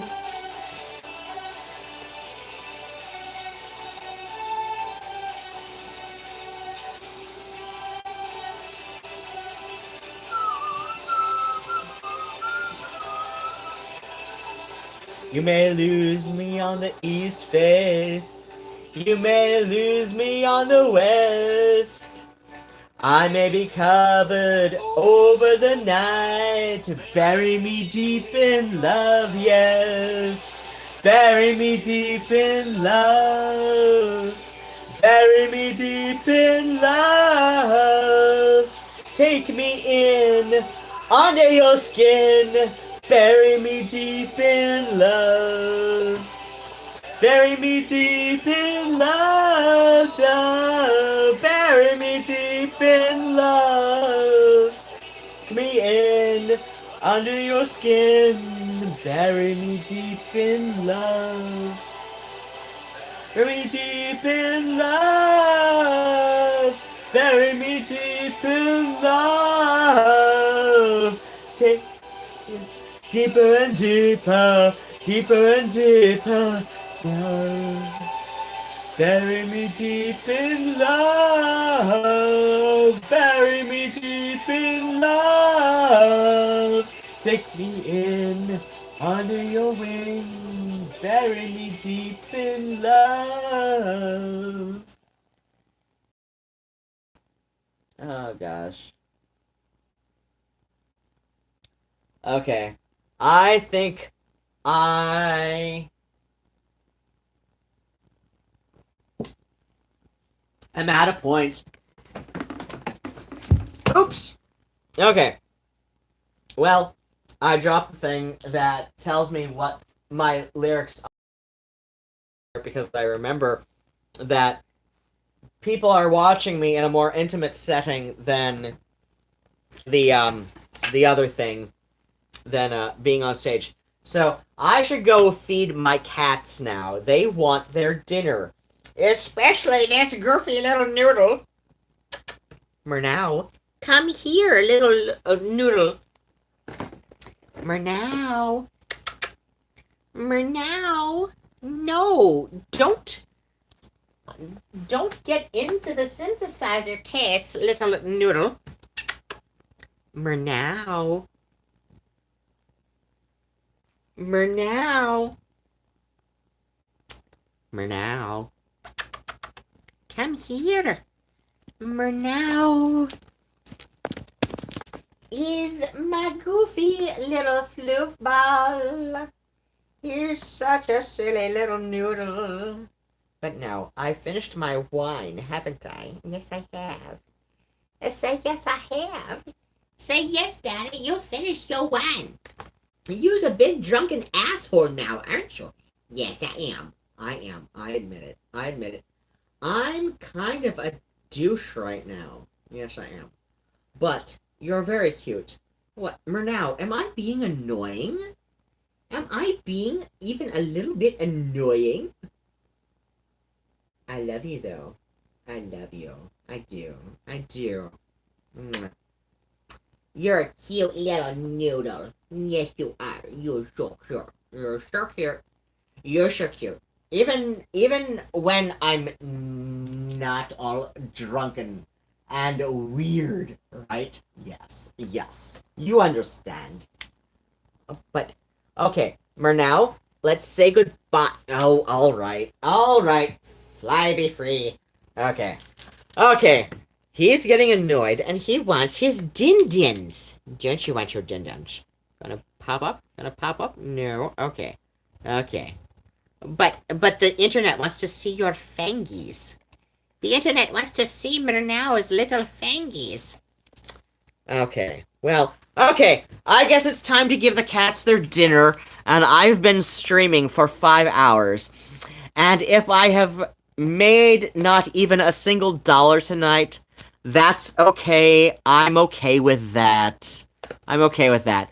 But in case you're one of the 4 people apparently still on, feel free, paypal.me/Ruadhán, Ruadhan, or Cash App at Ruadhán1334, so Ruadhan 1334.